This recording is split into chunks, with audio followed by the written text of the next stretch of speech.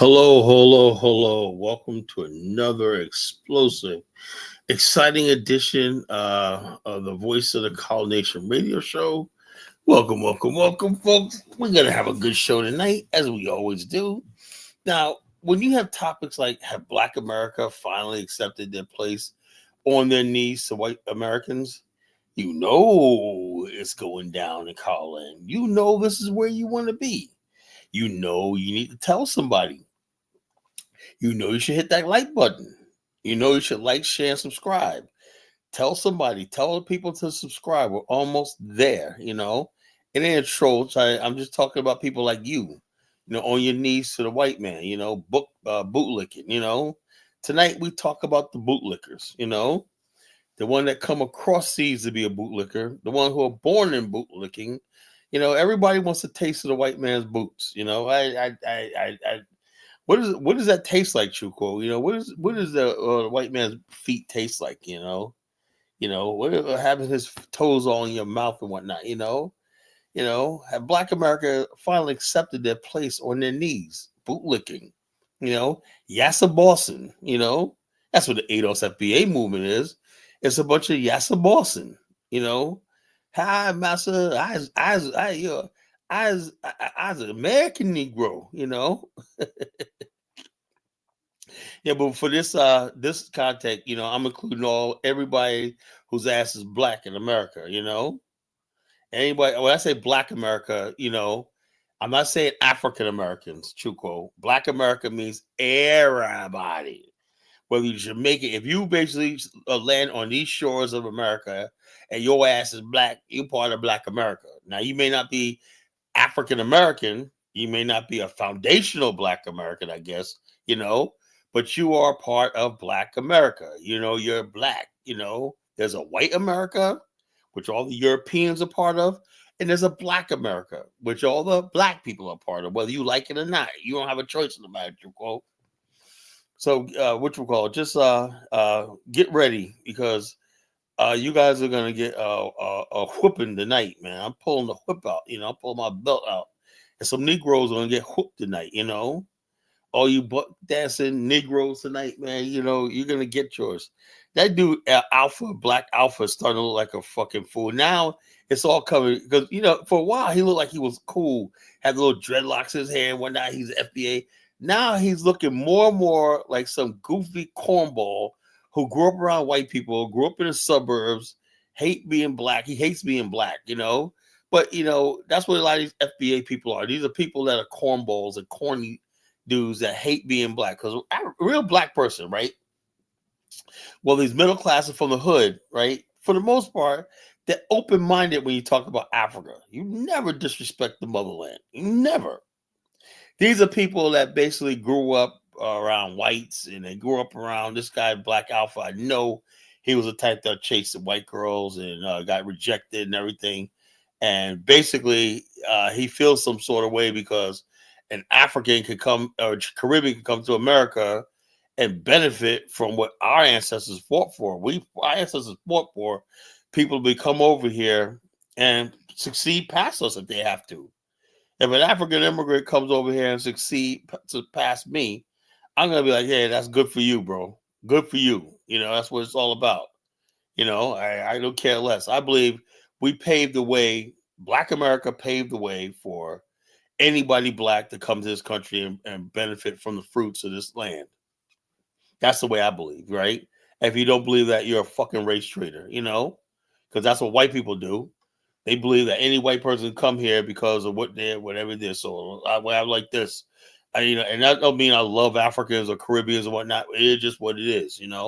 I still got my issues with them, but I am not going to be the one to tell somebody that they don't belong here and shit, over my dead body, So like I said, because I'm not gonna. All the FBA movement is trying to appease white racists. White racists don't want to see other black people coming here. They don't want to see Caribbeans, and they don't want to see black people from other places and Black Americans getting along. So why would I give them that by friggin' shouting their fucking talking points? I'm somebody that's really serious about my people and about liberation. If you came to the conclusion after you 50 years old in your life that your biggest threat is somebody coming over here who may have came from a refugee camp, whatnot, maybe not no, but like a Chukwu or whatever like that, coming from extreme poverty in Africa. If they're your biggest problem, right, and not the white man, there's something really wrong with you. All right, let's get to the bottom. Yeah, yeah. Who gets to be at the bottom? Man, you ever see two dusty Negroes snapping on each other? You remember, Eric, two dusty Negroes, and everybody sitting back like, "Oh, ain't that sweet, man? Nigga, we neither one of these niggas got nothing. Neither one got a car. They ain't got no woman. They got no money and everything. They're sitting there trying to like, well, I ain't gonna. Well, he ain't better than me. Both of y'all need to go and get a trade school, get some money in your pocket, then talk, right? So that's what it is. Look, when you look at the people on the bottom of your crew or your clique or whatever like that, that's how what the ADOS FBA sounds to me. They sound to me like people on the bottom, like the ugliest dude or ugliest female in the room. We're not. They're always looking for somebody uglier than they are, so they could probably, that motherfucker, or somebody is more broke than they are, whatever like that. That's what they did. And then when that person that they was clowning, somebody fix himself up, lose 20 pounds or gets a good job or has some money in pocket, they go into rage, and that they could cause them to hurt them because they're like, you took away the thing I had over you, right? Look, let me tell you something, man. To my bigger sisters, right? There's this thing going on. It's TikTok I saw the other day. I might play it if I can find it, right? Well, it's these three girls, right? They went to a club in Miami. Miami, they have strict rules in getting in clubs, particularly in black clubs in South Beach, right? Well, anyway, the 3 or 4 girls took one of the girls was a big girl, right? And so the cover for them was nothing. They said it's nothing because they look fine. They would get in. They want more females. I worked in a club. That's what we do. We get hot chicks in there because that makes the place look lit. You want more chicks in there, whatever like that, because that brings the guys there. They spend the money on the drinks trying to get them. It's all big business, right? So they let these chicks in, but the big girl, they basically said, no, you have to pay $300 cover fee. And they sat out there for 2 hours arguing what they want to do. And the big girl was like, if y'all go in there, our friendship's over, right? So anyway, you know what happened? They went in there. They were going to pass up that night at the hottest club on South Beach, whatever, Miami. But the point was made I made in the comment section, why do people have that big girl knowing that she's not on their level? Why do they have them hanging around? Because you always need somebody that you feel superior to. You always, those same girls will be in there talking about, oh man, they going after all the Latinas, they going after the light skinned girls, blah like that. But in their mind, they're thinking, well, I know there's somebody I'm better than, Big Shirley right here. At least I'm better than her, you know. So it's like I said, what's a cruel, sick world we live in, right? Everybody wants to pass the buck. Everybody wants to be better than somebody else. Everybody wants to look down on somebody. And the bottom line is African Americans, so-called FBA, usually the lower rungs of Black America, right? They want to look down on Caribbeans and they want to basically talk about, look, man. And the bottom line is this, man. You got the same rights, I asked us for the same rights that you have. You're no different from they are, right? You're benefiting from the hard work of people that came before you. Well, they're our lineage, so what? So what? You weren't out there marching in the 60s, were you? So that's what we're talking about tonight, Black America, and the reason why Black America, some parts of Black America, which is FBA, I'm talking about particularly, the reason why they basically, hey, how you doing, bro? The reason why they basically are coming after immigrants because they finally accepted their play. They feel like if they're on their knees to white America at their feet, whatever, they're still in a better position than an immigrant coming from a third world country. That's sad. That's really sad, that the white man got you, so be it. It ain't about black power no more, black empowerment and all of that, black solidarity. All that fell apart. Now everybody's running to the white man, trying to get on their knees to be like, Mr. White Man, please recognize us as a FBA. Please recognize us, Mr. White Man. We'll be good Negroes and whatnot. We'll look how black people turning on Nicki Minaj. They're like, oh yeah, we want to deport it. When is that ever? Black America has never, in all its history, have been xenophobic. That's because we're seeing the world through the lens of white people now. White people are xenophobic right now towards us, so we gotta feel like that because we want to fall in line. You know. I was talking to Maury like a pimp. White man, you have been. Your bottom bitch, FBA always want the favorite camera. So, yeah, I know. No, FBA is like, you ain't gonna take my spot, man. You ain't gonna take my spot. It's like that hoe when you were pimping. That you got the main bitch. That the pimp is like, he got his main bitch, and you got the, she keeps all of the hoes in line and whatnot. The pimp don't talk to the lowly hoes or not. He got he has main bitch. Excuse my language, that talk to the hoe. That's what FBA is. FBA is the main bitch. The white man's main bitch. So it's just a sad situation, man. How we had proud African warriors like Bantu Mandinka. Now he's on his knees, talking about kiss liquor. Give me my reparations check.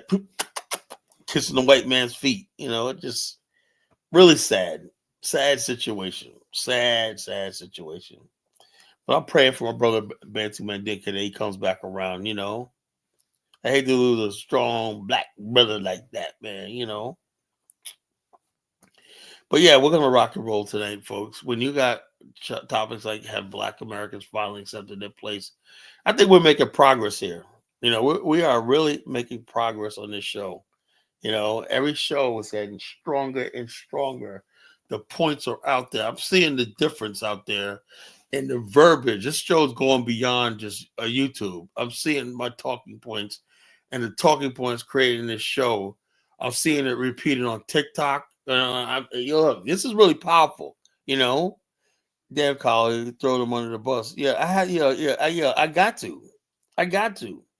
I'm seeing the Colin Nation talking points now all over TikTok and everything like that. They don't come from Colin. That's even better, right? But I know it started from somewhere because people did not know how to handle these FBA people until I freaking made a push to say, look, I'm going to do everything I can to destroy these people. Now they're going down. You see, they're going down.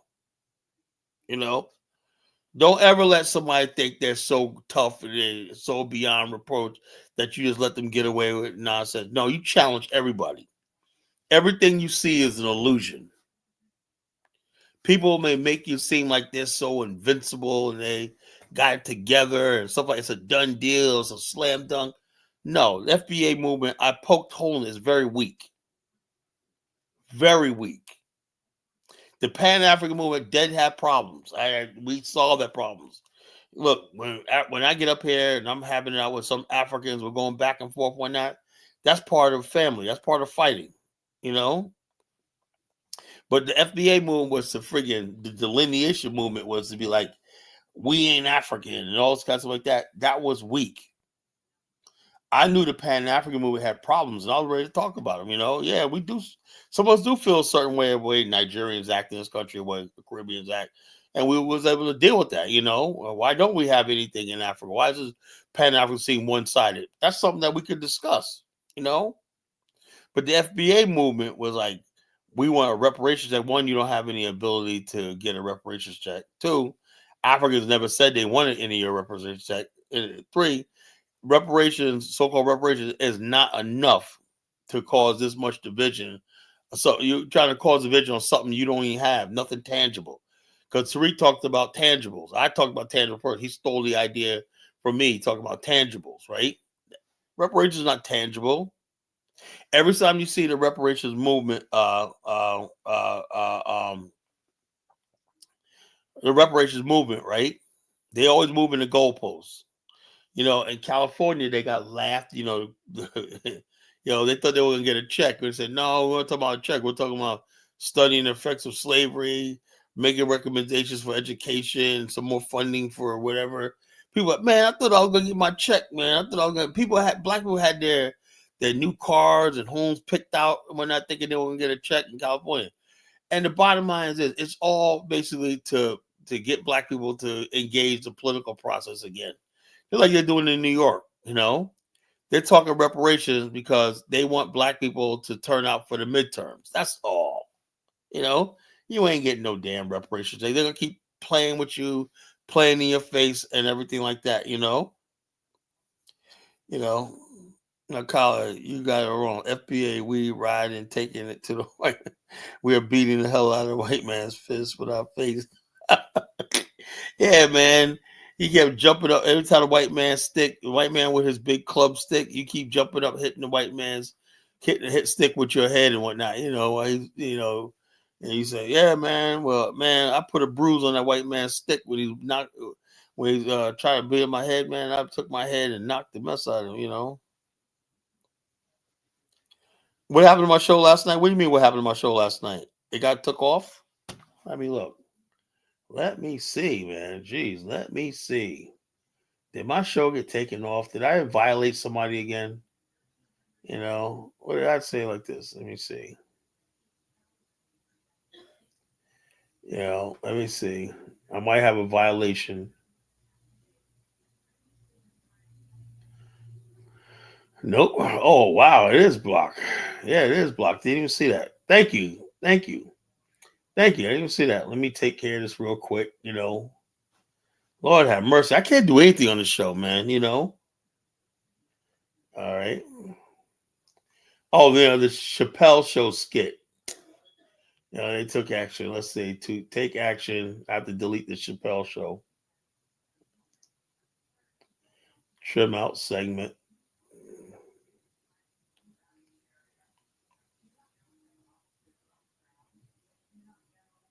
Ah, come on.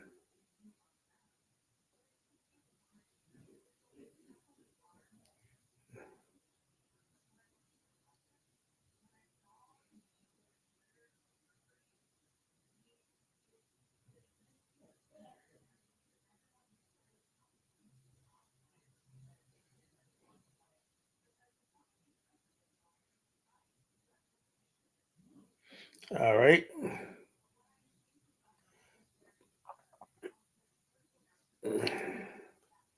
All right, I trimmed out the segment, and so in a few hours, last night's show should be popping up again. Thanks for telling me that, classic man. That's what I'm talking about. That's a loyal listener, man. I wouldn't even know that because when they did that, I'm like, I was in bed asleep when I didn't get a chance to look at my show today. I go to work today. I don't think about the show until I get off work so I don't have time to check the analytics and shit like that on my at work. So I leave work at work and I leave this show at this show. So I appreciate you telling me that.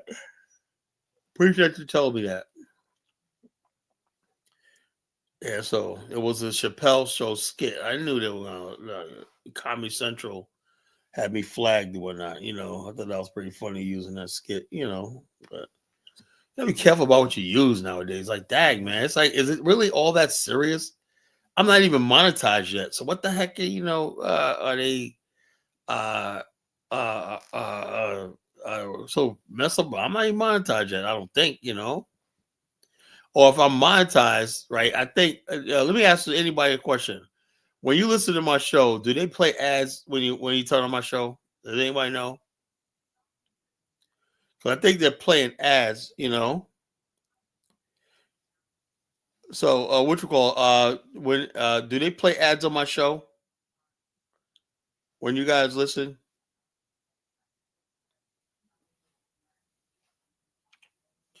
I don't know. I think they play ads, but I'm not monetized. I'm not getting paid for them.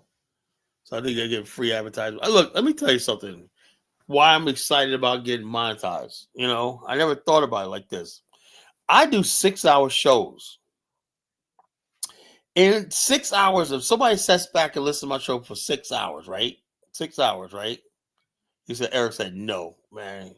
You're a real ball buster, Eric. You're a real ball buster, bro. Anyway, 6-hour shows, right?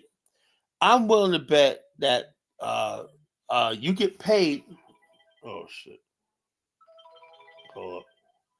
That was my alarm. I don't know why. Why I had it 8:40 and I originally had scheduled was going to do a show at 9 o'clock. That's what it was. I said nah, I got to get it early, so that was my wrong time. I'm supposed to wake up 20 minutes before 9 to do my show, but I put it back a little bit. I forgot I had put it back. No, if you basically, yeah, I know. That's good, Eric. I know. Thank you. I appreciate it, brother. If you listen to a 6 hours, right? In those 6 hours, you're going to get at least 25 commercials, ads. I get paid for all those ads that pop up in one show. Like some people do show like they say, "Oh, Colin, make a bunch of small videos." Okay, you make a video for 10 minutes. You might only have 2 ads that pop up. You get paid by every time an ad impression goes, because that's what advertisers pay you, right?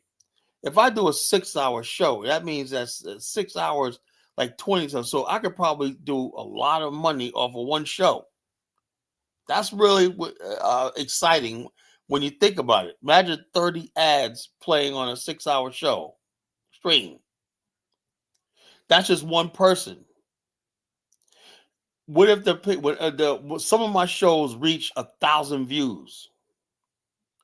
That's a lot of ads. And the way they play is like you get, I forgot how much it is. I don't know, it's like 50%.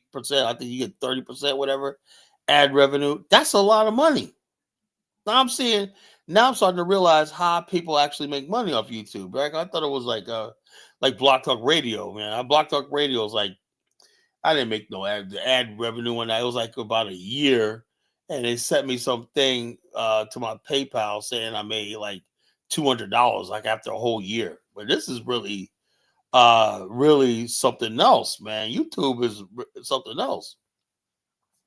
I'm not dependent on that. I don't really do it for a living, but I could definitely take this money that I make, that if this is an extra stream of income, I could take this money and put it into what I'm doing in Liberia. I could not spend my own money in Liberia. So you guys watching the show and you guys contributing super chats and everything will go to probably building the base camp. Who knows? We could start the idea of base camp. It's going to take money. I could build this thing. I could build this African, because African is all about the base camp. That's it. It's all about base camp. What's called where we stand. You don't have to necessarily, and African don't necessarily have to be a nation state. It just means where we stand. Where's your infrastructure? You got Black African infrastructure somewhere on the planet. Like I said, I wouldn't mind building Black African infrastructure in Greenland if I had the chance. Shit, fuck it. Wherever you got Black African infrastructure, that means Black African American civilization can thrive. We learned that when we built towns like Tulsa and Nicodemus and stuff like that. We built Black African infrastructure. Do you understand why they call me the College Genesis? You understand why this show is cleaning, is taking names and kicking ass, or kicking ass and taking names, whatever, however you want to put it. You understand why we're on the verge of being number one? This platform is going to be number one in the so-called Pan-African Black Sphere, because the FPA is on its way out. It is out. And we're ushering a new Black nationalist Pan-African thing with Black African infrastructure being with the flagship. This platform, the Black African Infrastructure Organization, is a flagship. You see that Black African Infrastructure flag on the top of the screen right there? That right there is a new flag of our movement. Get to know it. That means Black African Infrastructure. All other things won't be the same after now, because I see victory. I really do see victory. Took me a while, but I'm getting there. Little by little, subscriber by subscriber, but it's getting there. And one thing about this show is how many people I say that I say something a year ago, right? And I forget I share things with people. Where people remember we said this, Colin. I'm like, oh shit, I did tell you guys that. People remember what I say. That really impresses me. That people obviously, when people are going about their daily day business in life, whatnot, and the words and the information that the College Genesis puts out there, it's on people's minds, and people are making people think. If nothing else is you don't have to agree with me, but at least I'm making you think. That's powerful to me. So, like I said, have Black America finally accepted their place on their knees? I'm like, uh, just I don't know. I don't know. It seemed like we really want to fight, whatever, like that. But when we basically are still beholden to the white man's, I told you guys last night. There's this one guy, Penske Group, right? The guy has too much power.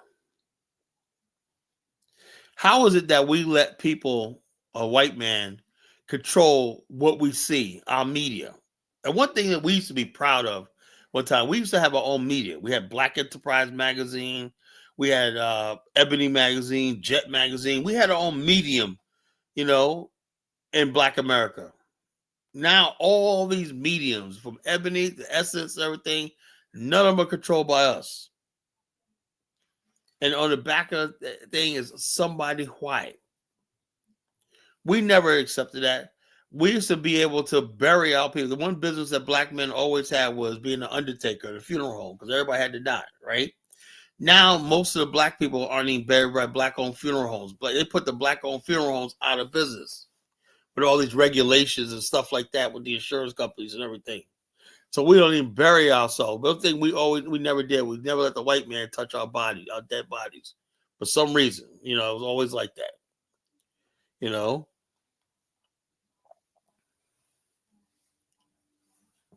sit down, Chukwu.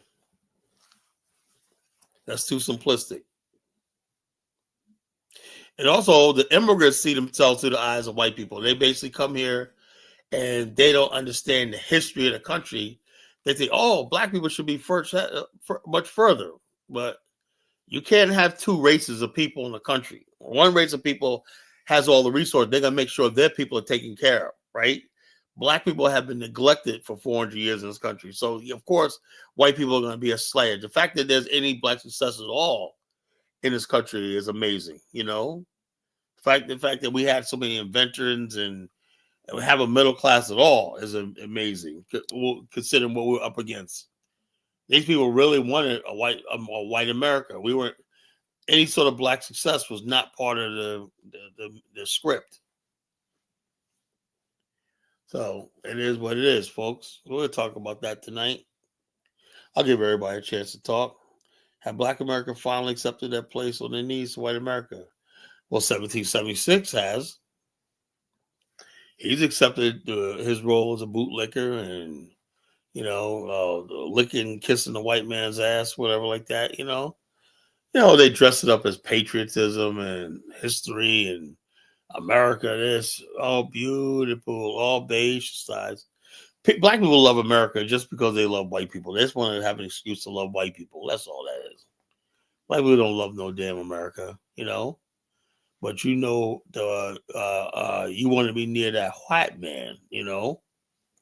And more black people are basically falling right in line, because they see America, and it's sometimes I think Donald Trump give the man his due, right? He's demonstrating to Black America why they shouldn't stray off nowhere. Now black people are saying, maybe I don't really, maybe Traore, they're sort of like walking away from Traore and all this stuff. Like, damn, this white man is powerful, man. I think, we got to go.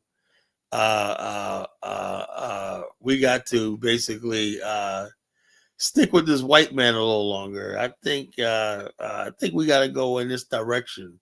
I mean, that's why the FBA movement was so powerful. They're like, man, if we gotta go someplace, we can't be messing with no damn Africa. Because Africa is in hostility to the United States. So So it is what it is. So black people like, hey, wait a minute here, man. You got these immigrants coming here, man. They getting close. They're getting too close to the white man. Man, if anybody gonna be close to the white man, it's gonna be us. We got first dibs on that boot. That boot. You can't go licking on outside of the boot. You might get a lick after we get done our licks when we start kissing the white man's boots, licking white. Then y'all come in there whatnot. Not until we get our fair share, pay our fair share to the white man and whatnot. Everybody basically is falling in line. You got the China man falling in line in America. You got the Indian man falling in line. Look at this Vivek Ramaswamy clown. They're telling them, nigga, we do not want you. You're Indian. You're a Hindu. Go away. I'm a MAGA. I'm a proud American. All this kind of stuff like that. See, I always accepted the fact that Hispanics and all these other people were going to bow down to the white man and whatnot. With proximity to whiteness and everything like that. I knew they would go for white, but I never thought black Americans. Whatever happened to too black, too strong, and all shit like that. I never thought black Americans would be bootlicking to the white man. I never thought that would happen. I never thought I'd see that in my life. But here, along comes Tariq Nasheed. Along comes Black Alpha. Along comes 1776. Along comes friends like Bantu Mandinka and whatnot. It's like, damn, man. Am I missing something, man? You guys putting salt and pepper on the white man's boots before y'all lick it, God damn, It is what it is, folks. But we're gonna have a good show tonight, folks. We're just getting started, folks. We got people come in. We're gonna get started tonight, man. We gotta have a show. We got to consider questions. Have black people finally accepted their place on their knees? I mean, any man think he's gonna govern? Yeah. That's laughable. But I kind of feel sorry for Vivek. He really believes in the MAGA thing. I would look. I would empathize with him, but he was talking all that shit about black people, how there's no racism and all this kind of stuff like that. How do I feel like him and Dinesh D'Souza? Dinesh D'Souza just flipped. How dare you attack me and whatnot? In other words, it's okay when Republicans say shit about black people. That's perfectly fine to Vivek and Dinesh D'Souza, the Indian guys, But when they really saying now that they don't need these guys anymore, now they're letting them know how they feel about them. How they feel about the Bobby Jindals and all these other people coming from India. They don't like them. Simple as that. They don't like these little brown men and everything like that, I tell you what, it's like I said, I used to have a lot of white female friends, still do. And one thing they always say, they don't like Indian guys and they don't like Chinese, Asian guys. I said, why not?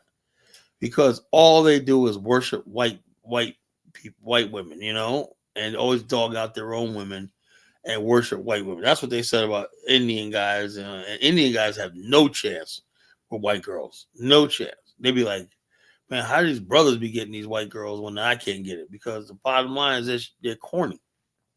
When you come over to a bootlicking culture, one of the things that attracts white women to black men is our rebellion, our swagger, our style, the fact that we don't give a fuck about them.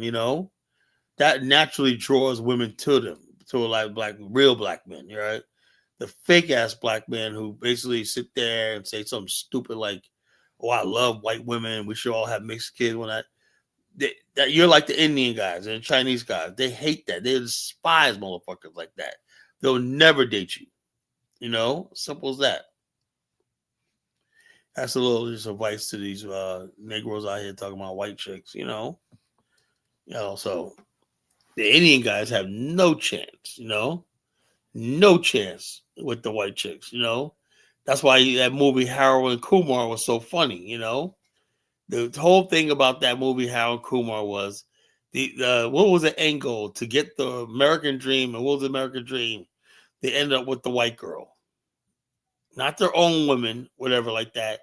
And so the one part where Harold Kumar, that was a funny movie. I loved it because if Harold Kumar go to White Castle, the one part they went to Princeton, and Harold went to Princeton, and he met with some of his Asian. There was some Asian baddies. Instead of the movie centering around him getting with some Asian baddies, what does he got to do?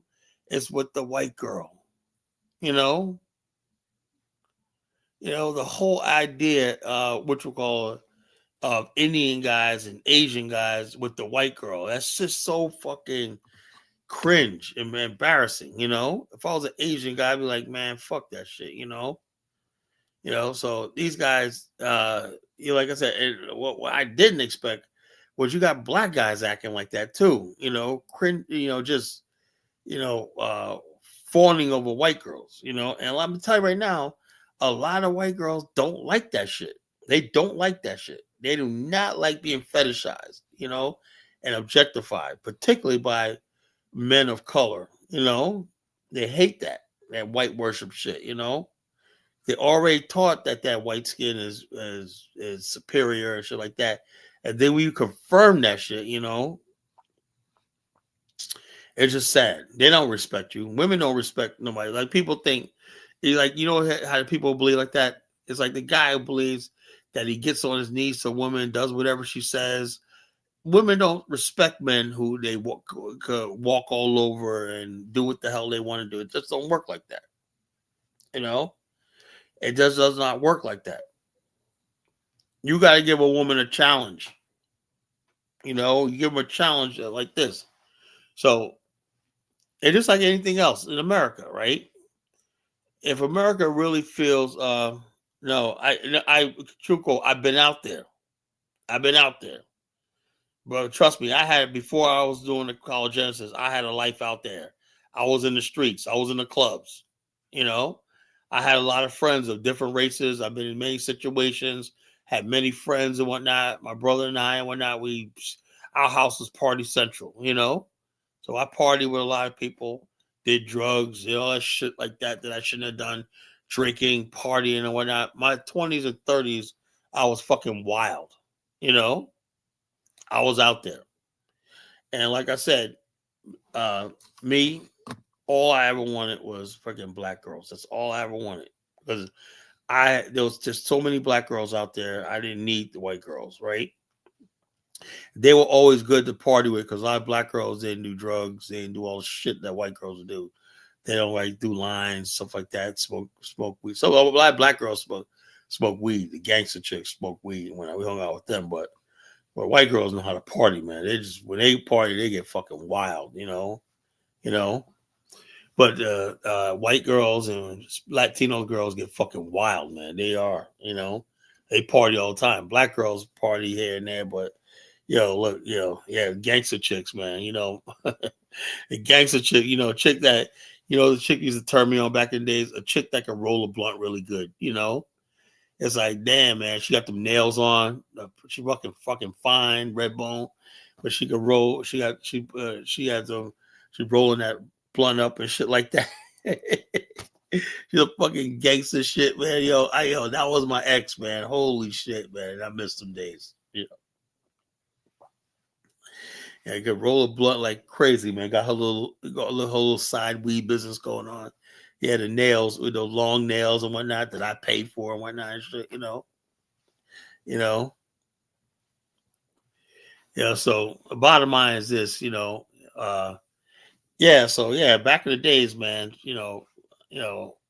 I could tell by listening to people on this platform who gets girls, who doesn't. I could tell, I could tell who's desperate and thirsty and can't get shit and who's fucking can get girls, I was once like that, dark me. I was the prime of my life. I was basically doing, I can't be mad at you, man, because when I was in my 20s and 30s, man, I was fucking wild, man.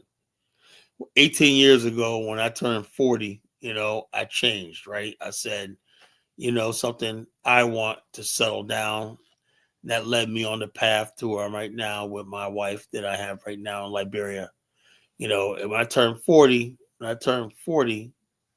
And then when I turned 46, I met my current wife in Liberia. We started communicating and whatnot. So from 40 to 46, for the most part, I was basically trying to settle down. When I turned 40, I tried to settle down.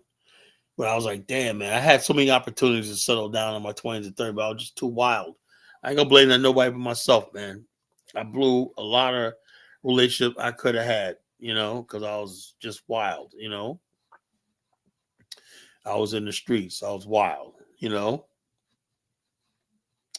Turned 40, got a new career, a professional or not. And it seemed like the females that I knew or were hanging up, they weren't interested in me no more. I wasn't wearing a do-rag in public, I didn't have a wife beater in public, I wasn't fucking thugging, you know.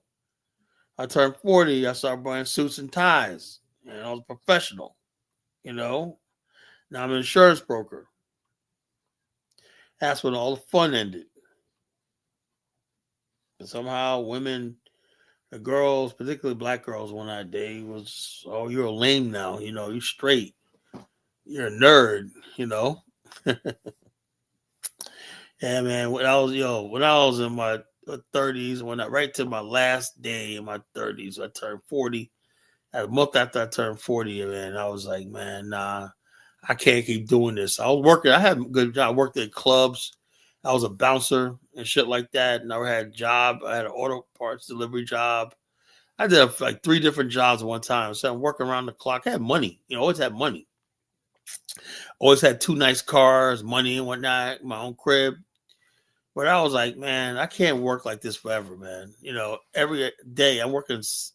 One thing I always had Saturdays off. No matter how many jobs I had, always Saturdays off.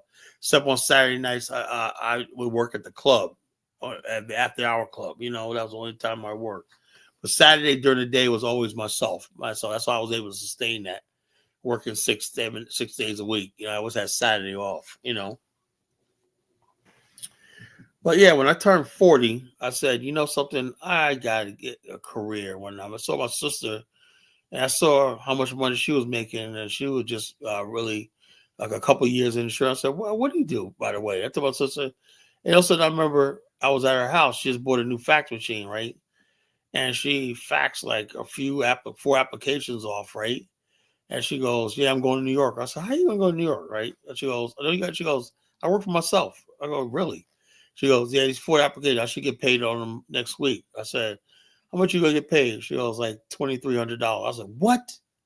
You mean 4 pieces of paper you just faxed off? You're gonna make $2,300? I said, sign me the. She said, okay. She gave me her book, the How to Study for the Insurance Test. Right? That was 18 years ago. Was it 18? Yeah, 18 years ago. That was January of 2008. She gave me an insurance book, right? I was working round the clock, right? But I would get off the nights I wasn't working at the club. I would get off from work, my second job, from 10 o'clock at night to 3 o'clock in the morning. I'm reading. I had a yellow marking stuff down and whatnot, And I look at it now, man. I was like, damn, I didn't know shit, man. Now it's stuff I mastered. I could teach classes now. That's how well I know the business. But I first started, it was like Greek to me, But I had a good way of retaining information, right? So by March, I went to go take my first exam, right, for my license, and I failed, right? But I didn't fail by that much, right? And then it said this is where you was low at, right? So I got the I bought a CD where they have practice test questions, right? That's similar to the exam. And I focused heavily on the part of the test that I failed at, right? And so therefore, the second time I went in, a month later, April, I passed. I never forget that. My life changed forever. I called my father and he was like, man, that's my boy. That's my boy. I'm so proud of you on that. He goes, your life's going to change. Now you're going to be a professional man.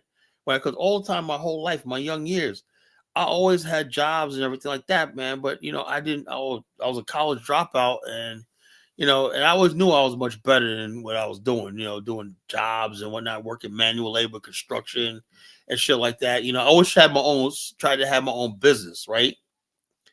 And I always had businesses, and I always wanted my own business. My father said, I know you always want your own business. And I had, if I look, what I want to do one day, I want to be so rich, right? When I find a young college genesis again, right? Like me, they got ideas and vision. I want to be able to make sure that person is financed. If I take the money out of my pocket, because as somebody really believed in me back then, I could be a billionaire right now. I was that fucking smart when it came to business, but I had no opportunity. I sat every time I go to a bank, whatever like that, and I have my ideas. Sit down with presidents of banks when you got a good idea, but you have no collateral. I said, how do I get collateral? How do I get started? That's the whole thing. Years later, people told me you just had to make that initial sacrifice. And one guy told me, he said, look, man, I had this one guy years later, back in 2000, matter of fact, right before I got into my insurance, right, in 2008, in 2005, and this will set me on a path. And I tell the story all the time. I told it for a reason, right? So I hope I can inspire somebody else. I was sitting in a bar, right? One of my favorite dive bars, little redneck, roughneck bars, blacknecks, where there's real tough bars, bikers, shit like that. Real shit can go left real quick in there, man. You don't look anybody in the face, no eyeball, nobody one that, or it's your ass. It's one of those type of places, right? Only tough as the tough hang on this place called Beach Pub down in Ocean View, Norfolk, right? So anyway, this guy, I was going there for drinks on Wednesday, right? Because the beers were like $1 drafts, right? So I did having a drink one after another. And this guy comes up to me, a short guy, not short, but like, not really short, but he's not tall, whatever. Not a little smaller than me, whatever like that. He's not short, but I'm like 5'11". I was like, I'm 5'11". He was most like 5'8", 5'9", whatever, white guy. And I'm sitting at a bar, right? When I'm in a bar, I'm zoning out. I don't want to talk to nobody, right? And so basically, he was like, "Hey, how you doing, bro?" I said, "Hey, how you doing?" Like, he goes, "You know something?" And I was like, "Okay, gauging. I don't want to be rude, right?" But I didn't feel like talking, right? So finally, he realized that, right? He says, "Look, let me tell you something. What you gotta do is stop feeling sorry for yourself and get off your ass and do something with your life." I go, "Who the hell are you talking about?" He goes, "Look, man, I've seen you in here before. You're not one of these guys here. You're very, really smart, but you don't apply yourself because you spend time feeling sorry for yourself, moping around." And I couldn't deny it, man. Okay, that's how I was. I was angry because you're angry and you're bitter at the world and everything like that because you think life has passed you by and you've been cheated, whatever that you felt. He said, "I was there." He was older than me too. He was like, "I was there." So then he tells me that he goes, "You want to know my story?" I said, "Yeah, sure." He goes, "I was grew up in foster care. I was adopted. He spent years in foster care. By the time he turned 18, he's went into the military." He said, "I don't know my family. My Irish guy, Irish background. I don't know anything about my family. I think my mother was a drunk, whatever like that." So he went to the military. Spent 8 years in the military, right? He gets out. He learned a trade in the military, how to build houses, and he said that's what he wanted to do. He wanted to get into the housing business, right? He said he went to every bank, 10 banks, and they all turned him down, right? So when he was just broken, right, something told him, "Well, what do you need to get started?" Right? He said, "I need at least $10,000, right? $10,000, right, to get started, right?" So what he did was he took a job. He said, "I'm gonna sacrifice 3 years." 3 years that he used to go out and party and everything. He basically he said he sacrificed 3 years of his life and worked as a bartender and a bar back, right? And he was able to save $10,000, right? And so along the way, he met this black guy. He said he's a black Muslim, right? He's a Muslim, Nation of Islam guy. He said it just happened they hit it off. They became good friends and everything like that. He says he's a black Muslim. I'm an Irish Catholic, whatnot. Whatever else, we became best friends and whatnot. He said, and we formed a partnership, right? And he says, we flipped over 30 properties, bought and flipped over 30 properties. But that one thing was, he said, by the time I started flipping my properties, banks were trying to come to him, give him loans. He said, I don't need you now. Because he created his own line of credit and everything like that with his own money and stuff like that. He didn't need them no more, right? But I was just intrigued by this guy. He was just like, man, what you got to do is you got to take that initial sacrifice. So when I got a chance to get my license, my sister says, yeah, this test is hard. It's harder than passing the bar. But I want the sacrifice. I stopped going out. I stopped partying for 4 months. I was in the books every night. Nights that I would be in the bar, I was in the books. Studying. And eventually I got my license, right? And my life changed forever. The way people looked at me, the way people saw me, I was in a different world, And also, let me tell you something even more frank, that some of you people don't freaking understand. When you're in the professional world and you're a fiduciary and you see how the real world works, you don't say stupid stuff like, oh man, there's all this corruption and shit like that. You understand how the world works, that the world out there is serious. So when people say to me some stupid shit like, oh, the Somalis only doing what everybody else does. No, everybody else is not doing that. There's literally trillions of transactions in business every day. And less than 1 trillionth of a percent of or ever anything of discrepancy or corrupt. That's how the way the system works. Being corrupt is basically is so rare. People think that everybody's out there just doing their own thing, forging documents, and everything like that's all corrupt. Everybody. That's because I used to think like that before I got into the professional world, and I knew how serious it was when you deal with people's information and stuff like that, how serious that is where if you commit fraud, waste, and abuse.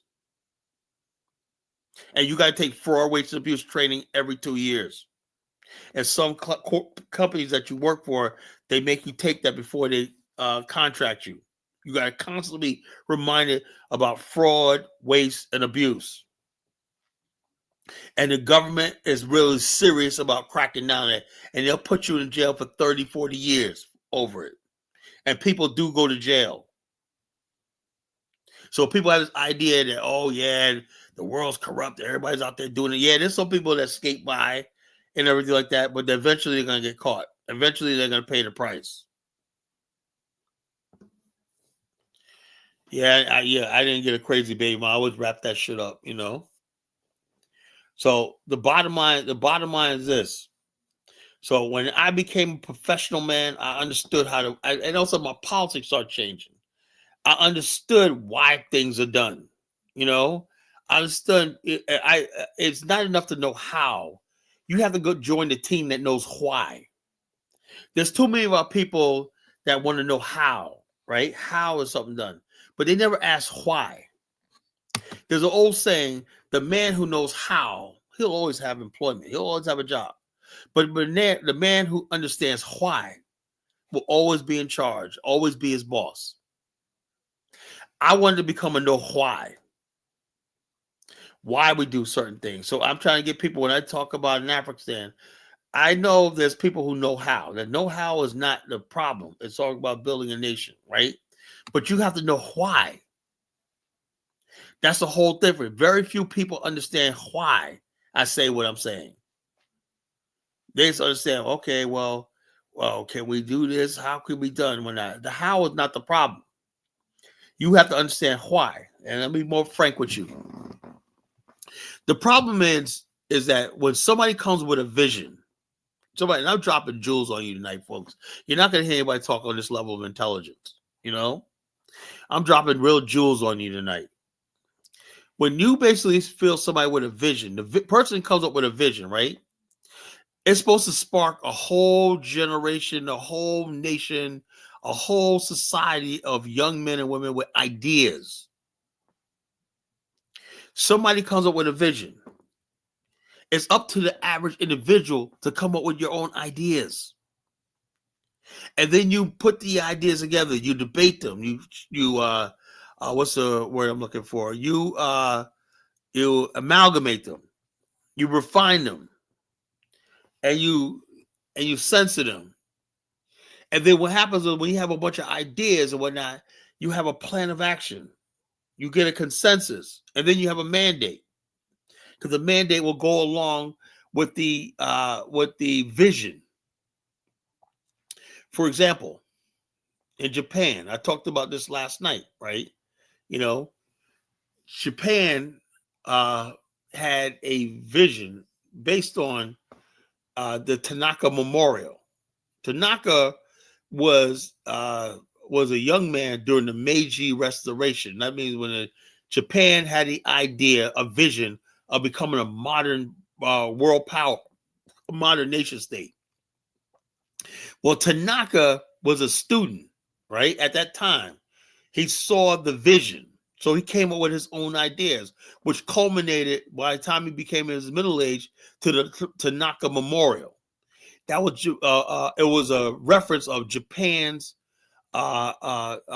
dream of an Asian empire. It was like the Tanaka Memorial was the first they must take Manchuria, then South Korea, and then Manchuria. So all these things, the government after Tanaka followed, right? You know, so they followed the Tanaka Memorial was a blueprint of Japan's this conquest of Asia. And then to come after that, right? Each one teach one. Younger Japanese said, you know something? They began studying mineral resources in Southeast Asia, you know, how to build logistics and all this stuff like this, you know. And so they took it even further and understood, you know, they went overseas, started learning certain things and brought all that information back to Japan, because the grand vision of the Meiji was Japan's idea of becoming a global power in the world, right?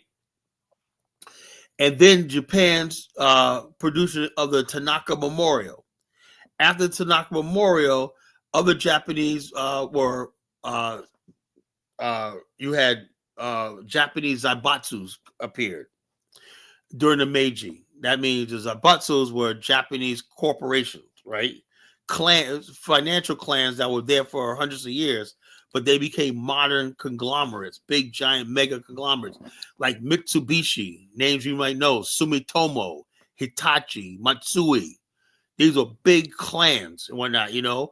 And they said, you know something, we look at the Tanaka Memorial, if we had control over Manchuria, we could basically monetize the land in Manchuria and build railways and extract raw materials to build our industries in Japan. And that's exactly what happened. Mitsubishi put millions of dollars, and Matsuhita put millions of dollars into Japan and South Korea to build power plants and all stuff like this. This is all part of the Meiji restoration, the idea of modern Japan, you know? So, but it started with somebody giving you a vision, you know? The Meiji Restoration, Emperor Meiji, he wanted to make Japan become a modern republic. After touring the West, he said, we're going to become a modern republic. So what happened was the people who went to the Navy had to go to England and learn how Navy ships would work. And then the Japanese purchased their own battleships and stuff like that, you know. It was a vision. And then people come up with ideas. Okay, well, we need a government. That's a vision. What do we need? Okay, I have an idea. Let's build a modern army. You know, let's go to Germany. Germany had the best army in the world. Let's use Germany to build a modern army. Let's go to the British. They're great seamen. Let's use them. The United States, forgot what they use the United States for, model United States, but they thought the United States Constitution was too liberal. They actually borrowed the Germans' Constitution, you know. And so, the Germans' Constitution and the German model of army, you know, I think they use the United States Marines, you know. Oh yeah, I put it back up. It should be back up soon. B1. It should be back up, you know. Yeah, Marishai. Yeah, the title's crazy, you know. I'm trying to get people's attention, you know. How Black America finally accept their place on their knees to white America, you know. It seems like black people are done fighting white Americans and they want to fight black immigrants and shit like that. They want to fight Mexicans. They want to fight everybody but the white man right now. White America, look, white is in right now. White America, well, yeah, white is in. White is a new thing, man. Everybody wants to be near white people. The white man is the talk of the town, man. You know, black women are throwing themselves at the white man. You know, everybody wants to date white women and whatnot. You know, white is in. You know, I can't deny it, man. Nothing I can do about it, man. But the white thing is in. You know.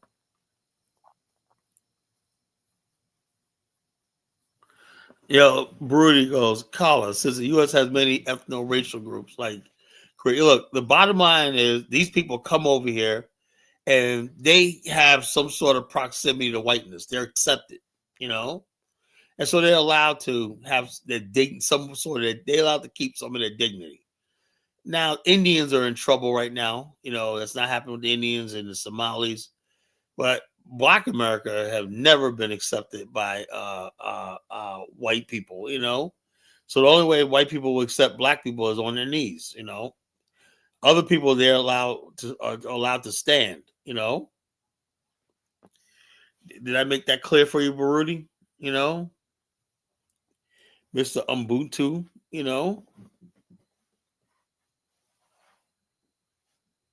How are you doing, Mari Shai? You know, I had grand visions. Amari Shai. Let me stop. I can't mess with Amari Shai like that, you know. I was gonna mess with Amari Shai, but I can't do it. I love her too much, you know. I'm gonna mess with her.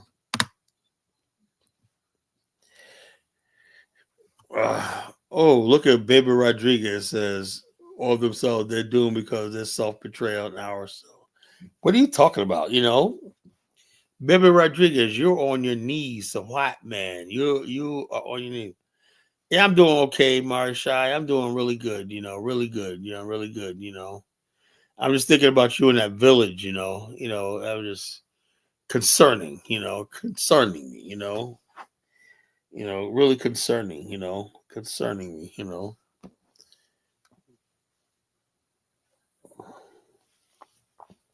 Yeah, you know, there's a Chinese guy that got a video out now on YouTube about a Chinese guy wrote this. This Chinese guy talks about race one on YouTube. He says, have the white UN taken all the hot black chicks? You know, that's what it is. White men are bagging up all the hot black girls, man. I'm like, damn, man, you know, goddamn, you know. In the 90s, hot black girls went with black dudes. We had a chance, man. Goddamn. Now white boys are like, you know something, man, you know, she's pretty hot, man. You know, I could pass her off, you know, and so this idea of white people becoming less racist. They're not white people are not will not be accepting enough to see black men with white girls or too many of us in their spaces. But if a white loser guy bags a hot black chick, oh, they're like, yeah, man, brother, that white man, hey, look, man, go for it. They love that shit, you know. Oh, he's with this hot black girl and whatnot, you know. It's like I see this shit all the time, man, you know. Especially here in Virginia, man. I can't stand it, you know. White guy, you know he's a fucking loser and whatnot, you know. He knows the type of guy that strikes out with the white girls. But he could pull a plus 10, a 10 plus black girl. I know people don't like when I say that shit, but it's the fucking truth, you know. Look, Broody, continental Africans come here, right? Come here, right? They come to America, right? And for the most part, right? They're for the most part fleeing their country. They're at the mercy of white America, right? It's not like why do you force me to say shit like this, you know, Bree? Why do you do this to me, you know? When an African comes to the West, he's a migrant. He's fleeing from persecution, whatever the hell he is, poverty, whatever like that. When somebody from Europe come, he's called an expatriate. That means it's one country going to another country, a similar thing, just expatriating, you know?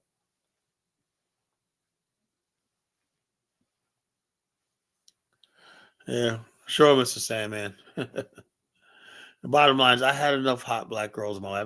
I'm just worried about the next generation, man. You know, I look, I'm gonna say to myself, when I was growing up, when I was coming up, we didn't really have to compete with white guys and Asian guys for black girls, whatever. We didn't have to do that shit, you know. But now you do. And I see young guys, I see these young brothers, man. They ain't got no chance, you know, no damn chance. I rarely ever see young black boys between the ages of like 15 and 18 with a girlfriend. Never see it. Almost never. That's something I don't like seeing. I do not like seeing that shit, you know? And then when I like seeing little black girls, cute little black girls, she's sitting in Taco Bell and whatnot with a bunch of little white boys and whatnot, you know? And she's like the one cute black chick that they like when a white boy. I'm like, yo, you should be there with a bunch of little black boys, you know, teenagers, you know? I'm like, and I said, but I don't want to be the old grumpy black racist guy in the corner and whatnot, which I am, you know. But it bothers me, you know, and I have a right to be bothered because I see my race being threatened, you know, my future, my race being threatened, you know. I'm like, I want to see black kids, you know, go on. I want to see that shit, you know. It's like I don't know. It's just tough because if you say something, then you're a fucking racist, right? And then when people ask me, Kala, man, why your community is such a mess? I said, well, I know how to fix our community, right?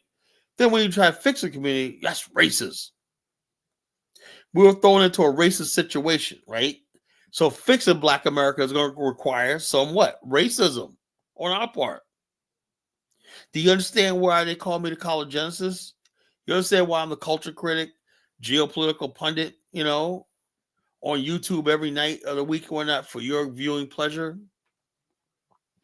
Look, you cannot come out of this situation of racism, white supremacy, without some sort of get back, you know? They'll say college jealous, and one generation those kids are going to be white. Yo, look. So I know that's what you want. You want genocide. That's what BB Rodriguez just told on herself. That's what the FBA is all about. They're on their knees. They want white Americans. They want to erase. White Americans want you to erase your bloodline. They don't want to look at anybody black or anything like that. So you can say it, but the majority of black people still marry black. You can talk all you want, you know. You FBAs think that you're going to destroy our race. That's a Baruti, man. You can talk about this fucking culture crap. Baruti, the problem with Baruti, he's not a racist, you know. You can't talk to me, Baruti, unless you're a racist. I'm a racist, you know. I believe in race. I don't care about your culture and crap, you know. All that culture means nothing to me. I'm about race. Race is everything, man. I can care less about culture, you know.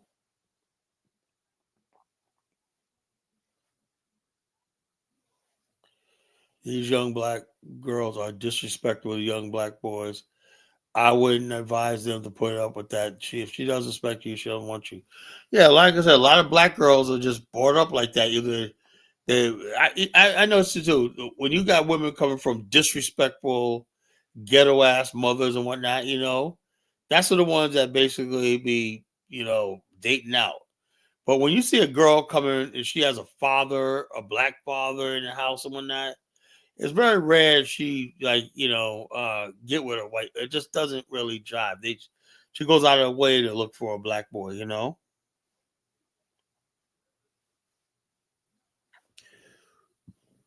So it is what it is. That being said, you know, the question I'm asking tonight, and I know a lot of people ain't gonna call in tonight because this is people don't want to be exposed, you know. They don't want to be found out.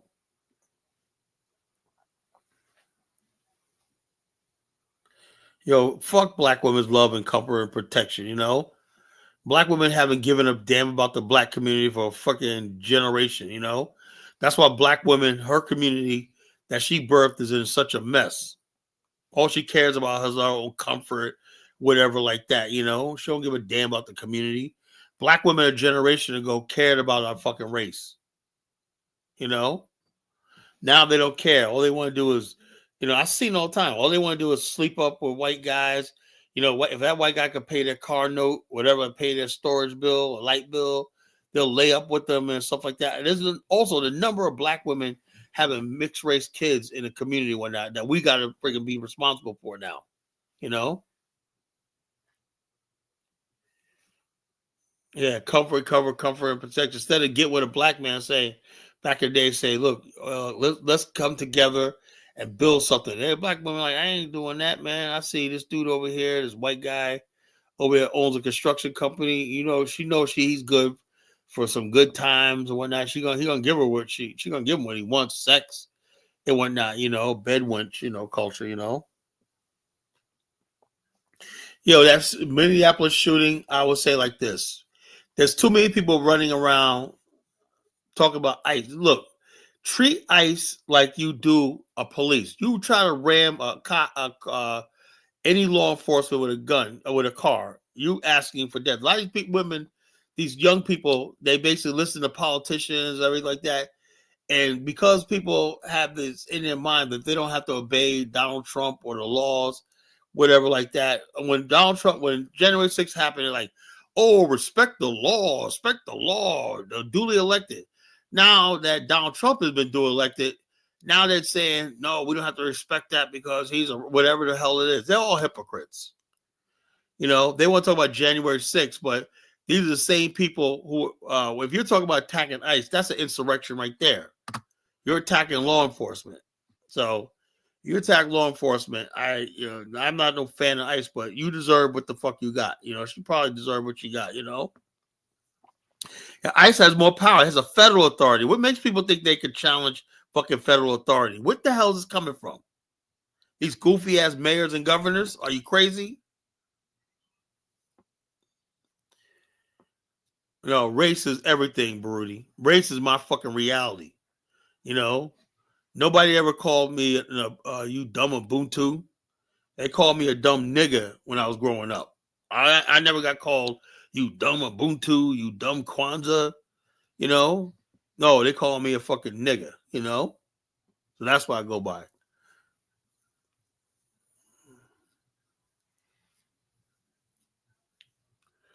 So it is what it is.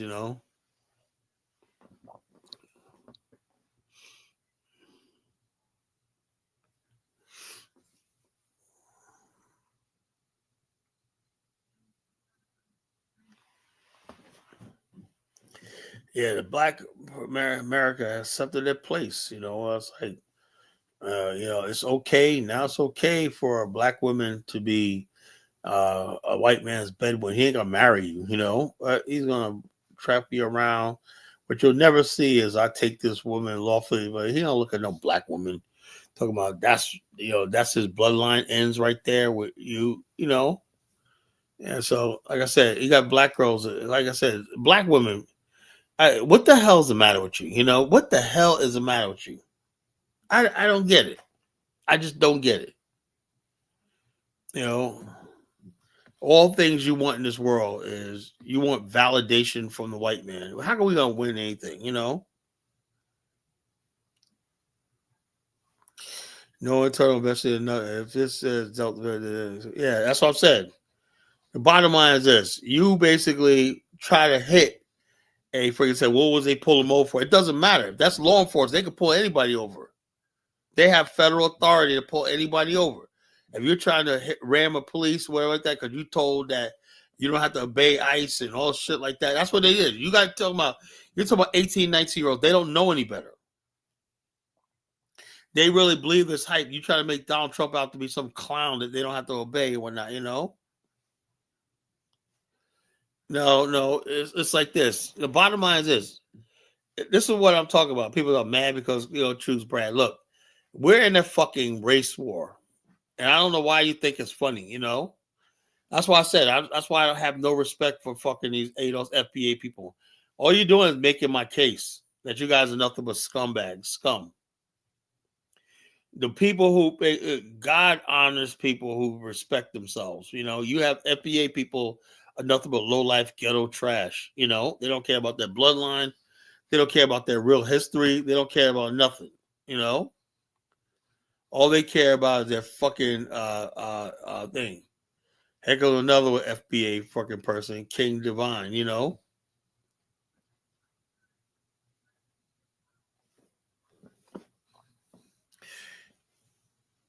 I always said FBA people represents the underclass, the black underclass, the ghetto underclass.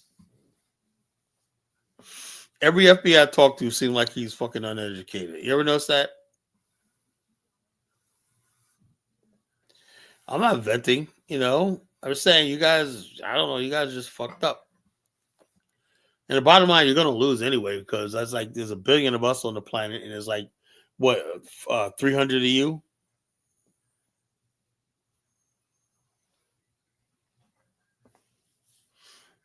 I don't respect nobody that don't respect themselves. A white man, if a white man sitting up here talking about he needs to destroy his race, I don't respect that shit.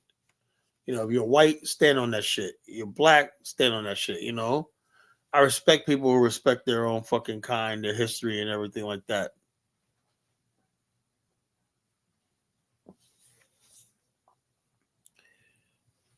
Well, okay, if you don't want to be African, that's fine. I am. And I'm proud of it,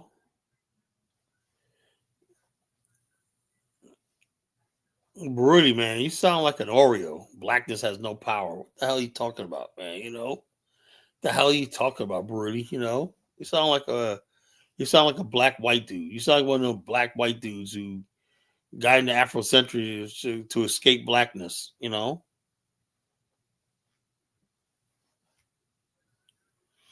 I didn't know that Broody was a black white. You're a black white Broody.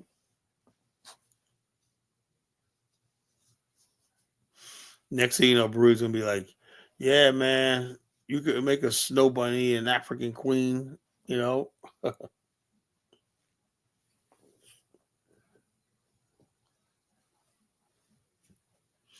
like I said, everybody is ready to get on their knees and bootlick to the white man. I ain't quite got there yet, folks. I gotta do things my way.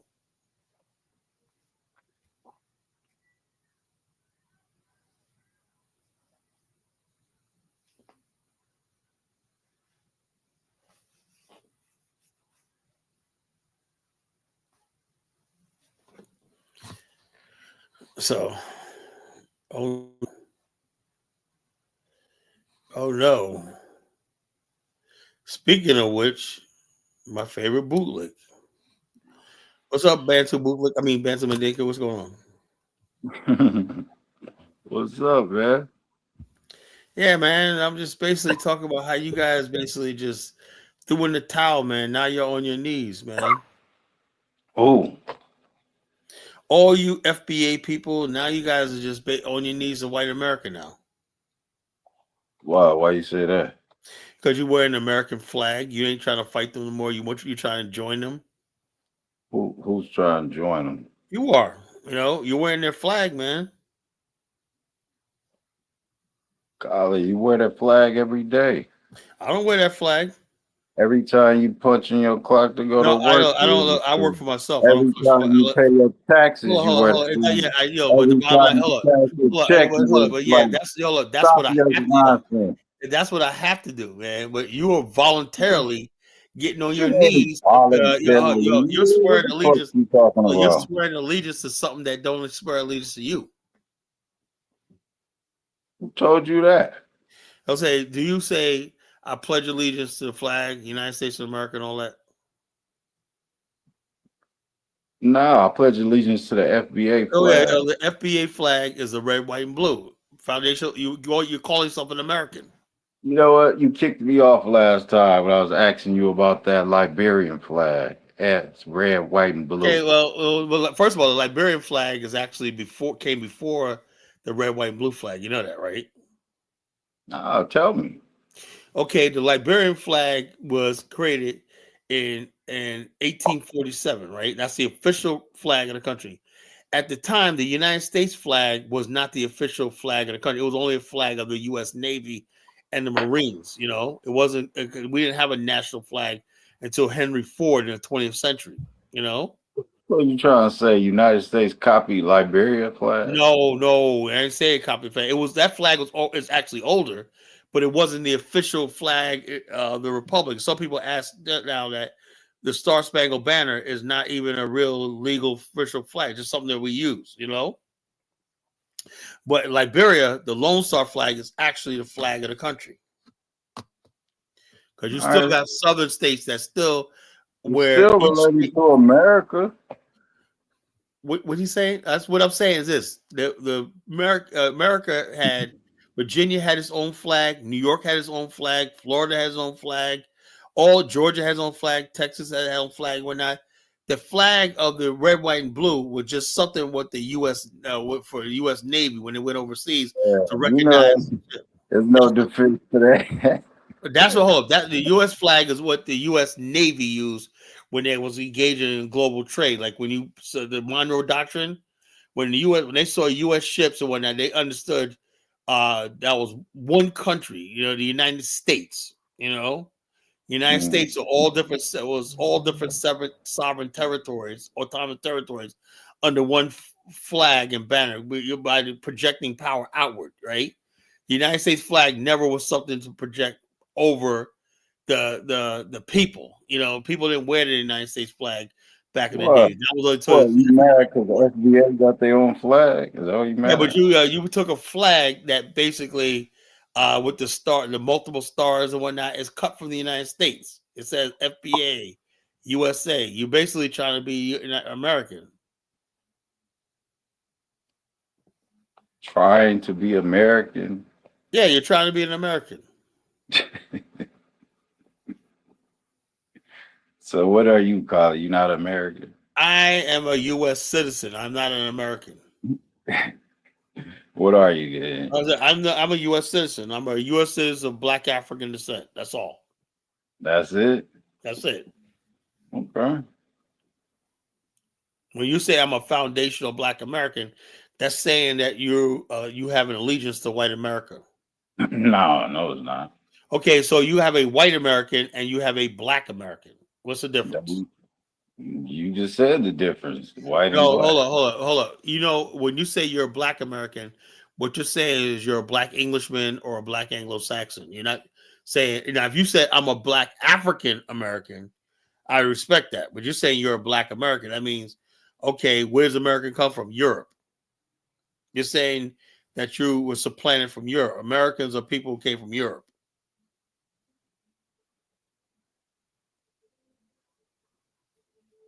You got to jump in there and you listen to some illiterate like Tariq, don't know what the fuck he's talking about.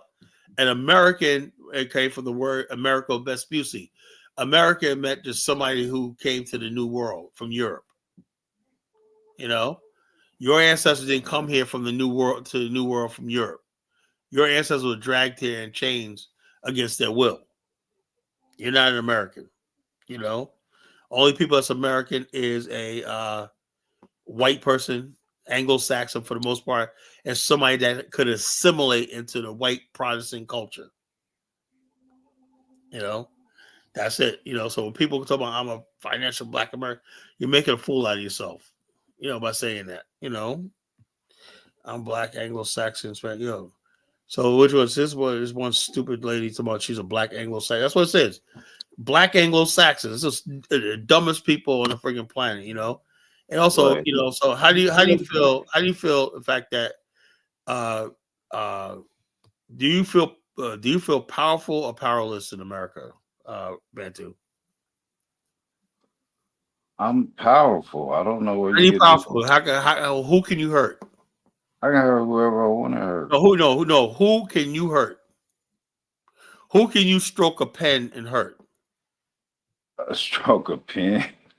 No, All right. hold on. What executive decision can you do to hurt somebody else? All right, you got it. Go ahead. This is what I'm talking about. What you're saying when you're a foundational Black American, you're conceding powerlessness to the white man.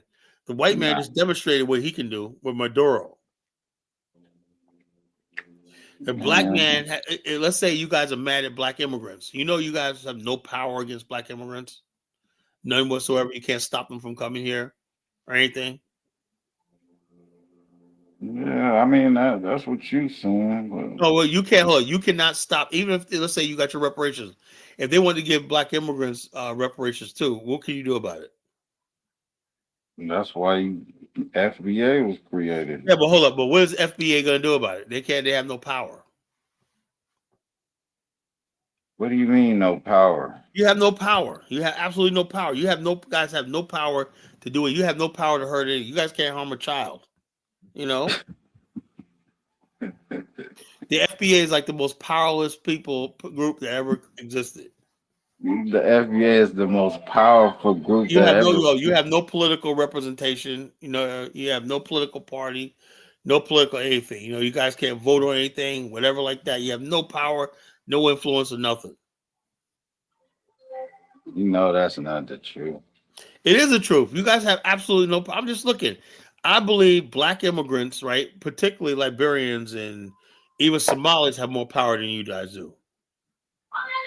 All right, explain it. Well, look at Somalis. They basically run in Minnesota. You guys don't run shit. Yeah, but they getting ran out now.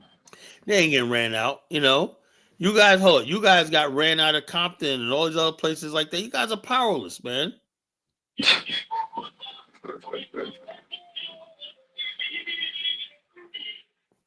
So, like I said, man. So, like I said, you gotta drop the FBA because it's a joke, man. Really, it's a joke. You guys got no friggin' power. The only power the black man has is uniting with Africa. That's the only power you have in this world. You know, but you guys don't want to sit here in America, and you're relying on rekindling a relationship with white people. What power you think you have uniting with Africa? Well, so the bottom line, African countries have governments. Governments. When I go to Africa, I feel the power. You know, I feel the fact that I can say what I want, do what I want, and ain't a white person gonna touch me. That's power. You know, I can't wait to get there in a few weeks. You know. So you feel powerless. That's your No, I power. feel powerful. You know why? Because I'm always involved in African affairs issue. I plan on in the next 2 years touring the whole continent, building a relationship with that. I feel that Africa offers me a future. You know, America, you have nothing in America, nothing. You ain't gonna get no reparations check. You got nothing. I can get land, everything I want in Liberia and Africa if I wanted to. You can get land in America. What are you talking Look, about? I don't look. I have land in America, but the bottom line is this: you always gonna be second class. You're a second class citizen in this country. Second class to who? Oh yeah, white people. They're the ones running shit. You know. You can't tell me that you guys after all year 3 talk about racism, white supremacy. So you think white supremacy disappeared?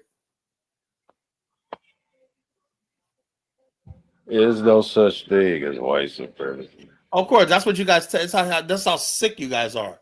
You guys tell yourself that because you guys are ready to get on your knees, and white people will love to make it seem like because they got all the power, right? Let me tell you, what white supremacy is in the state of New Jersey. I'll tell you what it is. Hold on. In the state of New Jersey, white people get $17 billion out of all the state contracts. White people median income is $600,000 a year, while black people make $20,000 a year. That's white supremacy.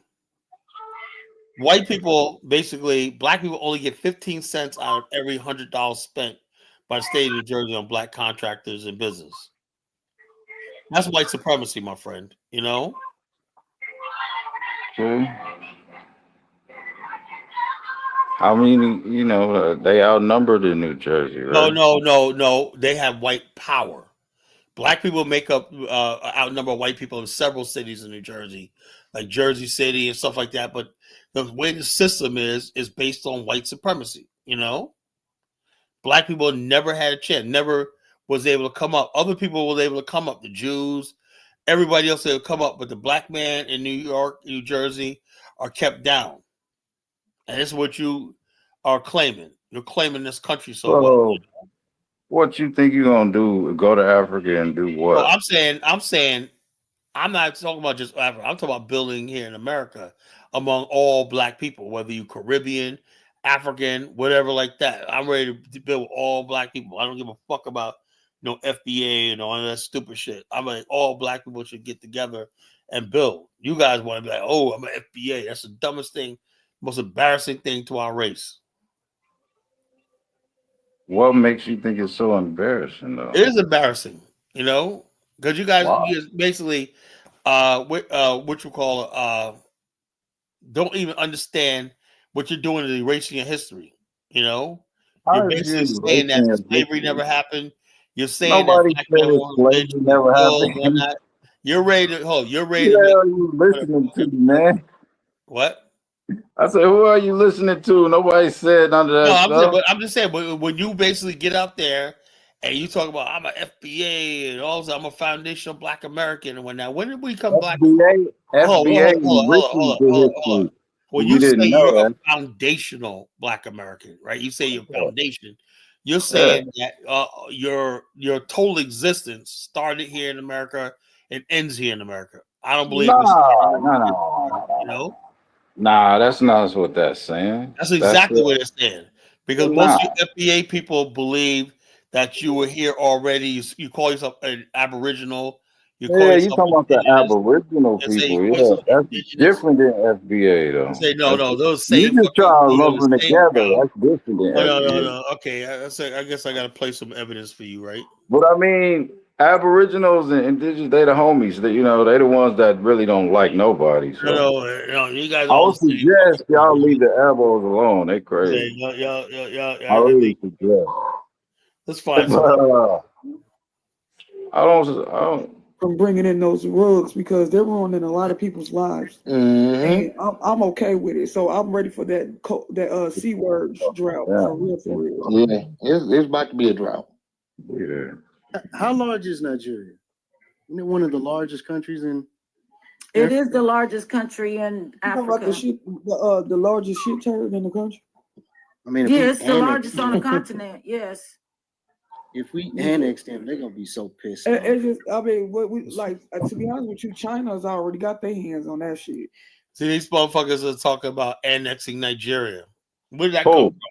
These motherfuckers right here, listen. Wait, who's gonna annex Nigeria? They're talking about your white master, your white slave master. Not to fear Russia and China. I want to say, with caution. Be cautious about that. No, you always gonna be cautious. Queen said I just pulled up because at one of her properties today, and it was not nice. What happened, Queen? Tell us about it. Yeah, they not fucking. She says she loves hearing ice stories. This is, like I said, it's an FBA channel. You people are sick, Story again. I want to hear about the ice story. There's this thing called mutually assured destruction, and I want you to look up Satan 2. There's another weapon that Russia just developed. Now, China. One of the things that you should look this one up too is very interesting. Is a video of a guy from China. He's either from China or he's from somewhere else, and he's talking about how the technology that Venezuela was using from China was, they thought that China, there's this superpower, these are the people who have Huawei or Highway, it was a cell phone manufacturing company and they'd stolen a bunch of Samsung, I don't know, like data on how to build certain phones, and they stole a bunch of stuff on how to build TVs and some military they got in a lot of trouble. But this guy was talking about how this technology that China had sold to Venezuela, and it was supposed to have been top of the line shit. It wasn't because Venezuela is not a third world country. It's not that. Well, it's a third world. It's a shithole. But they got they got money. Hold on. They got money to buy, the necessities. The government. But they have oil. Right. So they were buying things, and the guy was like, they bought all this military stuff from China that was supposed to have been top of the line. But, the United States government, there's something that the United States has been kind of keeping under fucking wraps and hadn't been talking about. But what I want to talk about is the mutually assured destruction. So we don't have an Iron Dome here in the United States. We have a system where I had a video on my Twitter that explained it better. It's pretty fucked up. But we have a system where most countries will attack large cities. Russia would attack a large city. They have enough nuclear weapons to do it. We wouldn't be able to defensively stop that. Hold up. But they've got a lot. We've got a lot too. I'm gonna be Russia's honest right with up you. I think underneath. I think America is hiding weapons within itself, advanced weapons. Oh yeah. I think it's yes, weapons we don't know. definitely. Oh yeah. We don't know nothing about. 10 toes Like, down, China don't know nothing definitely. about. That's why And China. so Listen, let me the thing finish. that you should. Let me The finish thing real that quick. you. Go ahead. That's why I feel like China doesn't want to go to war with America because they don't know what we got. Right. We don't know what they got. See, we got when the fuck like like I said, hey boss, we sick. What we got? Where the fuck does we come from? Can you answer that back to me? Where the fuck does we come from? Where we mean our weapons? You know what I'm saying? When the fuck do we? You live in America, don't you? I don't. But that has You nothing. pay taxes in America, don't you? I'm a black nationalist. I don't have a fucking just because I'm in a fucking America don't mean I'm a part of it. You know, that's a fucking problem, you guys. You know, you guys basically are sitting here fucking bootlicking to the white man. That's why I said the title of the show is accurate. Have Negroes finally accepted their place? You know, you guys only could tell you. Years ago, we were like, yo, we don't fucking agree with this shit. You know, we don't agree with the fucking shit. Don't get us in no fucking nuclear holocaust. We don't want to die for America. You know, get the fuck out of here. 8 feet or 9 feet, right? And it had unaliving utensils. We won't name Nuclear holocaust with who? utensils on it. To see the DJI kind of drone drop. They call them I think they're called butterfly grenades or butterfly kaboom. Excuse me. And what these fucking things do is they'll drop them from these drones, and you ever seen those things that come off the trees and they spin around? Let's find some more. It's a very obvious. Don't drop no. You could drop me. Hold on. You be doing lives, right? Nah, I don't. But he dropping knock. He be doing lives and he's black. He's not black. I don't like that shit. He be doing lives and shit with the way black. Impersonators, man. A lot of impersonators out I there. don't like that shit. I don't like that shit though. We got Mark. What up there, Mark? He dropped too. Everybody dropping like flies and shit. They scared, man. They, all this bullshit they've been coming and being debunked so much. Step into my best advice. Okay, so freaking. So you were born here, and now here you're desperately You guys looking hate for an yourself identity, so much? but you're not gonna find it here, sweetie. You're not You can American. literally- I don't care if you were born here. You're never gonna be American. Unfortunately, you're gonna be going back home. You're African. I'm not going anywhere. If I feel like going, I'll go, but not because. Yeah, you that's told what me they to. all say. They all say A that. lot of Africans have been saying that. All right. Well, when they take my passport, and suddenly you talk to me then. When is Until very. then, fix your own That's right. fucking problem. That's You a better true say it. statement. You Worry better about say your that own fucking when. country. Shit, the dinosaur. That's the operative word. Win. See that's why we're not equal. Thank you. Shout out to 215. Thank you, 215. See, if you act right, young lady, that type of stuff doesn't happen. So you don't try to come up here and that baffles me, or how they really want to talk about the country that's actually feeding them. So she has How she American? No, she not, nigga. He is not American. Shut up, Donna. You don't know nothing. You don't know nothing. Shut your bitch ass up. Let me Yeah, stop. she needs to stay focused on her. Donna. With her head up her Goddamn ass. dino. That ain't for me though. No, that ain't for me. That ain't for me. Better ask. That's for you. That is I for see. you. I'll tell you how. You want to hear some vicious FBA talk? I'll tell you what town to go to. Oh shit. You see, this is what this is FBA. This is some more FBA group That's chat. not even. That ain't nothing. You know what I'm saying? It's a group chat. Number one, Hey, Foundation, I am not used to that picture. You're throwing me off with that. Yeah, I had to follow you. Everybody was screaming at me about getting the picture. I know. It's throwing me off. She got something for me. I find it funny that she said we got so many problems. No, I saw that comment. We don't got that many problems. We here. Her family Andre, don't start muting everybody. It's all right. Her family fled to come here.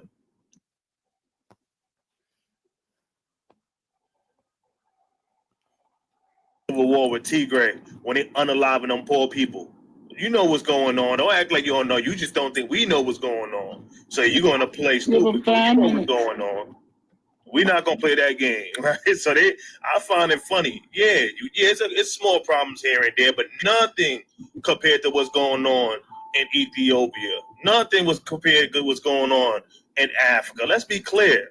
You better say thank you when you talk to us, because everyone for us, we taught you how to fly in Ethiopia. You forgot? There's a statue right now in Ethiopia of our people, because we taught you how to fly.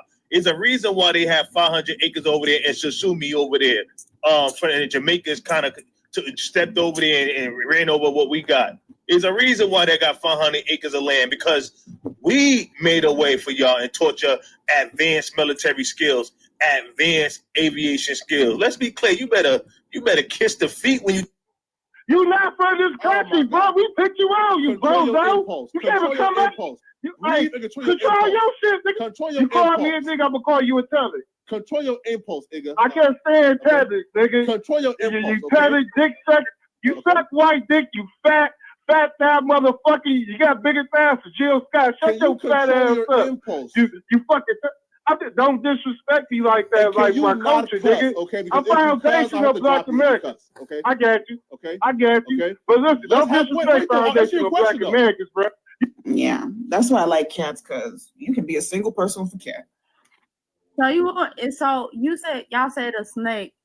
What type of snake? Yeah, I think that'll be when that's not poisonous. The ball python. And one that I don't want none that get too big. You feel me? Like ball python.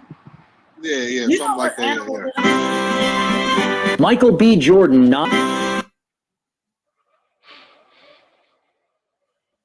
Michael B. Jordan not winning the Critics' Choice Award last night was very left than when we had for the credential. Nah, for real. Why he disappeared that quick? They don't give it to you. You think I still kept it?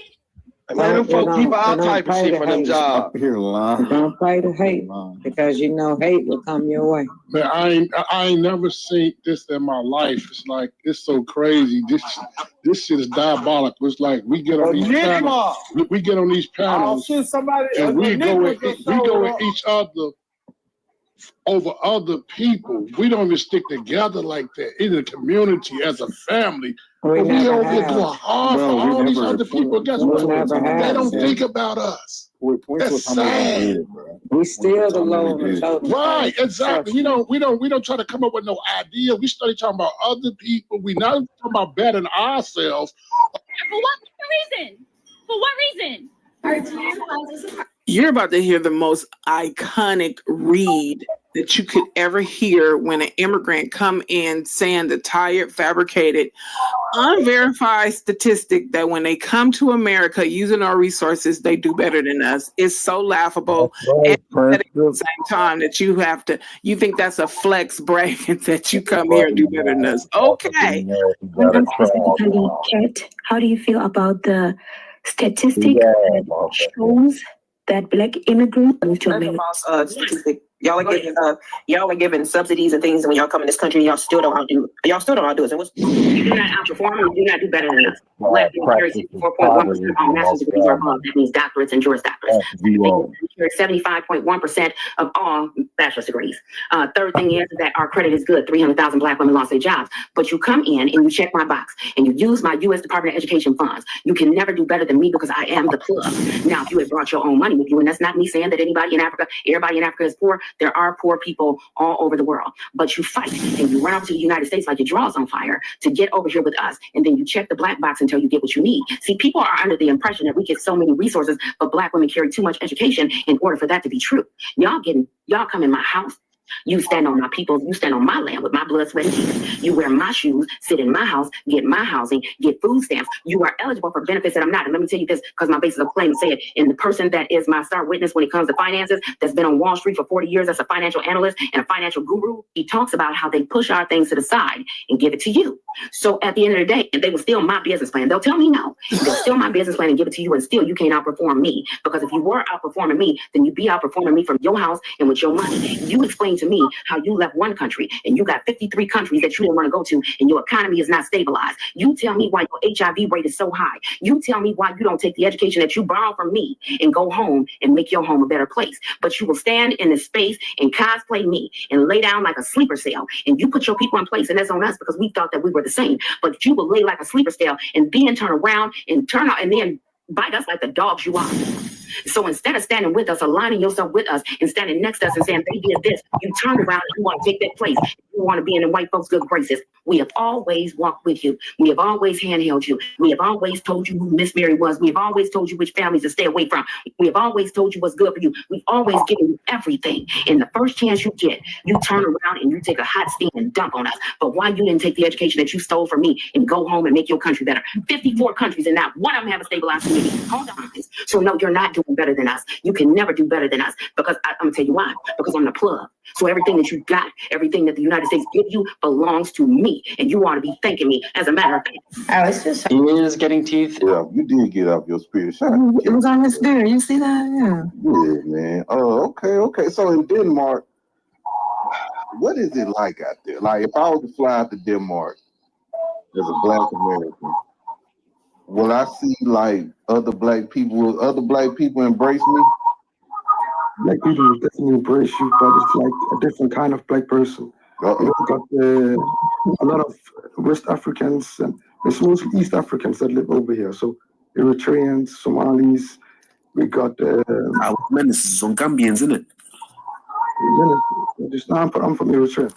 Yeah, but some Gambians in Denmark, yeah? Some Gambians. As well. We got a Congo as well. But it's not a lot. We are like a small number. But whenever we see each other, it's white out there. We embrace each other. That's what I would say because it's like a different place. It's mostly Muslim hate. Got some snow bunnies as well. Yeah, white people love them snow bunnies. Yeah, I'm gonna have to bring YK with me. Now you be messing with them white women out there? Nah, bro. Man, be honest, man. No judgment. Yeah. Didn't discriminate is a story. So in a lot of my posts, people when I say that I constantly have stalked in Ghana and Kenya because not so much in Kenya, but in Ghana because they're such intelligent people. Because my skin is light, that I was considered a white person. Ghana police, Ghana immigration stalked me.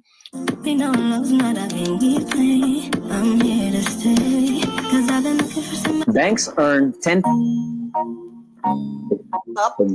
Their head big and their stomach is small because they're hungry and they know they come from Africa. And guess what? They get along with these Caucasians and be their puppets for Black America. Yeah, which this country was built on a Black America. And if it wasn't for Black Americans getting citizenship, half of y'all wouldn't even get y'all citizenship. So y'all don't even know if it wasn't for Black. Y'all need to be really sucking Black people asses. Excuse me. Because we paved the way for a lot of y'all immigrants to come over here. Because we was the first people. Okay. I know why y'all mad. I'm not mad. I'm just trying to teach you. It's okay. Y'all mad because y'all had to do the dirty work for us to live like this. And y'all get treated like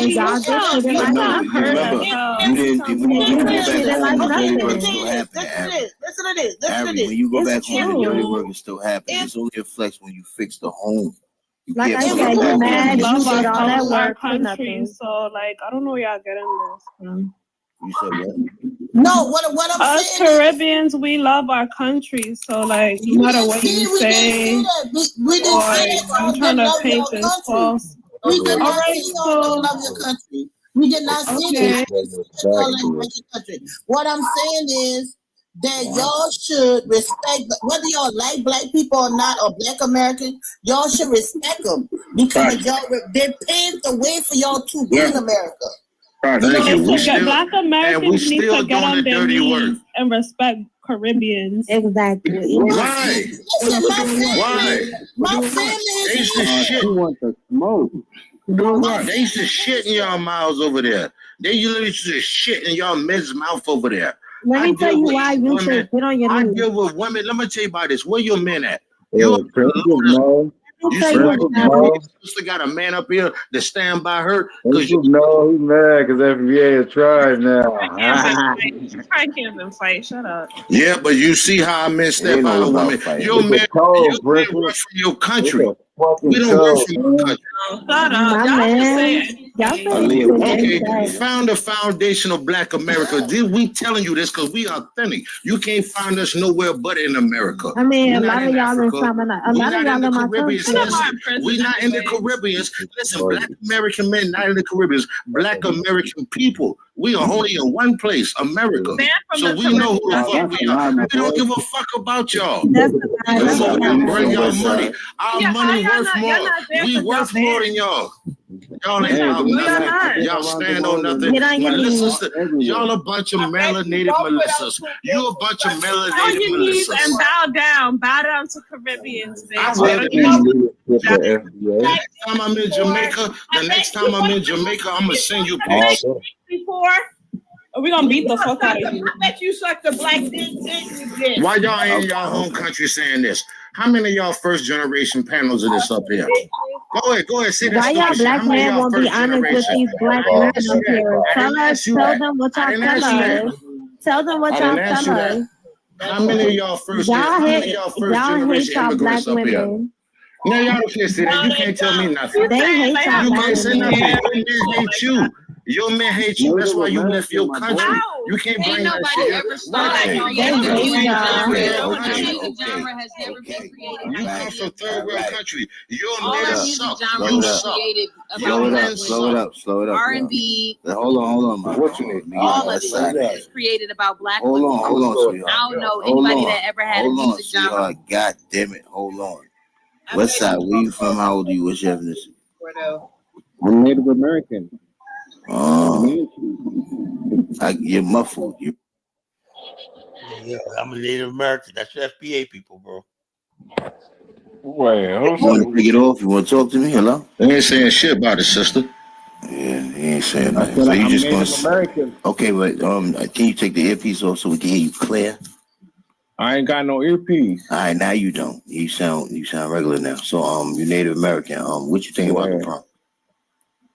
What I think about? Oh, you Why don't most immigrants migrate back to their homeland? Why don't? Well, I think. Well, what do you guys think as immigrants? Like from Europe or from where? Well, I'm not gonna lie. You gotta get the fuck out of here. Siberia. Yeah. You gotta get the fuck out of here. What's up, love man? Hey, what's up? How old are you? Where you from? Ethnicity? I'm 34 and I am black, copper color indigenous. Okay. Girl, shut your vagabond Shut your vagabond self up. Shut your vagabond unaccomplished ass up. Answer the prompt, African. Shut your vagabond ass up. You fucking loser ass bitch. It's okay. You're a loser in your the reason country. why they don't, you have no accomplishments. What are your people known for? 400 What are your people known for? We have have 50,000 patents in 1800. We have 50,000 patents in 1800. You don't have none. You don't have none. What are you saying? You have no inventions on record. Dominicans take out no inventions.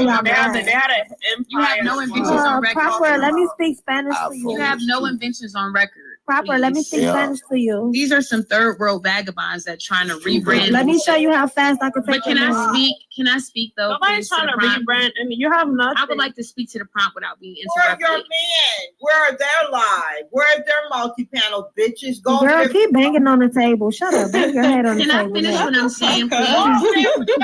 Bang your head on the table next, bitch. Shut up. We'll get back to that. But that's just a little discord that's going around among Yeah. I'm copper color. I can't get enough of that FBA talk. They hate black people, but you notice how they never said one thing about the white man. What you know, what the hell happened? I grew up on the Nation of Islam. The white man's a devil. You know, that's what I grew up on. You know, but these people basically sat there and just ran it down on the shit. This world broke loose, man. Just opened up a can of whoop ass on some little poor African lady, you know? Nah, I think she was a Caribbean or something. No, no, she was an African. Whatever the hell. I know you think it's funny. That's what I said. This is how ignorant you motherfuckers are, you know? That shit is funny. Why the fuck she calling in on a panel talking about this and that? Well, it's an open panel. You could call in. Well, okay, it's an open panel. So I really keep calling us so-called African Americans. What, Brody? Go away, man. Shit, man. You know, we're African American. Leave it fucking alone. You know. Well, what is he talking about now? No, Brody's talking about so-called. Why does he keep saying so-called? We're African Americans. You know that, and we're Africans in America that came to America 400 years ago. However you want to put it. God damn, he wants to rebrand us. Hey, look, Brody. Hey. Brandon already took some place. FBA. Look, the bottom line is this: FBA is lost. The Ubuntu people lost. All y'all niggas are lost, man. You know, you lost. What you guys are lost, man. It's just sad. Farad Muhammad, he was white. The Farad Muhammad was not no white. You know, shut up, Rico Miller. You know, they're crying like I said, Husky Ions. Yeah, Mark. This is toxic, right? This is what you have in Black America. This is the discourse you have in Black America. You know. And I'm just telling you, man. Like I said, everybody's jockeying for position and proximity to the white man. You know, Bantu Mandinka, man. He probably sings a Pledge of Allegiance and whatnot. He probably sings Leaguer. I pledge allegiance to the FBA flag. One nation under God, for which it stands. One nation under the FBA. You know for a fact that the matter is that, you know, that 4th of July, you're out there eating ribs. Nah. You know that's you. That'd be you out there cooking them ribs. He's cooking ribs, eating hot dogs, you know, shit, whatnot. You out there grilling. I can see you now. His nephew. I can see you out there waving your little American flag now, Colin. I'm like, yeah, I'm happy to be American. That's you, man. You know? With your little fireworks, you know, you got your little fireworks out there. Don't forget us, white people. We're FBA. We're foundational Black Americans. You know, like I said, man. Like I said, they call me the ringmaster. Why? Because I deal with a circus of deadly clowns. You know. Yeah.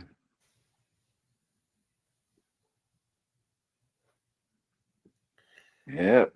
So already been branded FBA. Anyway, FBA don't exist beyond TikTok. You know, that's all it is.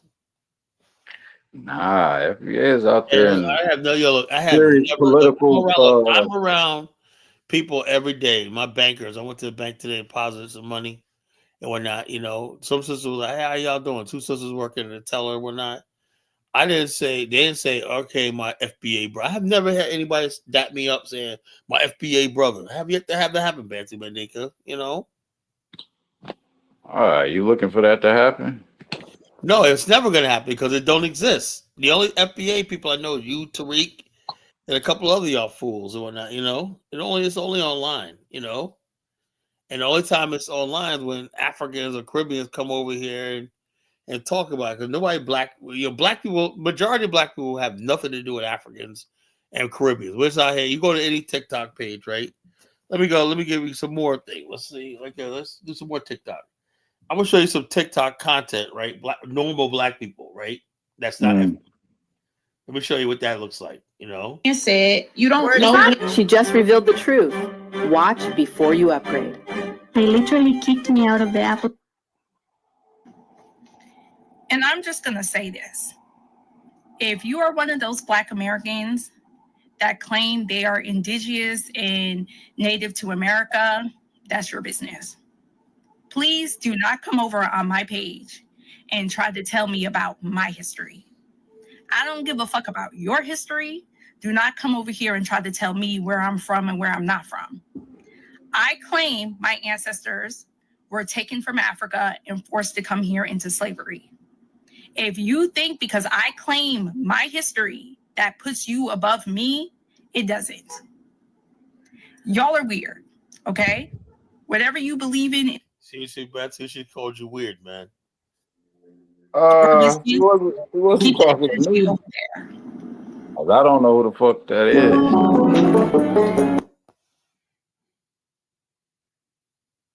Cause I ain't tried to tell her down. In 1970. I get really hella mad. I'm not gonna get disrespected. Who's by all nobody even these talking about weird-ass niggas. bro, All watch these your niggas mouth, weird. bro, watch your mouth, right? Nobody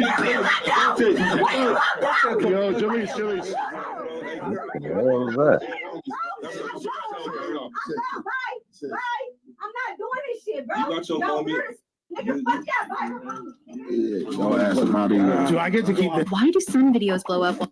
Hello, guys. Welcome. On a destiny swap. That's why you want to say the N-word. See, peep this. They don't say the N-word because they want a motherfucker be racist. They saying the N-word because they want to be down. They want your culture. Notice how everything we do, they're doing it too. As far as the haircuts and shit, the baggy clothes, all the. Also, Dave, when she start back talking about your people, now you getting sensitive. Now you calling her. You started it though, Stunner. No, I didn't. No, Yes, yes, I you did. Nobody was disrespecting you. It's disrespectful for a man to sit up and call a woman. Stunner, you that. got to report. Stunner, you got to come back up in 10. You got to take a time out. Because so, Chief, is it fair to say? Because I don't trust him, but I'm asking you: is it fair to say that there's no trusting? No trusting it. was homemade. You couldn't purchase albums or records, and you couldn't. If you've written that out for her grandpa giving them 500 acres, or was it 50 acres? Oh, shout out to G-Paul. Yeah. That was 50. Man, that's 50 acres. That was 50 acres. Yeah, that's amazing. Zaza Jones talked to me, said, "What's good?" Good evening, brother. How you doing today? I'm good, fam. What it is? Talk to me. Yeah, is that Nigerian still around? Oh, nah. Yeah. Oh, I had something to explain to him about, bro, because when he was talking to you about 1865, I wanted to take him back to the 1500s to 1492 because I'm indigenous. My family's straight Indian. You know? If you've written a book and want to publish it to over 3 billion potential readers now. America, I listed 6 of them where students are here in America and they have no debt, okay, for college. Okay, I'm seeing black and doing better in the same sentence.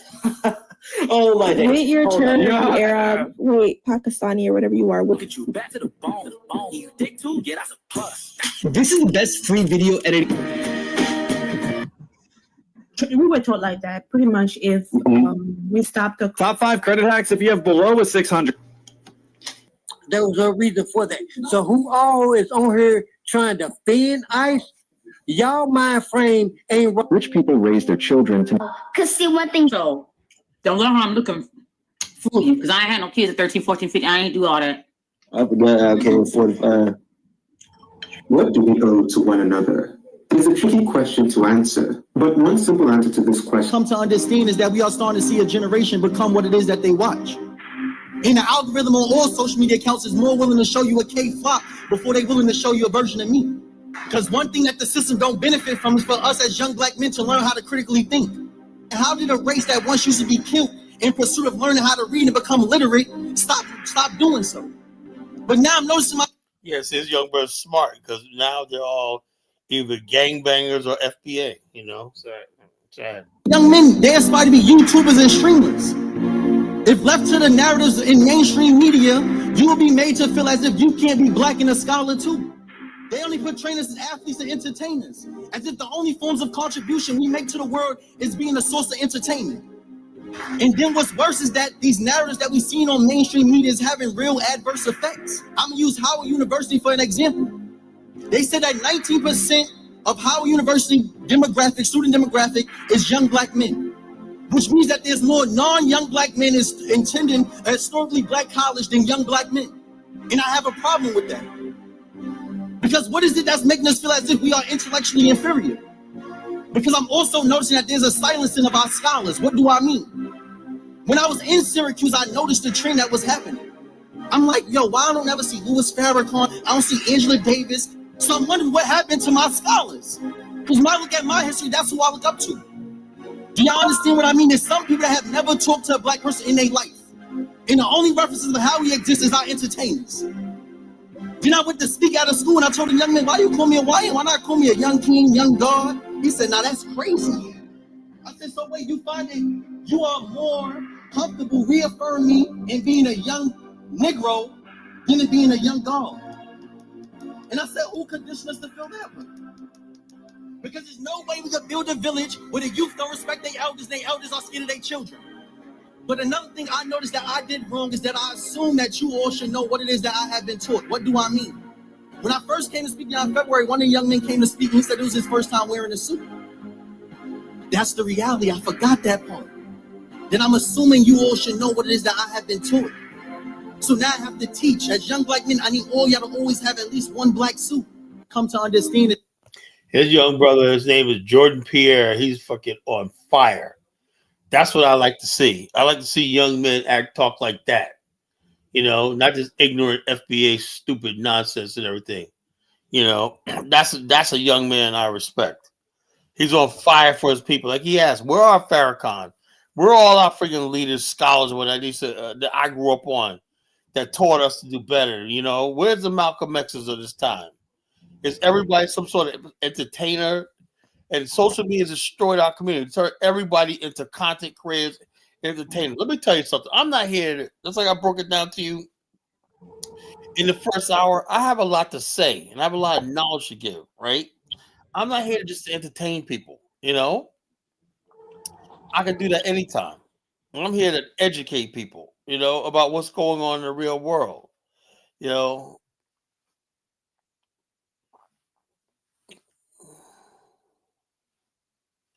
Oh no, Afro theory is getting with Baruti. Oh Lord, you know, I was ready to say my Dulungu. Yeah, another useless language, another Schnagalaga language. You know, I had know about Jenga. Yeah, all this. Yeah, that's gonna really do us good in the real world. You know, why he playing South Scarface? I have no idea, but I listened to. I wasn't even paying attention to the soundtrack. I was listening to the freaking words. The words are powerful. So I'm not going to discredit him. Oh, why are you playing Starpay? No, don't care. You know, I listened to what he had to say. That doesn't discredit what he has to say, Mr. Stan, man. But he said was so freaking on point. Yeah, he's saying some good stuff. He's saying he was on truth. He was on point. Yeah, he was on point.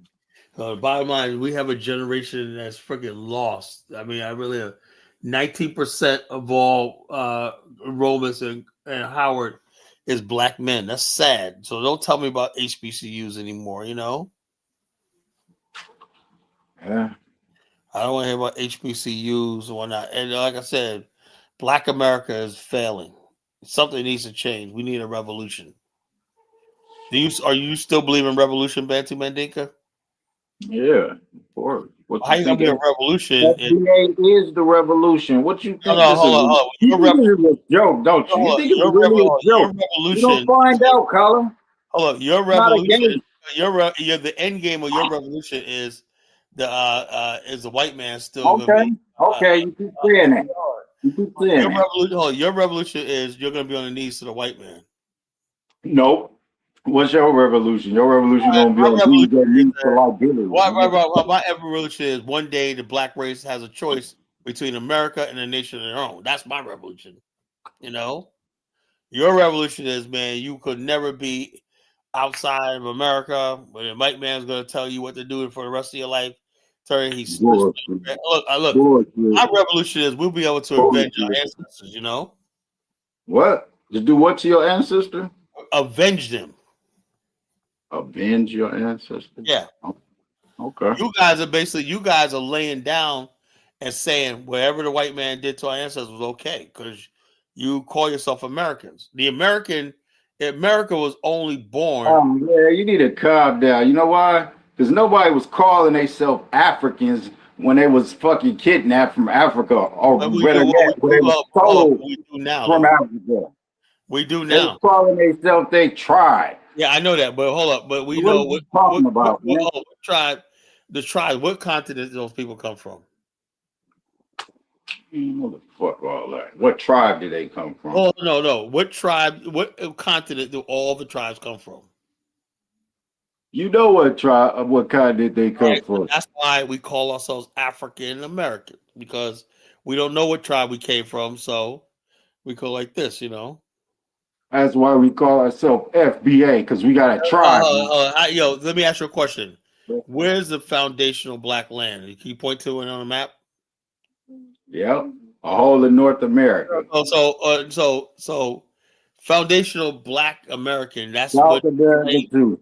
Hold on. Do you understand? And Africa too, and Europe. We own the whole world. Hold on. So in other words, basically, you claim the Native Americans' land and the white man's land. I'm claiming all the land. But you don't claim the motherland where you come from. Claiming that land too. No, you can't claim. You can't serve two masters.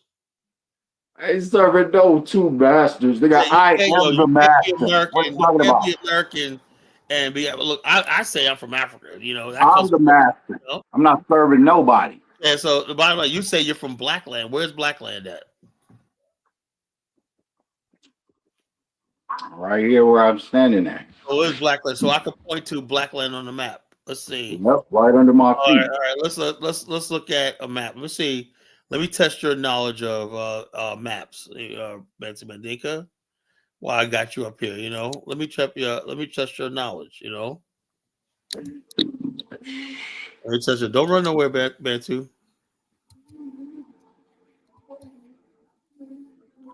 Don't go nowhere. We're gonna have some fun.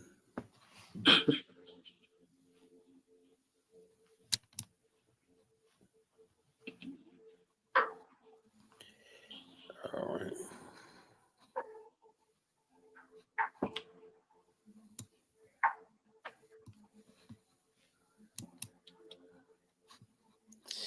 All right. I am the master. You say you're an American.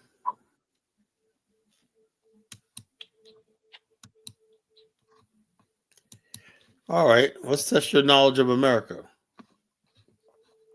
Bantu, what state am I as a mouse hovering over?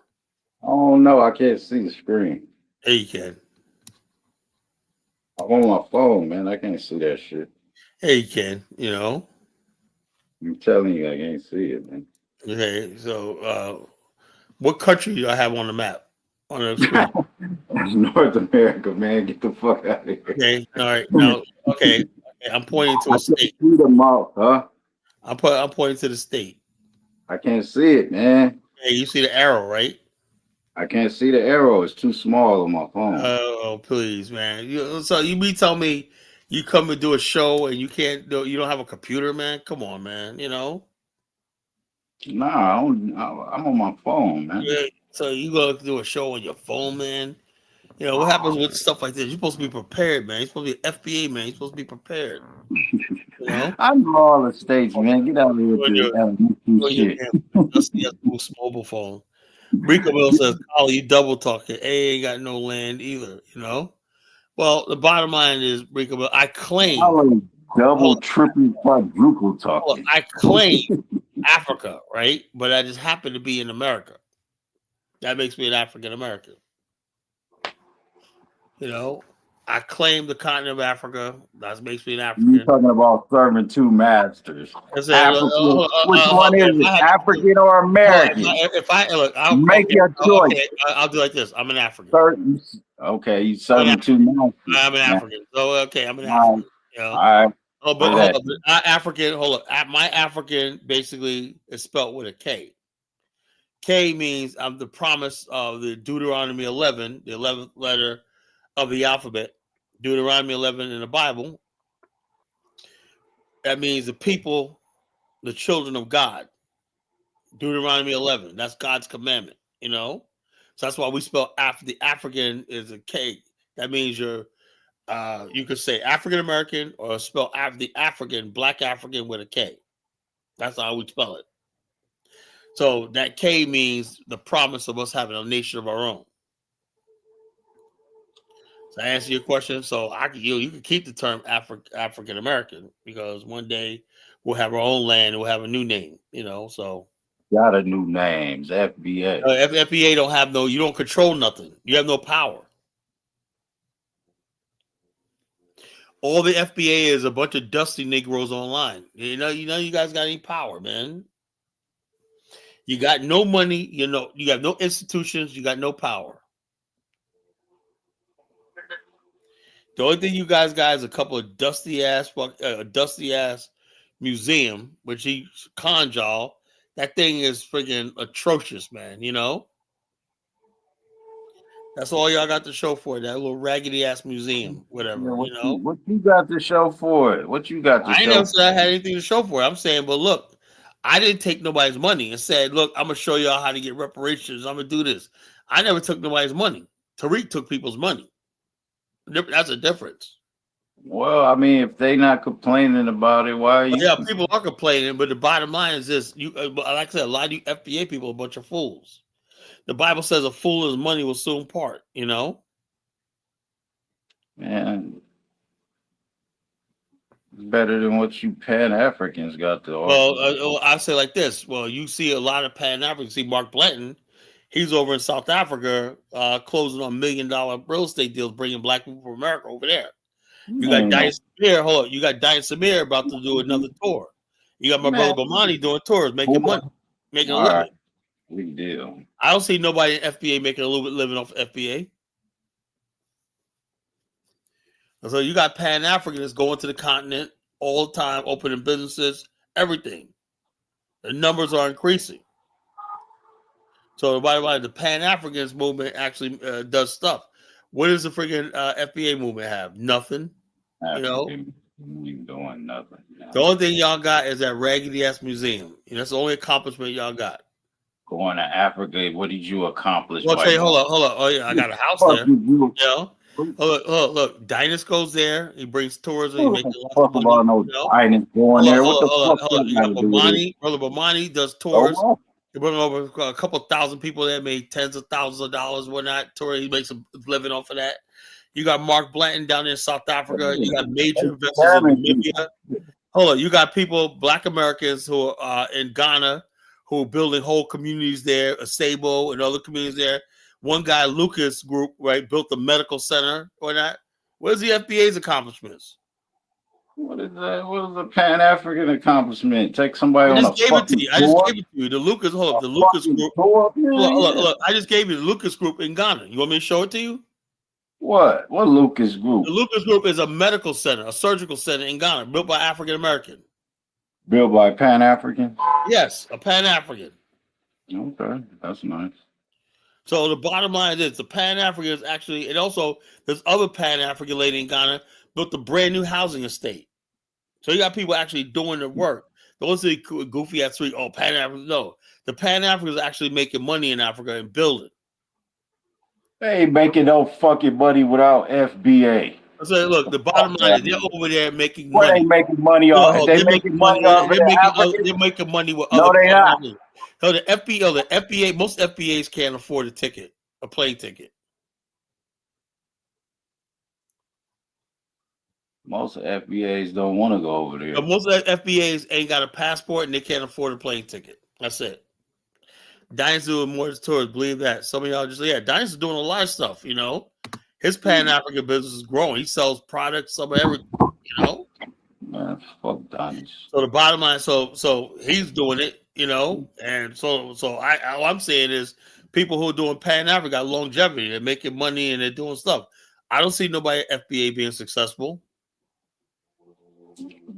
Yeah, that's because you're just looking for every little. I'm saying all I see is FBA. All I see is FBA on TikTok all day with their freaking yelling and nonsense. That's all, and it makes it seem like I tell you what. Any African listen to this, right? Yeah, like you're right, Prince. Most African Americans are not FBA. I would say less than 5% of our population agree with FBA. Majority do not. They fuck are. with that They shit. just haven't woke up. Majority of black people right now, even with this ISHO speed, Waking up millions every of black people are saying, man, they're open saying, man, I gotta go to the continent. Millions. Because they were so impressed by what they saw. Ain't nobody fucking talking about no FBA no more, you know. You don't talk about no ISHO speed. Well, everybody, hold on. You got everybody. Okay, let's talk about let's see. Okay, you say that right. But like I said, I love for you morons. You know, say, hold on. I show speed in Africa. I show speed. I show speed. You're gonna tell me something about that. So speed in Africa. Let's see what the detraction thing. For real, like I didn't know Africa was such a beautiful country. They got cars, they got water, they got Wi-Fi.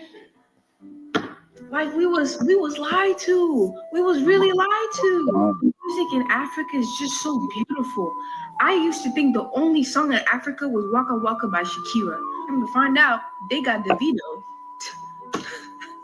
The U.S. government really brainwashed us, bro. We need to go back to our brothers and sisters. Like, I really thought everybody in Africa speaks like this. And the best part of all, hear me out. Hear me out. You're not going to believe this. They got more than one country. No, I'm not kidding. They got more. I thought it was just Africa. I really thought it was just Africa. I'm like, don't cancel me for this, but I low-key thought they live in HUD. I like, you know, that's just what they teach us. Like, bro, speed really cheap. Would draw me in. I know fucking Pan Africa. Made it to Zimbabwe. Last time I heard about Zimbabwe was this. So I'm out here in Zimbabwe. Speed, tell this woman how to say Zimbabwe. Zimbabwe.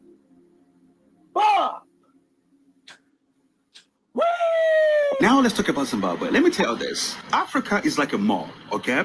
A mall with 54 different establishments. If you go in that mall, you motherfuckers can't even travel to them countries. It's like a mall. Closed because they got fucking West African passports. They can't even travel from one country to the other one. What? Well, you think you bullshitting, Colin? I hope you don't think you bullshitting me.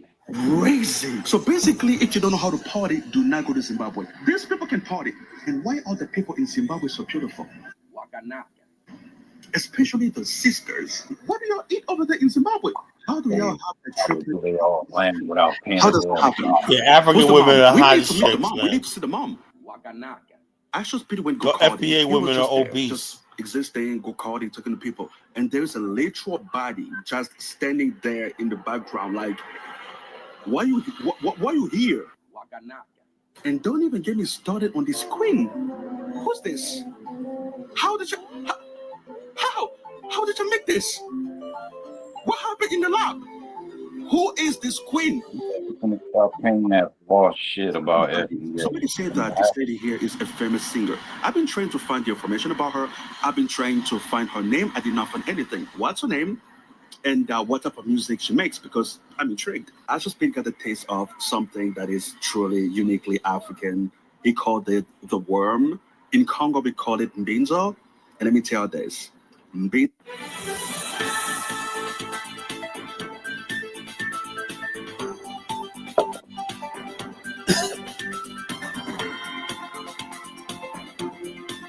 currently watching the reaction from ISHO's Speed's African tour, and I'm actually in shock because I can't believe you guys actually thought Africans live in like huts and we really don't have water. I used to think people were playing when they asked those questions, or like when they say stuff like, oh, Africans are poor, or there's like no water in Africa, or there's like, oh, we live in jungles, oh, you know. And then to think that you guys actually believed those things is crazy.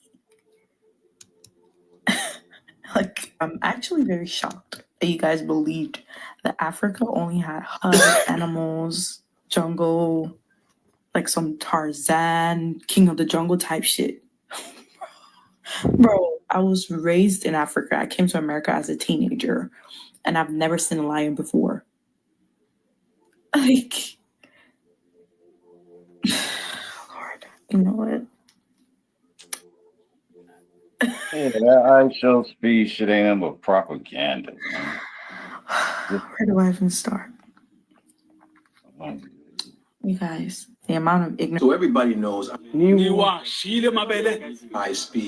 is one of the baddest streamers on social media. He's dope as hell. You know what I love about Speed is that he does like physical challenges from flips to sprinting. He even beat, I think, what's his name? Was it Ashton Hall? Too slow.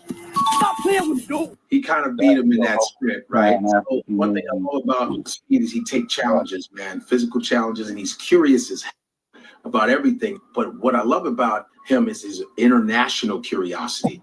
He's been to China, Europe. He goes all over the place. Now he's doing his African tour, and I really love it even more. You know why? Because everybody looks like him, you know?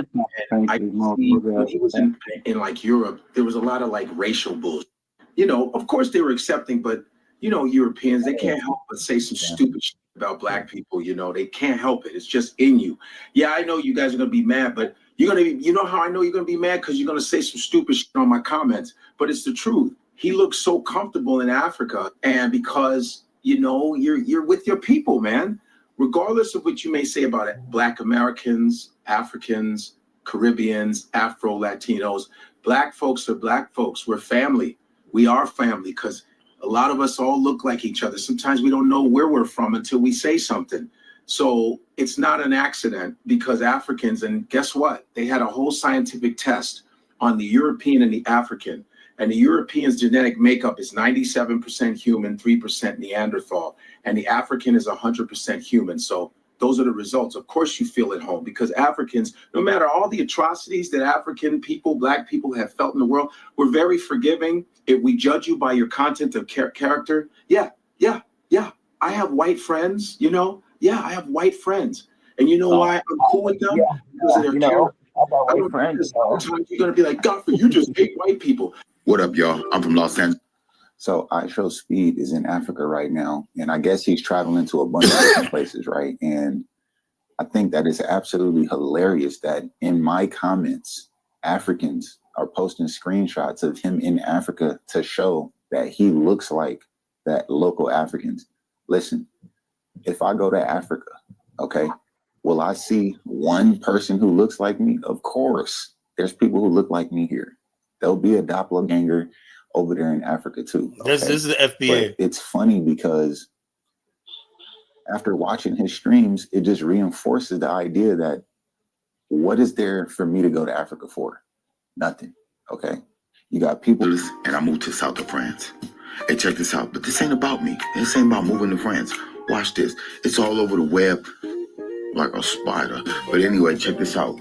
It's iShow Speed. I know y'all heard about him. One of the biggest streamers that's out there right now, though. But he's been traveling doing his world tours, though, right? What's really, really interesting is he's in Africa right now. But before he got to Africa to do his Africa tour, he went to the UK, went to iShow. But basically, you know, you got the idea. The world's excited. Only the freaking haters, the FBA, the wannabe fucking mulattoes, and care about no fucking iShow Speed. Yeah, but hold up. There's millions of people that do. You don't. Yeah, but the young people do. These young people are, you know. People Hey, Banter, you're an old ass man. You guys are a bunch of fools, you know. You're an old fool. You know? The young people ain't the young dudes ain't embracing. They're looking at you like, man, they're telling you pull your they're telling you, Grandpapa Bantu, pull your pants up, man. You know? My pants is up. No. You one of those niggas that 40 years old, you still sagging. I never sag in my life, man. Nigga, you are a sagging nigga, man. I know it. You know, I can tell. Just like 1776 will show his face tonight. Yeah, bro. He won't show his face tonight because he knows this topic is talking about him. You know? He probably show up later. No, he know. The bottom line, he knows this topic is about him. Blacks, you know, the bootlicking when the picture I have on the thumbnail, that's him, you know.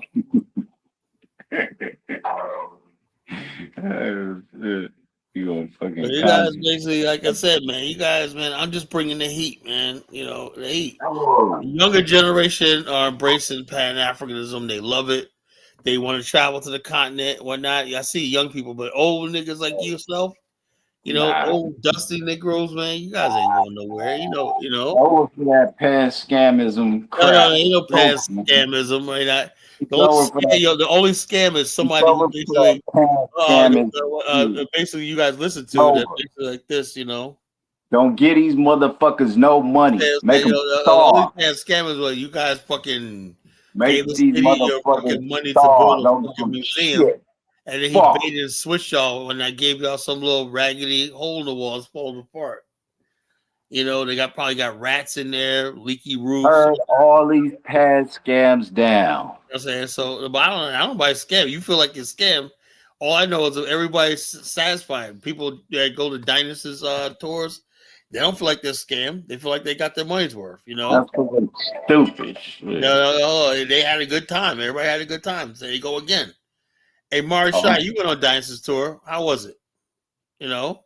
Yeah, she told me not to talk about motherfucker. Check us out. She could actually afford a plane ticket, you know.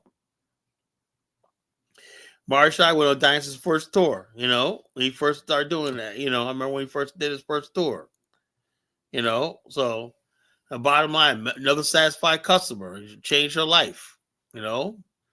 What tours do FBAs run? You know, what to O Block, you know, to fucking Compton and what else? To Biloxi, Mississippi. Oh yeah, man. Let me go to the Delta, man. FBA, you know, let's go to the heart of the FBA community, you know. Let's go to Baltimore, man, worst city in the world. Let's go to fucking Memphis, you know.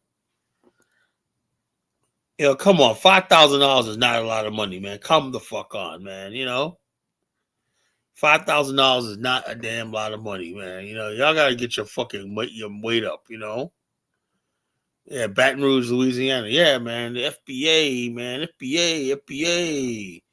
Man, what else is that? You know, where's the FBA stronghold at? You know? Oh, yeah, man. Youngstown, Ohio, man. FBA town, man. Woo! The whole town's being regentrified, man. Black people are taking major L's. Gary, Indiana, complete city, whole FBA city abandoned, you know? It's like, how do you it's like Gary had everything. It had everything. They were handed over, the FBA types were handed over whole city. Had the steel industry there, right? And the city basically died and disappeared. The whole stadium built, abandoned, all graffiti on it and whatnot. It's a fucking ghost town, you know? Oh, man, don't say nothing about no Newport News, Virginia, man. Come on, man. Nah. Newport News is doing their thing, man. Newport News ain't all that bad, you know. I'll leave Virginia alone. Like a Brody says, oh, yeah, you know, you got to assimilate with Africa. Look, Brody, I've been in Virginia for 35 years, and I haven't even assimilated into the fucking Black American culture here, you know, because everybody's all fucking tribalized and shit, you know. But, yeah, I'm supposed to go over there. Yeah, man, go to the continent. Look, I like going to Africa too, but I still am Black American, African American. That's what I keep my identity. I can't just give up my identity, especially the fact that I'm from New York. If you're here in Virginia, I'm still from fucking New York. Really.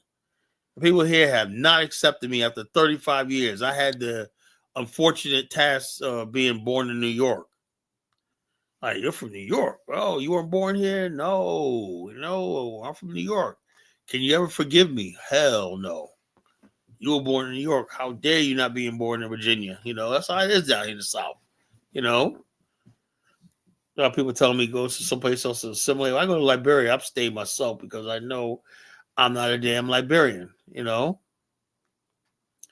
Oh, you know about that trigger tray about to rise up? You're gonna rise up, you know. You're gonna rise up or not, you know. Yeah, like what you call all these FBA things, people think they're gonna get a reparation. That's right. We're gonna rise up, FBA. That's right. You're gonna rise up. And when the white man puts that whooping on you, you're gonna sit back the fuck down. Gonna rise up. Ain't nobody gonna whoop FBA. They know better. Yo, you're gonna rise They up know with better. that. They know better. Yo, Bantu, you're gonna be rising up, hitting your head against his stick, right? You know. Fuck yeah, they know better than to touch me with that. Yeah, yo, you're gonna put some bruises on that stick. I'm gonna bow to FBA. You're gonna smash that stick with his stick with your head. Nah, that's gonna be you. Yeah.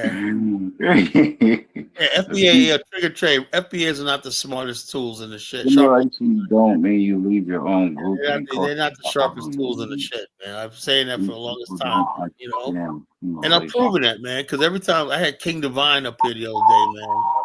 You know, man, it's like, dang, man. I had King Divine. I pointed to his state on the map.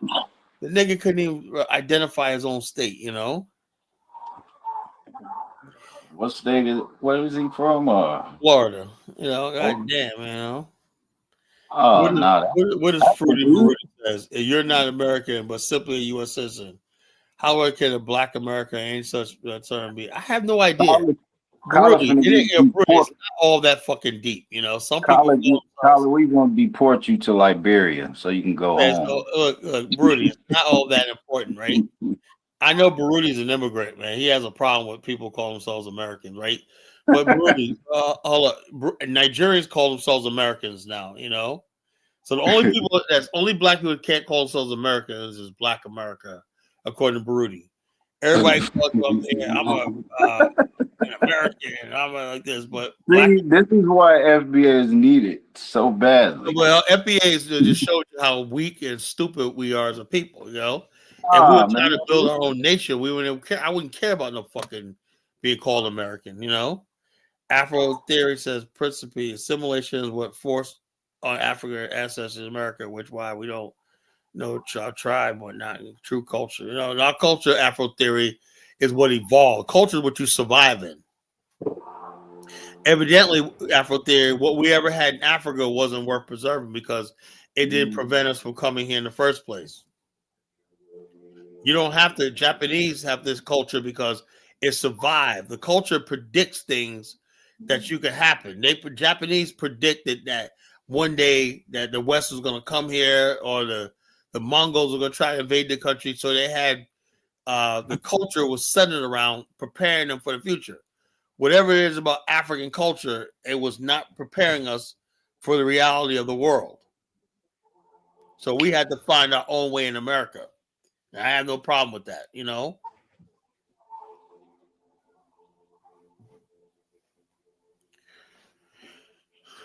That dude was like, that nigga, I put the curse on the state of Florida. Now this should be easy for you. They could not guess the state. That's easy, man. That's the only state hanging down at the end. That's an easy one. Well, that's your FBA people, man. You know. FBA. All the people who kept getting the states wrong or not answer were FBAs, you know. Nah, hell nah, man. And all the other people who are Pan-Africanists, guess the states and everything like that, and all the FBAs was like, oh man, I just don't know, Colin, man. This is too difficult for me. It's the map of the United States. You call yourself a foundational Black American, right? You know, goddamn, you know. Watch the segments. I thank you for the education. What do we call when slave master? Well, the bottom line, we didn't really actually speak English. You know that Afro theory, right? We had our own African vernacular. You know, the Gullah Geechee still have their own language. You know, we spoke English words, but it was our words, the way we talk, its phrase and sentence structure is still African. Some people talk, they say it's jive or ignorant. No, it's not. It's just the way Africans in America talk. That's why African Americans have a different dialect. You know, people think it's ignorant or whatever like that. It's not. It's just that it's Africanized English. That's all, you know. And it's kind of, we didn't lose a lot of our culture. We kept a lot of our culture in America. We just adapted, you know. A land is where the culture is, you know. If you take an African, right, like you got Africans now, Liberians or whatever like that, living in America, their culture transitions and it changes by environment. So if you take an African and put him in Greenland, his culture is going to change because it's going to adapt to his environment. You can't stay 100%. Let's say you're from the Congo, right? You only know Congo culture and everything like that. And I've seen it. Those kids that they brought from South Sudan, right? They were hunting and gathering. Now they're in Australia, right? And they're basically riding bikes and stuff like that. And they're joining gangs and stuff like that. The culture completely changed because of the environment. Culture changes. You keep somebody who you are, but your culture adapts to your surroundings, your environment.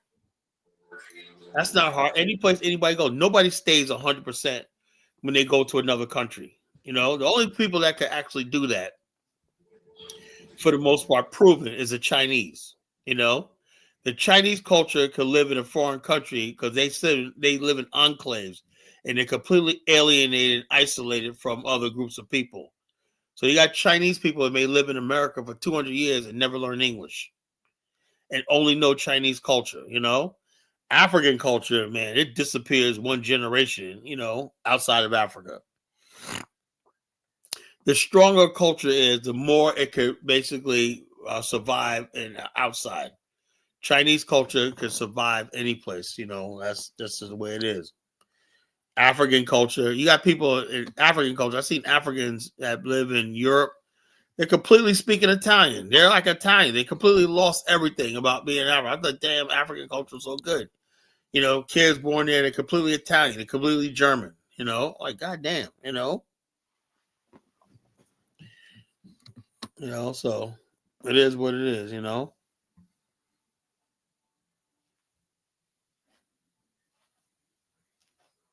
That's a good one, the Ubuntu Shuffle. Trigger Trey must be a listener to College Genesis, man.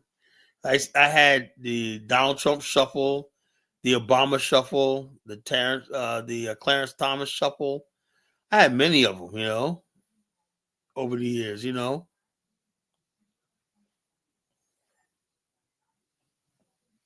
I never seen a Chinese with a white name, Principe. I've never. They always got their names Wang, Li, Yin. I have never seen a Chinese with a full white name. They may have a first name, but their last name is always Chinese, and they always have their Chinese name. You know, they always have a westernized version of their name and their Chinese name, which is 3 syllables.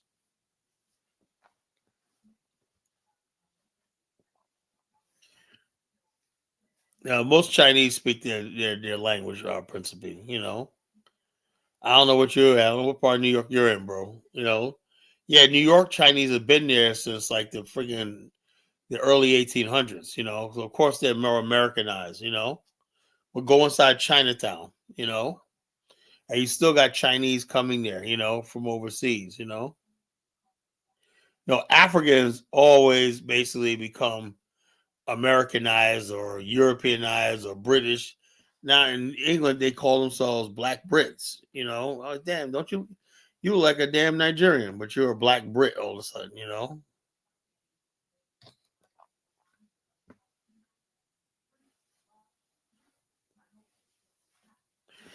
You know, so I don't know what Princess P is talking about. Maybe somebody could tell me what Princess P is talking about.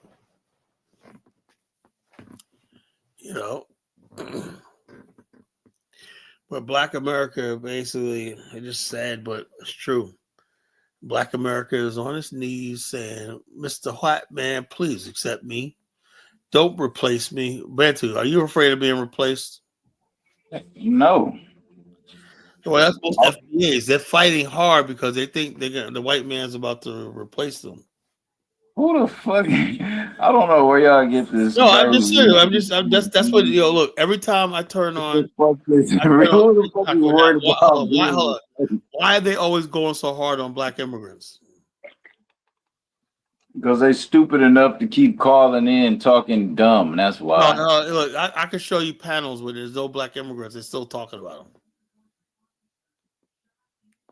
Well, but when they don't really be talking about them unless they call in. Oh, really? Okay.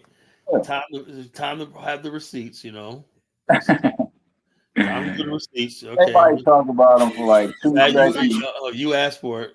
But they keep calling in. You know it, Colin. Right, and the media stuff works. So he's going to be offering on major media and anybody. This video is for Liberians and Do you know your grandparents never taught you nothing? Your parents never taught you nothing? And they Everything know. you learned you learned that shit in kindergarten or something? So where your They parents? taught you who you was in the first grade in kindergarten? Let me ask you something. At what year did they teach you who you were in school? Make that shit make sense to me. I'm tired of you dumb Negroes saying that. So your What parents. year Can did I they ask teach you a you question, who though? you Can I were? ask you? Listen. Who you talking to like Your that? prop talk. Do you ever remember in kindergarten and you had to sit in Indian style? You remember Indian style? Oh, come on, man. No, Listen, really. Did you ever remember? Do you know what Indian style is? His When you had to mother sit used and to listen to dress him teacher. in suits and everything. No, Everybody sat in Indian style, but what does that mean? Suit at 4 years We old. on an Indian. No, only we the Indians sat in Indian style where we crossed our legs, yo. Because we are the Indians He here. didn't have no African clothes on. You He was are little enough. stupid. Even the white kids in Well, class that sat in shit. You Indian should style. have. Hold on, no, Prince. Come on, be for real. That is the Let them know dumbest the shit real I deal. heard. Let Even them the know white real kids deal. sat in You Indian have- style. That's what the FBA is. They believe they're Indians, you know? Yeah, she sat in Indian style. That makes her an Indian, you know? She sounds like a big, husky, big, fat Aunt Jemima type. So much she's a freaking Indian, you know? I can tell black people by their voice. Indians got a different type of voice, everything, you know? And she's talking about she's Indian, you know? This is ridiculous, you know? Yeah, them Indian The and FBA, look, the FBA's indigenous are the same. They all hang out in the same crowd, Trigger Man Trey. Don't let them fool you, you know? Nah. You never hear Tariq come out against them, you know? Because he's taking money from all sides. And okay, I'll let you be indigenous. Okay, some of us are already here. Some of us are Native Americans, you know? Tariq is a bona fide fucking pimp. He'll say what you want to say, you know? And like Rico Miller, you know, Rico Miller wants to cross over into the copper-colored indigenous in a second, but we won't let him, you know? There's more of this. I'm listening. It's all love, yo. We love you. You our leader. You know what I mean? I want you to do your make research. it. You don't do your That's you don't it, do your yo. research because when you don't do that, you be lost on files. Niggas be picking up on shit you ain't even know was even found. Different shit be happening. Yo, they burned out books for a reason. They burned out books for a reason. Prince, you need to What listen type to of your za you people. got? What type of za you Prince, got? you need to listen to your peoples and stop being a pretendian. I'm not pretending. Yes, you are. Said we coming out here. I'm not pretending. Coming out here with her fucking kids. We don't give a fuck. Y'all Y'all wouldn't would even know if we told y'all any African literaries. You couldn't even answer. Y'all not that smart. You don't even know your next rock. Lord. Are you othering yourself? I thought you ain't never been off your fucking So you mean to neighborhood. tell me? Hold on, y'all. So y'all mean to tell me there are no African scholars out there that y'all can name? That is wild. No, we do have scholars. Don't be Okay, stupid. We name have one. scholars. Just Google a motherfucker so we can learn. We do have schools. We do have universities. We have professors. Just Like, Google come on. some. So Google people in the professors. chat. Known, he said known scholars, No. known African scholars. It don't even matter, Jarika. At this Who point, they it's know? over. Who Yeah, do that's y'all true. know? Yeah. Hey, okay, I give up, okay? He said So Michael name Blackson. me That's African American scholars. wow. At this point, this is over, bro. Lord have mercy, man. Good Lord. That's Okay, a I'll give good up, question. okay? But name me. How do you know? Now, hold up. Now, at your B, boom shakalaka says, I believe we're going to replace you American black, especially education and wealth. I don't know about that. It's a little strong side, but you could try. And, okay, I don't know. This person says she's going to replace you. Now, you're going to replace people like Bantu Mandinka, you know. I give you that, but everybody is not FBA. Everybody's not uneducated. You're gonna have a long thing to go to place somebody like me in wealth and education. It's not gonna happen. Me and the people I know. Because Black America, we got the billionaires, the millionaires. Immigrants can produce a David Stewart, or Robert Smith, and all these other people that are multi-billionaires. Only Black America is the only non-Black people, non-white people that can produce billionaires in America is Black America. Because we're the only people that have the numbers, to be billionaires of structure. There's a lot of multi-millionaire Indians and Asians, but no one ever creates billionaire status. Only Black people have billionaire status outside of the white race. Two groups of people that's been here the longest. But people like this now what I don't want people to do is make the FBA people like Black. That's Black America. That's not Black America, right? Those are the ignorant among us, And so you guys make the mistake of thinking you're gonna. That's what causes a lot of tensions, Because I have to check you then, because you're not replacing shit, You can't replace FBAs are dead weight. You guys, maybe you guys can replace them. You can say all you want, Tyler. FBAs, you know what it is. He's saying that. Look, in 30 years, he's saying they're gonna replace you, Bantam Mandinka. Man, he's saying gonna replace you because you're gonna be in Liberia. No. Hold on. They're talking about you FBAs. They're gonna talk about niggas like look. Whenever I build in America, they go trade. Hey, you FBAs. They gonna trade places with you, Pan African. Hey, trade places with you, Pan African niggas.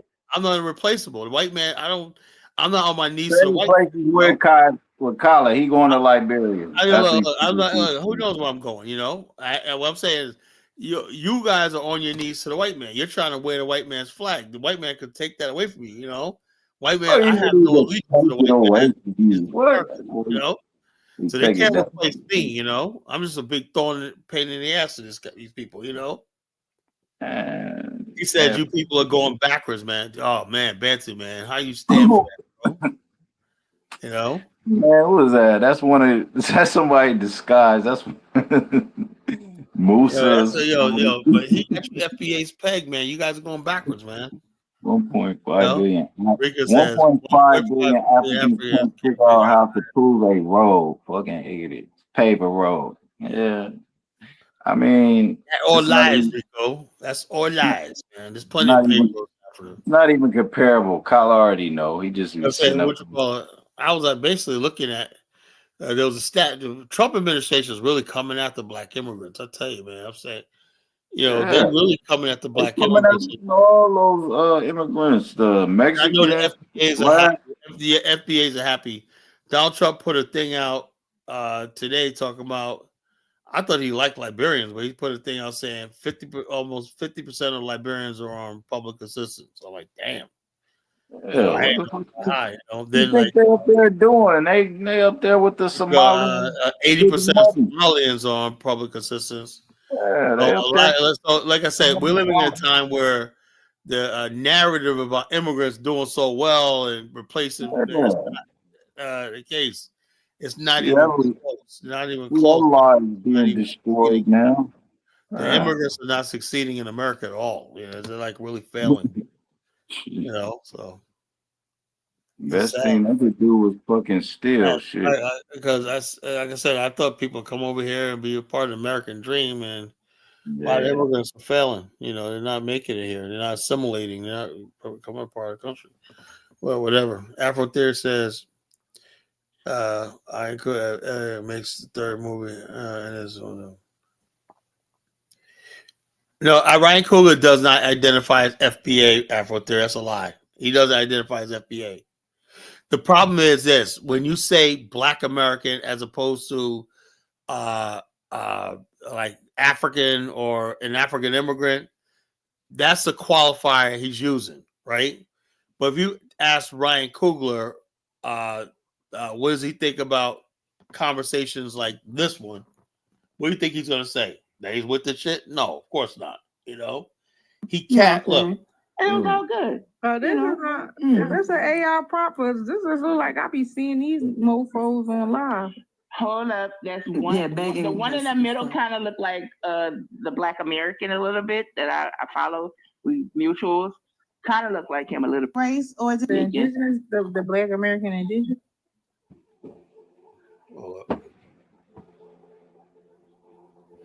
They have Africans, man. They got these. They one make them of look his demons. characters You he know? played before. They did what? They make Africans look like Now, demons. y'all seeing somebody-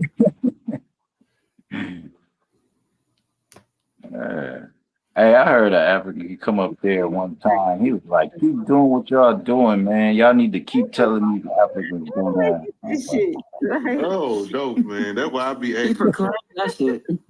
like so they It was a really fucking Nigerian, man. from school, like I feel what type of shit. These motherfuckers don't got no. Because that's what they believe. When the Pan Africans and Arabs gave them history. And you best believe they gonna keep I doing don't think Mansa Musa real. I never did. Mansa Musa, Shaka Zulu. I don't believe none of that. All of them. Mm-mm. Why? Why though? Because a lot of y'all are motherfucking ignorant and stupid. I'm sorry. No offense. I said that wrong. I said that wrong. Y'all be making stuff up. That's why I'm y'all sorry. be making shit up. Come on, Y'all make Jarika. up stuff. I believe that somebody gave y'all stories and y'all running with the fairy tales. It's like And y'all embellished it too. Yeah, like You're I'm making it running up as you around. go. Yeah, it's like as life go, they just making shit up. Adding shit on. It's Y'all fable. remember that game we used to play at school? You tell a secret to the first person at the beginning of the line and see if their same secret reached to the end.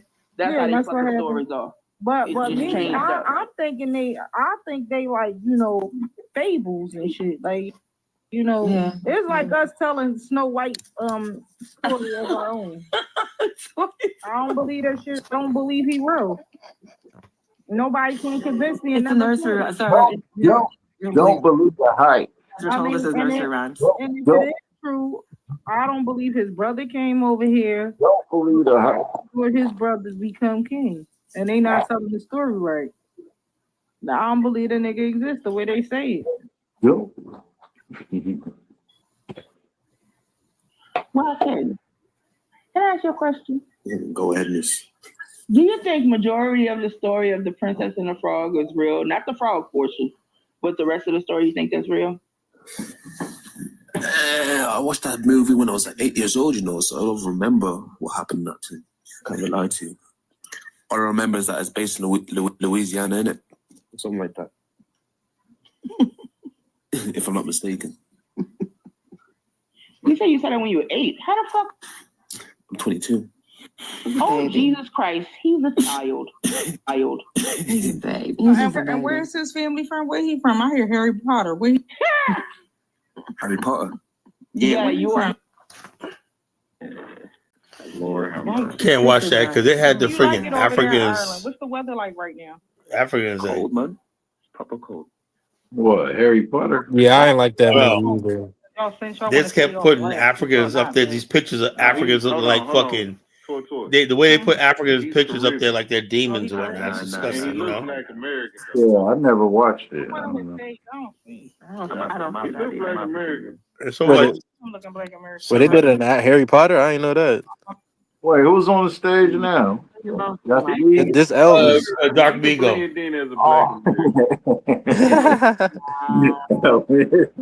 Look, I saw it. I'm not hating. Elvis Presley, where you at? Like he was able to blend in down here, other than him looking like a cop with his outfit on. But he was able to blend down here. He looked like fucking people down here, What the heck? I can't turn this off. and he's from New Zealand. You can't turn FBA off. I knew you was gonna say that. You know I had to FBA hacks. I have to throw jabs at him any chance I get. Huh? What you say? Fucking haymakers shit. Yeah, but Try to leave this live. Okay, if you're credited. Okay, yeah, good. Had to leave the live. Yeah, they had all these pictures of Africans. You see, Dark Man, you see those pictures of putting Africans up there with the bug eyes and whatnot, you know? Oh yeah, I've seen those before. Yeah. God, Wait, that was live. That was like live right now. The bug eye, yeah, it was on a freaking live. They had in the background. That's crazy. They had the African. They look demonic, like they're. Oh god damn, that's scary, man. You know. If Anthony think it's funny, man, but I don't think. Nah, it's funny, you know? I just laughed because you said it was scary. That was it was scary, man. Like damn, man, it looked demonic, man. Like I'm just laughing at how you explain it. I didn't see it. So. So what's up, Dark Migo? What's on your mind, brother? What do you think? Nah, I was just, I was gonna say, I just wanted to, talk about the topic. I don't know if we were still on. Man. Go ahead, man. Shoot. Go ahead. Oh, hold on. I missed the title. What is it? I ain't see it. It's have Black Americans have finally accepted their place on their knees to white America. When he accepted his place. Nah, I was gonna say, I think obviously not the majority, but maybe a small amount of us have, you know what I'm saying? Like once I kind of seen you ever seen that video of that that black lady that was doing a dog thing, the dog bull thing? Yeah, that's like FBA, man. That's FBA. Yeah, like I'm sorry, and no disrespect to the FBA. Like, I ain't got no problem with them. But that's the FBA, man.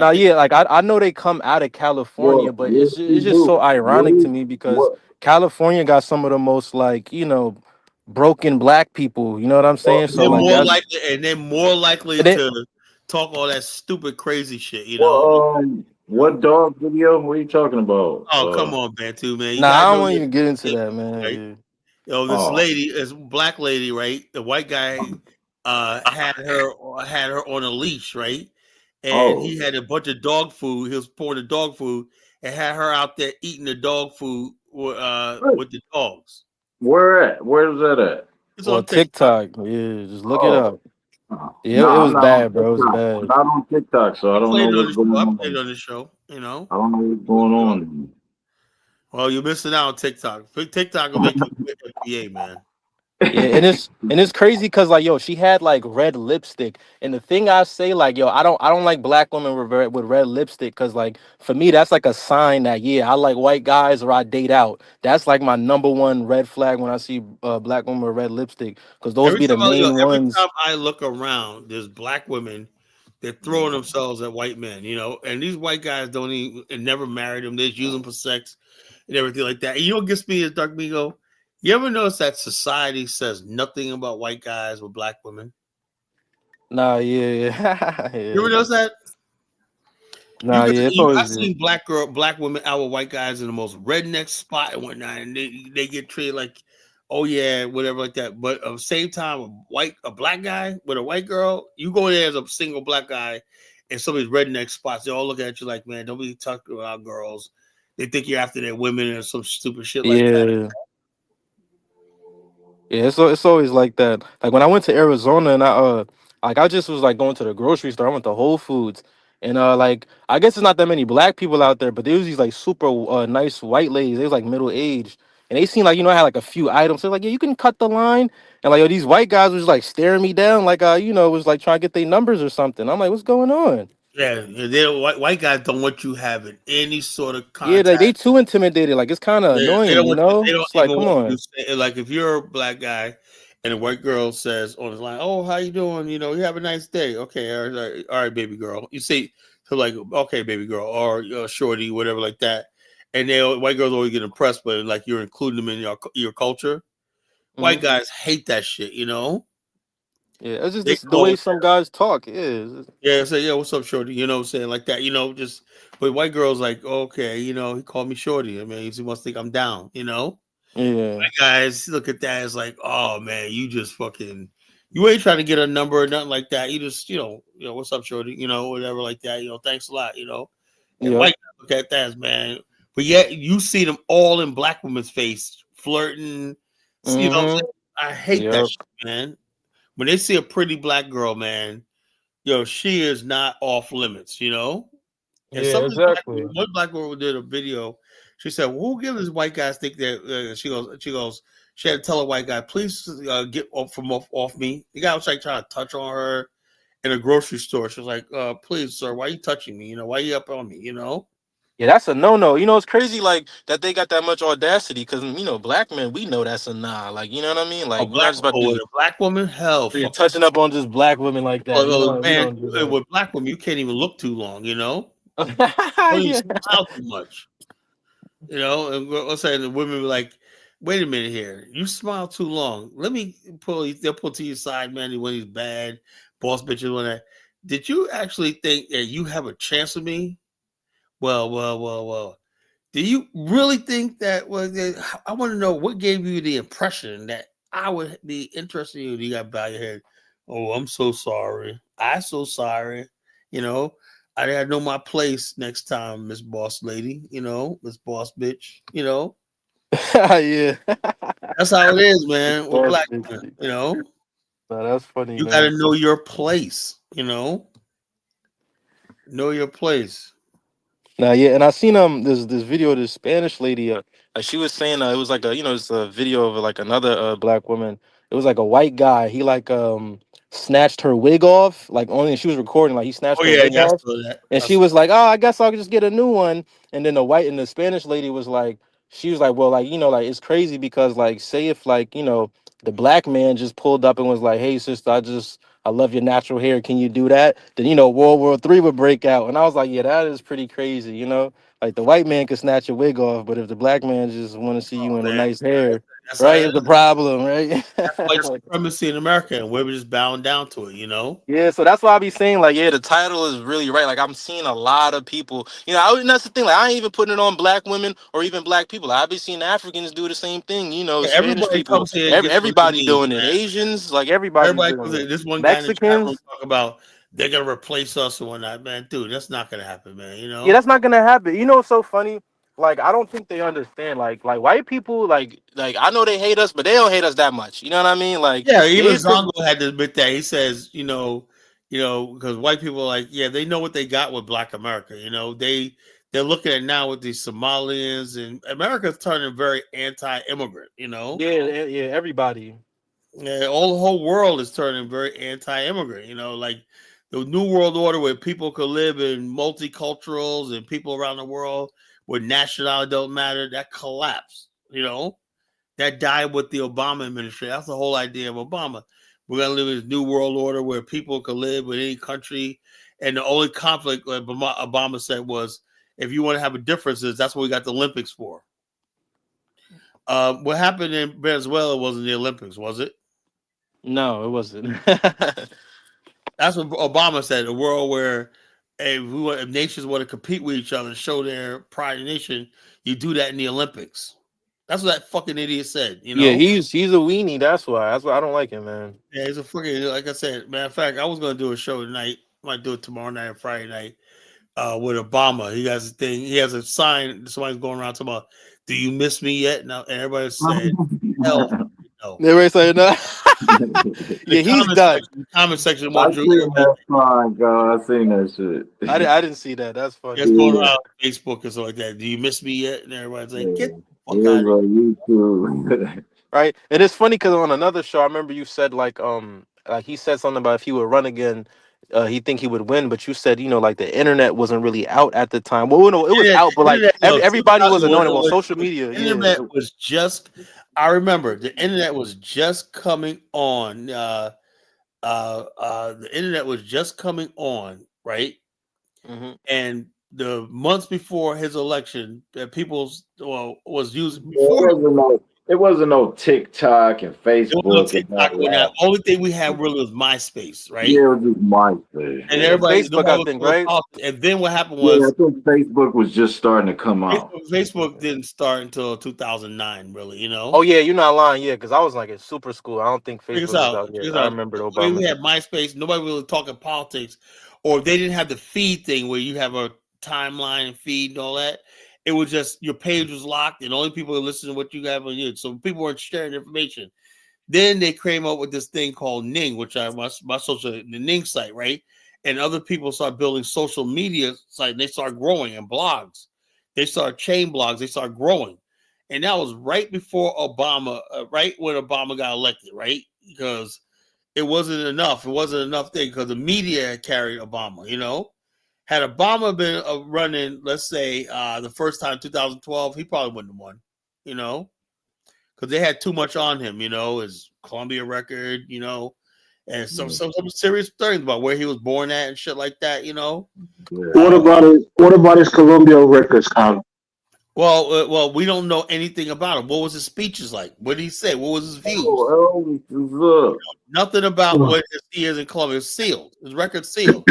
What he voted on? Is Donald Trump record sealed, Colin? No, it's up in the public. Barack Obama. He literally said he would sue. He would sue the college that he went to be able to let his record out. Barack Obama, your Lord and Savior, right? We know nothing about his years in Columbia, besides the fact that he wrote a book called Dreams of My Father, right? We don't know he participated in a lot of discussions, debates, and everything. We don't know what his positions are. For example, a big example, right? In 1996, right? The year he came up with his book, Dreams of My Father, right? That's when I first heard about Barack Obama, right? I remember the first case of gay marriage was challenged, guess where? In what court? Guess what state? Hawaii, Colin. Hawaii. It wasn't because you heard me say it before. It was in Hawaii, right? Hold on. This is interesting, right? When Obama was asked that in the President McCain, he said he never had an opinion on it, whatever, right? So you're gonna tell me a president of the Harvard Law Review, the most controversial case in the country at the time, he didn't have not the president of the Harvard Law Review, Colin. He was the editor of the Harvard. He was the editor. Hold on. He was the president of the Harvard Law Review. Editor, not president. We don't have presidents. Let's look it up. You guys like this, you know. Let's look it up. Okay. So what you think about the topic, Elvis? Fuck Obama. You came up here to defend Obama? No, I just got caught in a conversation, man.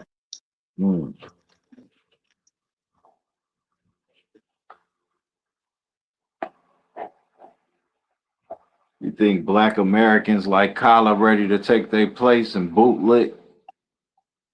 All right, well, according to ChatGPT, key points: first Black president of the Harvard Law Review. Barack Obama was elected president of the Harvard Law Review during his second year at Harvard Law School. And I think he's the first African. He wasn't African, a fucking American, you know. He was the first African, Kenyan American. He was the first fucking Kenyan. Why it mattered? Because Harvard Law Review is the most prestigious legal journalist. So if he's a president of the Harvard Law Review, you tell me every law that's controversial comes across the country, he has to know about. That's what's debated, you know, at Harvard, you know. So you tell me by the time he ran for president, he didn't have an opinion. They buried that. He did have an opinion, but they covered it, you know. So that is what it is. I rest my case. He got you, Elvis. And Libya, it's no different than Trump. Their ideas, you know, the difference between Libya and Trump, Obama is Donald Trump took this guy out right without using rebel forces. Obama and armed rebel forces, and that's what took out Gaddafi. You know, that's a difference. Yeah, I believe about that. Yeah. So I don't know, but what is he? GK, where would he get his kinky curly hair from? Some people say he was an Indonesian guy. Where would he get that hair from? I don't know, man.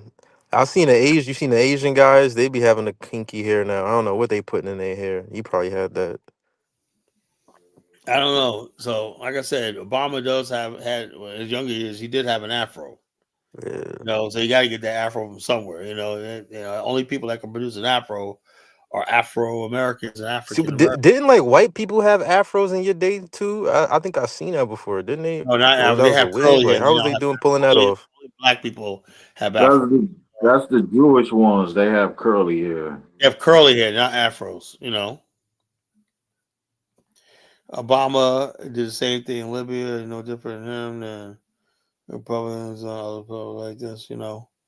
But yeah, I do believe that Black America has finally accepted their place. Yeah, Colin, you finally accepted your place. No, I know FBA finally accepted. I haven't accepted shit. Yeah, FBA finally accepted their place. Top of the food I'm not a chain. damn FBA, so Yeah, I'm not an FBA. I don't fucking claim that shit. I know you a Black American bootlicker. No. Look, bottom line is I do not fucking claim FBA anything near that shit.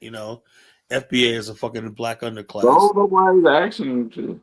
Who's asking you to claim Black that? is a black. Yeah, but I hate you guys projecting that shit on us. They say we Black American. Like, let me give you an example. Hold up. This is what I'm saying, man. Tell me what you think about Ben. And I'm not trying to be funny. Right? Go ahead. All right, I'm not trying to clown you or be funny and like that, right? But you are. No, you ain't said that. No. Now, in my office complex, there are several black businesses, right? My business is there. We moved from across the street. The place we moved across the street, and our business was a fucking ragged ass place with low, like startup black businesses. It was ghetto as shit, right? So we moved into a better place with a nice office complex. Beautiful. I love black professional business, whatnot.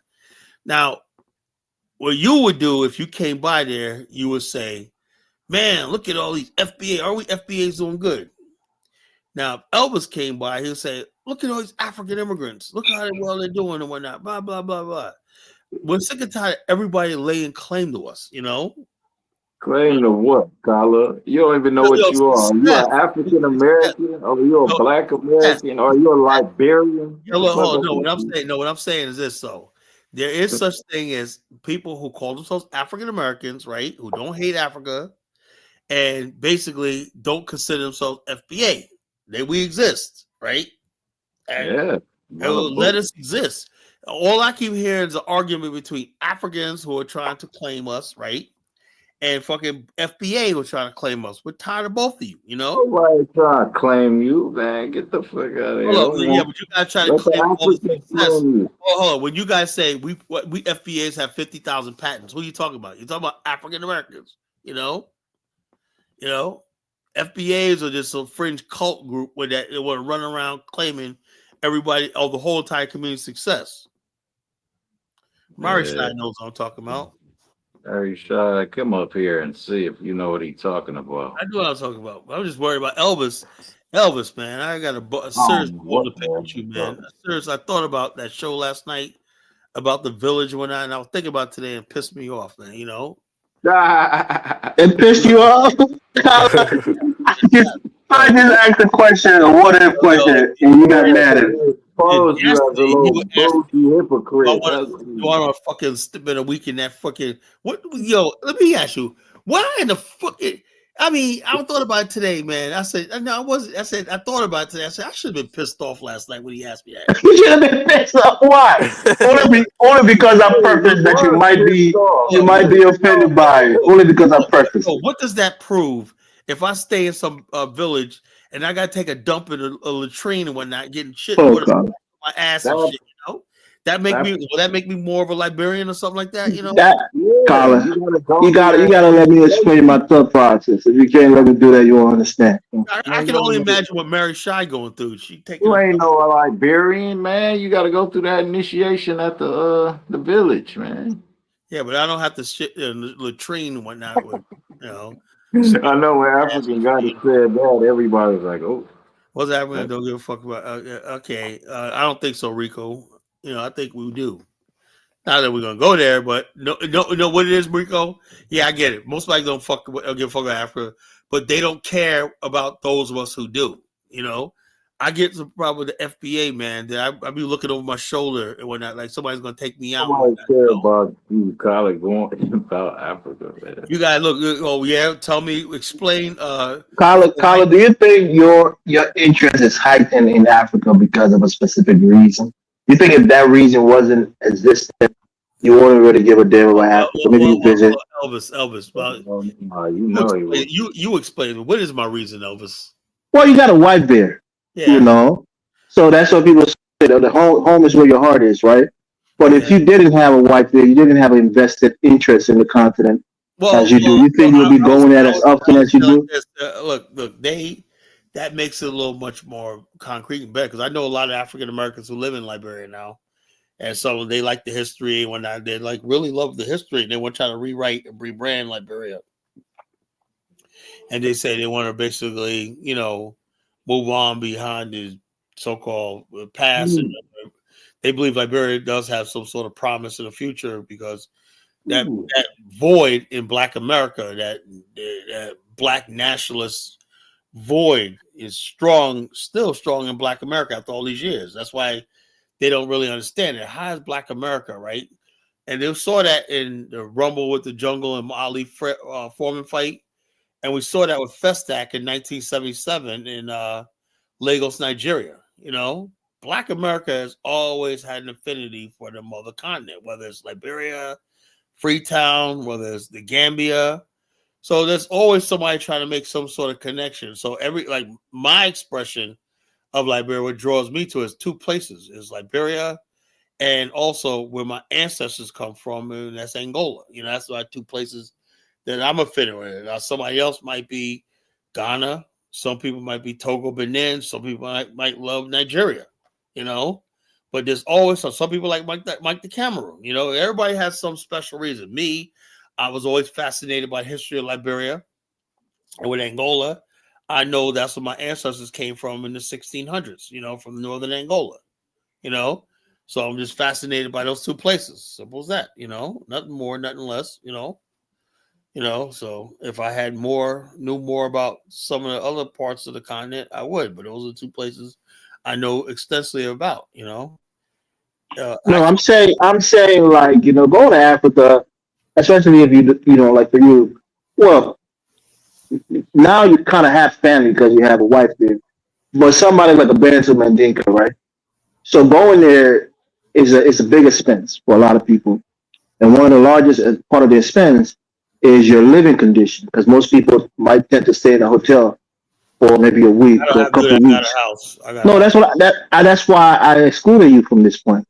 My point here is that if you didn't have all of the connection that you have there, maybe you're just somebody who went on the continent and visited. Without the connection that you have, would you keep going back? That's what I'm saying. Well, I would say like this. I know a couple of people, like the guys. Let me show you guys something, man. These are my friends. Man. Maybe they posted my video. I think they recorded me when I was in Liberia. You know, let's see. Let me see. I'm gonna show you something. These are two African American guys who went to Liberia, didn't have no family there, nothing. Right? What you just asked me that, right? Okay, let's see. These guys met Dynas. They said they knew Dynas. You know, they remember me. They recognized me from Dynas' show. You know, do Africa. What I'm saying, Kyle, those who are living there, you know, so I'm sure they found housing. They made some Liberian friends. They're about to get their citizenship. You know, they take right. That's fine. I am not trying to get my citizenship there. You know, I don't want citizenship there. Taking your place as a bootlicker in America. That's all. No. I like to live in Liberia. I like to have I would like to have a property there one day, and I'd like to have a what you call it residency there. But as far as like living there as a citizen, no, I can't do that. You know, because the bottom line is I think Liberia belongs to Liberians. You know what I think, Colin? You know what I think? What do you think? I think you just want some degree of separation. You don't want people to clown you as being an African or clown your country for whatever, you know, shortcomings it might have. So you always have that degree of separation. I'm not a Liberian, I'm an American. But if you take on the citizenship, then somebody could clown you that you're a Liberian, your country is a shithole. So you don't want that. So you think so, huh? I think so, Colin. Is that what it is, Colin? He cracked the collar code. You don't want to be called a Liberian. Please. No, that's not it. Colin don't want to take on that. You don't want to take on the burden that the criticism that might come with it. Elvis a clown. Colin, you know it's true, bro. If you're being honest, you know it's true. He's a freaking clown. You know, the clown, you Colin, you Liberian, you. Well, the bottom line, I am not a Liberian. I was not born there, was I? Yeah, but you don't have to be born in a place to take a citizenship, right? I don't want to take a citizenship. I'm a fucking visitor, you know?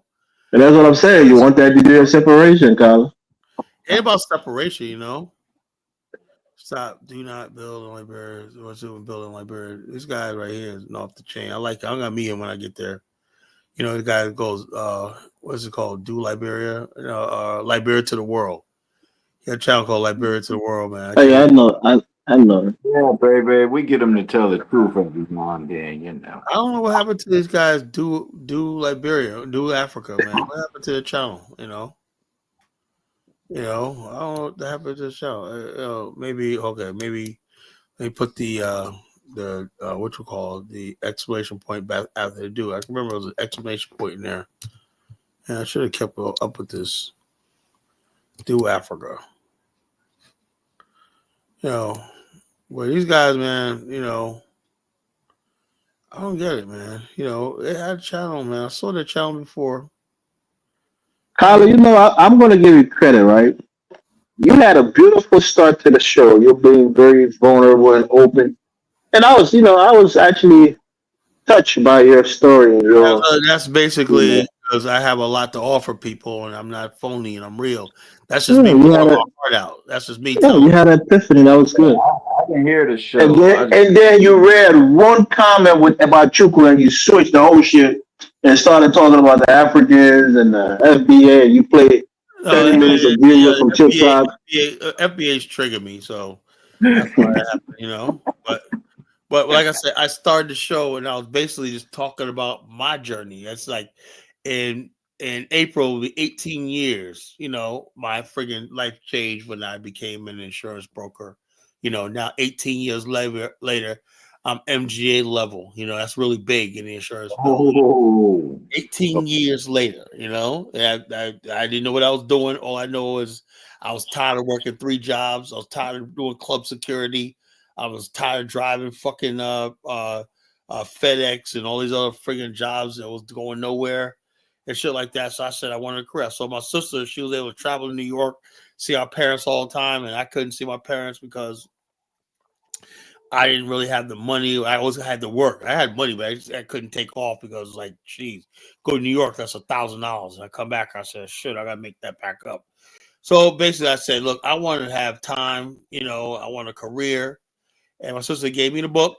I studied, right, for 4 months. That was January 2018 years ago this month. I started my journey. It took me 4 months to pass my exam. 4 months of hard work and study. I did it. That was the first time I ever in my life put my mind and disciplined myself to do something because I wanted it that bad. I realized back then, right, you know, what this guy had told me, the white guy I was telling you about, I realized what the white guy had told me. He says, your problem is yourself, you know? So, Colin, can you know, that's really inspiring. Kudos to you. But give credits to people now who go to college and get a degree and pass their exams. And I give credit to anybody that basically works hard to achieve something. I always tell people all the time, if you're out there, like I tell people and say, well, Colin, what do you think about, I said, I have a young guy ask me, Colin, man, I want to go. I said, are they going to pay for your education? Yeah, do that shit, you know? Fuck it, you know? But I'm going to, I said, look, the white man's going to pay you fucking, what if, whoever fucking, he puts a gun in your hand, do what the fuck you got to do. It's about survival. There ain't nobody, there's no African, there's no black organization that's going to give you shit. Don't worry about what Dr. Boom Shakalaka says.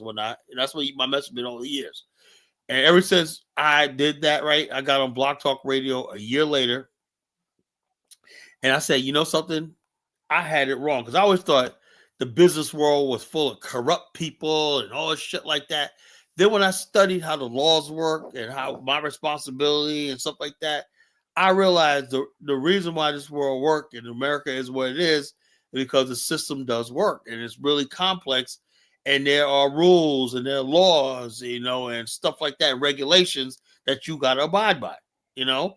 I didn't know. I just thought, man, it was just a bunch of white guys making rules and they're up there doing it. I was ignorant. And when I got into insurance business, I realized and also how the world works. Also, I'm looking at things about how the world works. You know, I would not put judgment. Okay, I understand. Okay, why we have to negotiate for better deals about healthcare. What about big pharma and stuff like that? I stopped hating big business, you know, because that was right around the time with AIG and all that stuff like that. Freddie Mac, Bernie, Freddie, whatever. Fannie Mae and Freddie Mac. Freddie Mac and shit like that. I understood clearly what they were, what they did, and what went wrong. You know, I understood how to fix it. I understood what derivatives were. I did a show at the same time, right? And I told this one guy, I said, you know something, you have derivatives like this, blah, blah, blah. And the derivatives are basically solvent, right? You can make money. And he did that. And he invested in some derivatives in Ghana. And he was like, holy, it was a white guy. And he was like, man, I made a lot of money. I didn't know, he goes, I didn't know Africa had anything. So he invested in some derivatives, some tech derivatives, you know, in Ghana. And he made some money. And I said, yeah, derivatives work. I learned about option trading. And all this came together. And that's so I basically created my own Kwanzaa. I said, instead of Kwanzaa being about celebration and whatever like that, let's make Kwanzaa logical, achievable, reasonable, practical. In other words, basically, instead of saying emoji, I said, what would be the future of an emoji movement? I said, we need a nation focus on building a nation, you know, because that's the only way we can be guaranteed that we have power over our existence, right? Self-determination. How are we on self-determination and you're dependent on another race of people, you know? Collective work and responsibility, Ujamaa, cooperative economics. I said we should start learning about trading groups and investment clubs and hedge funds. Motherfuckers came on my radio show like, man, what kind of nigga is this talking about investment funds and hedge funds and bank 401ks and IRAs? What kind of shit is that for a nigga be talking about? Colin, man, you say you trying to turn Kwanzaa into a white man's thing. I was like, all right, man, that's how far gone it was. I was talking about also Ujamaa industry. I was talking about industry, you know, manufacturing, you know, supply chain, stuff like that, you know, buying in bulk. Motherfuckers, they want to hear none of the shit I was talking about because all they knew was the emotional side of Kwanzaa, you know, like Baruti, you know, the emotional side of Kwanzaa is something nowhere. Baruti trying to tear you up in the chat. I doubt what Khan knows about. Oh yeah, I only freaking reinvented. I question at the time, what the fuck is a Pan African? It's bullshit, you know, you know. So the bottom line, I basically reinvented Kwanzaa in the colonization style, and people thought I was fucking. I committed some sort of exorcism or some sacrilege and whatnot. You know, how dare you? And then Judge O'Brown said Karenga was a fucking crook. He got Bunchy Carter killed. He was a CIA guy. Yeah. So when Baruti up here talking about Kwanzaa, you said he got who killed? Bunchy Carter of he did some other shit too. The blood dude from my power. No, Bunchy Carter was for Bunchy. Okay, I said you said Bunchy. And Bunchy Carter was a black militant, and also he spied. Karenga dimed out the Black Panther Party. You know. Well, Karenga did a foul shit, man. Yeah, a lot of these dudes are CIA operators, man. He was rewarded a fellowship. Bunchy Carter was supposed to have that position.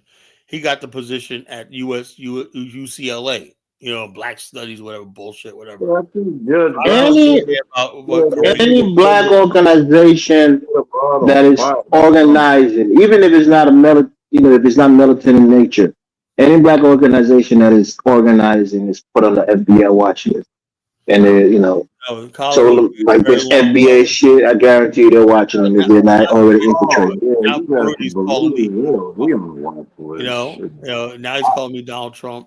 All I basically did was change Kwanzaa around to be more realistic. And people were attracted. We started having Ujamaa shows on Blog Talk Radio. When people coming in talking about Baruti said he went down to I forgot the country that he went down to do I think with Kwanzaa. I think it's in Southern Africa. I think it was Namibia. Somewhere. Yeah, Baruti. He went down there with Kwanzaa to share Kwanzaa with them. Yeah, so what gets me is you can't just go out there and have a celebration. Look, we had enough celebrations. Kwanzaa this year is 60 years old, and it has not produced anything. Nah, Ubuntu. So I am look, Rudy. I'm done with celebrations. I don't want to even what's it called? What's that felt so that Biden passed? Juneteenth. I won't attend no damn Juneteenth celebration because I'm sick of celebrating. What the fuck is there to celebrate? You know? Yeah. Carla, Juneteenth. Smart. They're like, Juneteenth is my birthday, man. You know who's attacking me the most? That dude King Samir from New Black Panther Party and what's it called? What's that other guy? I forgot the other little short nigga from the New Black Panther Party. I had a debate, a 2-day long debate with the New Black Panther Party versus Color Nation, whatnot. I crushed them. And so I was supposed to debate Malik Zulu Shabazz, but he didn't want to debate me like that. But Sean Kwali, I don't know, I haven't heard from him in years. Somebody said he snitched on. The last time I heard of him was in the Mike Brown Ferguson, right? He disappeared. Rico Miller said, hey, you guys have your own culture. They don't want none of that African shit. They're going to reject it. Look, I'm like this. I'm Black American, right? But I cannot Anglo-Saxonize myself, bro. I have to some sort of Africanize myself, Rico Miller, man. I'm not a white man, So, despite what you say about Africa, Africa does have its good points, Bro, you gotta watch that I Show Speed shit, man. That shit is beautiful, man. That's all I said. And I think you'll get a wake up call when you go to West Africa, because West Africa is less developed. Speed is not a Pan-Africanist, but he showed a side of Africa, showing the beauty of Africa, the modern Africa, showed the beautiful women, the people. People like, what the hell have I been missing on, Yeah, because I think the culture down there is just more pronounced, man. Because West Africa. The bottom line, look. Bottom line is this: it's going to be different. People in America, right? Unfortunately, think of Africa as dirt roads, mud huts, and poverty. When they saw Angola, they're like, "Holy shit, man! I could be living in a place like this." Yeah. They're like, "What the hell am I doing in America?" So now the question is, how do you get to these countries and make a living? Right now, if you can work on remote, by me. I basically just started today. I got an account set up where I'm gonna try remote business. My business on remote. I'm licensed in 11 states. I want to be able to travel and take my my show on the road. Right.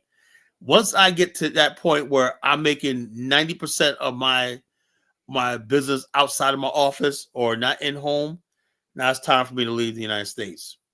Yeah, that's what I'm saying. It's time. That might be next year, So I will be leaving. I'll be going to Liberia. I'll be going to South Africa. Tyler, do you think Trump policies accelerated that decision for you? Well, you don't understand. It's going to be more difficult for your wife to join here. Hold up, everything is done electronically. I like this. People buy group businesses need a group plan. They got 100 employees. I give them a group plan and whatnot. I can make like $40,000 on one policy, So the bottom line, I could go anywhere in the world, right? As long as people say my name, my company, agency is growing and things. So I got people calling me, So it took me 18 years to get to this level, but I don't even have to do anything anymore. I got people, my phone rings off the hook, and I got people coming to me, So it is what it is. Once I get to the point where I got the confidence, right, that I could do remote and I could travel. My goal is to be able to go from one country to another, living in Airbnbs and whatnot. I was even thinking about getting an RV and traveling the country.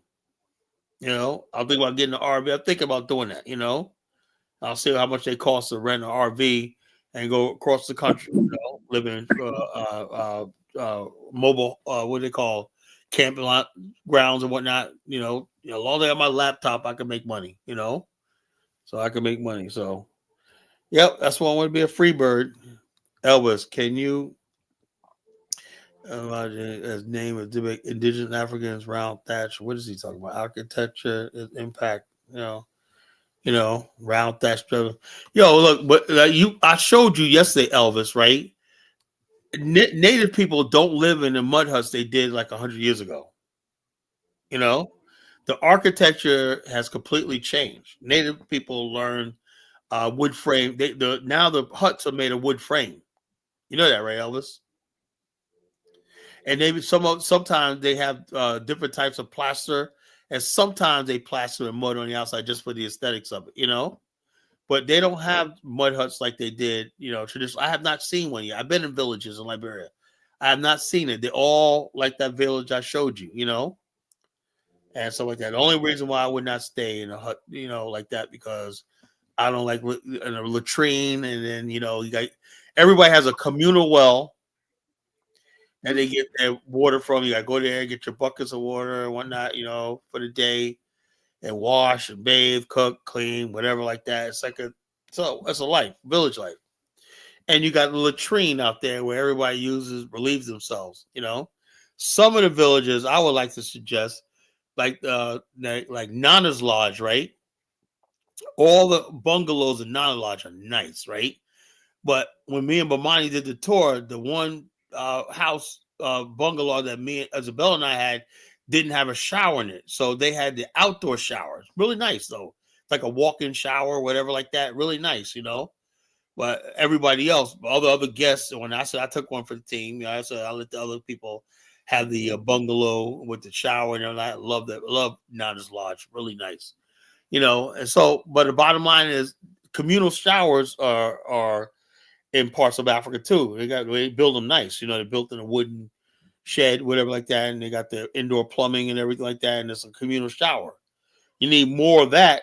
And I believe if all those villages had that and modern latrines with flushing, and they got these biodegradable stuff, you know, the waste, that could be good, but that takes money. You know, a lot of villages in Liberia don't have that yet, you know. If they had that, I think Rico Miller is saying something that's very true about most people going back to Africa in the 60 or close to retirement age, where they have a steady income from Social Security and they can live off of that. And that's what a lot of even Africans do. When they hit 65 or 60, they go back home. Yeah, like I said, and live the rest of their life out there. A lot of young people in Liberia going back there, opening businesses, especially in tech and stuff like that. Like I told you, the one guy, Wilson, he was only 37 years old. He went back to Liberia. Now he's a millionaire, you know. Went back there at 36. Got a Chang beer. He got a fucking contract to distribute liquor. Now he owns Ocean Breeze Hotel. He's friends with the guy who owns Calabar. There's a growing number of young Liberians that are millionaires, man. They own the clubs and everything like that. Club business is really good in Liberia. Club, bed and breakfast, hotels is booming in Liberia. It's right? Mostly young Liberia. Up in Nimba County, you got people who have property up there. They're erecting hotels because they get loans, and they're erecting hotels and stuff like that. It's really nice up in Nimba, you know. There's hotels all over the place, you know. These are young Liberians are going back there because Great African's a young man, you know. He got a farm and a palm oil business, you know. There's a lot of young people, not just old people, who are going to Liberia. There's a lot of young people like this, you know. What you saying? No, Great African lives in Wisconsin. He goes back from Wisconsin, Jamaica, and Liberia because he has business. He has a coffee. He has a espresso cappuccino coffee shop in Wisconsin, Madison, Wisconsin, because he imports coffee for Blue Mountain coffee from Jamaica. And I said, what about Liberian coffee? He says, in Liberia, nobody drinks coffee, you know? He tried to test market with Liberian coffee, and there's nobody drinks coffee in the country really like that. So he just took his coffee business to Jamaica, where they got Blue Mountain coffee. He has a coffee cafe in Wisconsin. Nice. You know, really nice. Really nice. I mean, really nice model inside. It's really nice, you know? So I talk to Great African at least once every 2 weeks, whatever like that. He's doing really good. And he got his farm. I was at his farm in Nimba County, you know. About African Americans, there's African Americans. The Lucas group built a clinic, a surgical center in Ghana. African American man, you know. There's a lot of African Americans in Ghana who got a lot of investments and whatnot, and some of them coming to Liberia too, and Nigeria, and Gambia. You know, there's African Americans going to the continent, bro. You know, and serve two masters. Pick one, Africa or America. Well, we choose Africa, so. Well, choose your ass over there. You know what I'm saying? So it doesn't mean I have to go there, but that's where my manifest destiny.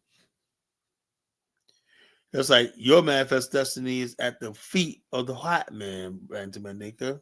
Yeah. Not. Look at check it out, Rico Miller moving the goalposts.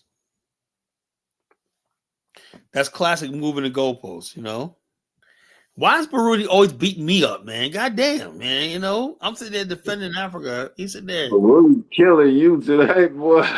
He says, God damn, what did I say, man? You can call it. Oh, what you did, bro? He is on. I got an internal conflict now. He loves whiteness. Oh, you know who didn't show up tonight?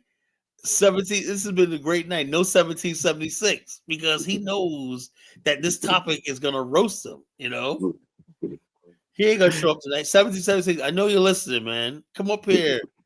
Step right up. 1776. Step right up. I'm calling you up, man. I won't put you in the back chat and I won't mute you. I'll let you talk. 1776. See, this is a confession. I kind of likes the drama between him and 1776. He likes to kick him off, bring him back on, kick him off. No, you know you mean. No, I don't. But he just comes up and basically this is just preaching the glories of white women and the white man and whatnot, you know. And I said, he's exactly what I'm talking about. He just giving up, man. You know, giving up on anything. He was lay down. A businessman invests in. Rudy is asking you a real question. Do you like the amenities of the white man, but you hate the white man? Hold on. You don't want to embrace the living conditions of Africa. Rudy, are you saying, making some good points on your column. Hold on. Are you saying the white man is the only one that could look? No, look, you gotta change your moniker. You said American Pan-African. You gotta take that off. Before I let you up 1776, you gotta change that thing. Change your title. Yeah, he came up. Yeah, but he ain't coming up with that title, you know. Didn't last long. I know that. Anyway, look, the bottom line is this. Are you saying only the white man can produce comfort? What about Singapore? What about Hong Kong? Malaysia? Why is it that you think only the white man could produce anything? That's white supremacy right there. Are you telling me you're a white supremacist, Baruti? You know, this is why Pan-Africanism is dead. Oh no! Just Baruti is just misguided. He's He's a good brother, but he's misguided and ignorant. You know. I Show Speed can't revive it. Kai Cenat can't. Well, the bottom line is I Show Speed at 45. He had 45 million. And also, I Show Speed also changed the way a lot of white people saw about Africa. They're like, "Oh man, that show's good. I gotta check that out." He changed the whole world. You gotta watch his dad and his uncle reacting to his videos and shit from Africa. His dad be looking so mad because he told Speed, "We're not fucking Africans. I'm not no Africans." People like, "Yes, you are." They had a big argument about it. And now his daddy, I think his daddy refused to go on tour with him. So you want to go to Africa? South Africa's beautiful, man. And they're really doing well. What is his father? What is his father? His father's channel is called Daddy Speed. What is his father? Daddy Speed. What ethnicity is his father? I Show Speed say he was born in Angola or somewhere. He wasn't born in America. So Portuguese. He moved to America when Elvis, you didn't answer my question. What is his father? Peace and blessings to everyone on the panel, man. It's time to fillet and cook all these half-stepping. All right, man, 1776, man. What do you think about the topic? Have Black America accepted the white man's place at the knees? The white man. Nobody's at the white man's knees. Even the white man. Yeah. You're always on your knees. Like Frank Zenu said, the white man doesn't even say he's supreme. It's black people who say he's supreme. Yeah, but hold on. You said you on record saying the white man's a referee. He's needed. He's needed. That's his. See, God makes everything with a purpose. And that's what you don't Yeah, understand. I was asking you a question. I said, what is his father? His father's African American from Detroit. Listen, God makes everything with a purpose, and you have to understand the nature of a thing to understand the nature of a thing, right? Right. Nobody's like Bantu Mandinka said, you can't serve two masters. You have to love one and hate the other, right? So you gotta learn, do you love America or do you love Africa? You can't stay here in America, accumulate wealth. Hold on. What where you about can- America? Hold on. Doesn't America say it's about freedom? It's the freest country in the world. China Right now, has money. Hold on. Then that Nobody means wants to go live in China. that means I'm free to hate this country, right? No, you're not. Yes, I am. Listen, Show me in the Constitution. let me where tell it you says something, you have to man. love this country. What'd you say? Show me anywhere in the law says any laws. See, the laws of the universe say you love where you're at. The laws of the universe. Where's that written at? You love where you're at, or you go where you love. That's the laws of the universe. Tell me what philosopher said that. and Tyler, where- what type of mental distortion do you have it's like being with a woman you don't love for 30, 40 years. You've been here for 40 years, and you don't love this country. What type of mental psychosis do you have? Put it like this, right? Ain't no way to put it no way. Hold on. I don't hate Hey, America. 76 is called melanated Stockholm syndrome. Yeah, like he's gonna stay here, accumulate wealth, and then go to Africa to be a baron. That's crazy shit, man. Look, You want to go back to the people who sold them. Didn't the white Let me man? tell you something. When you go to Liberia, if you don't got that American dollar, Hold on. Didn't the white you just man? another nigga. The white man would not have the American dollar if it wasn't for my ancestors. So Okay, there's a lot of places that had slavery that didn't become. One quick question, guys. Carla, did you hear somebody say on Dinah's show that Black Americans invented a nuclear bomb? I think it was Pan Mulatto. that dude was a clown. You know? Did he say that, or did he say that they helped out? They were think going to He said they wouldn't have the nuclear bomb if it wasn't for Black people. I think the movie Colors with the women. I think the movie Colors with the women. I think some mathematical equation they helped Oppenheimer solve. Yeah, that had to do with NASA. Huh? Yeah. Well, I don't know. I don't know, man.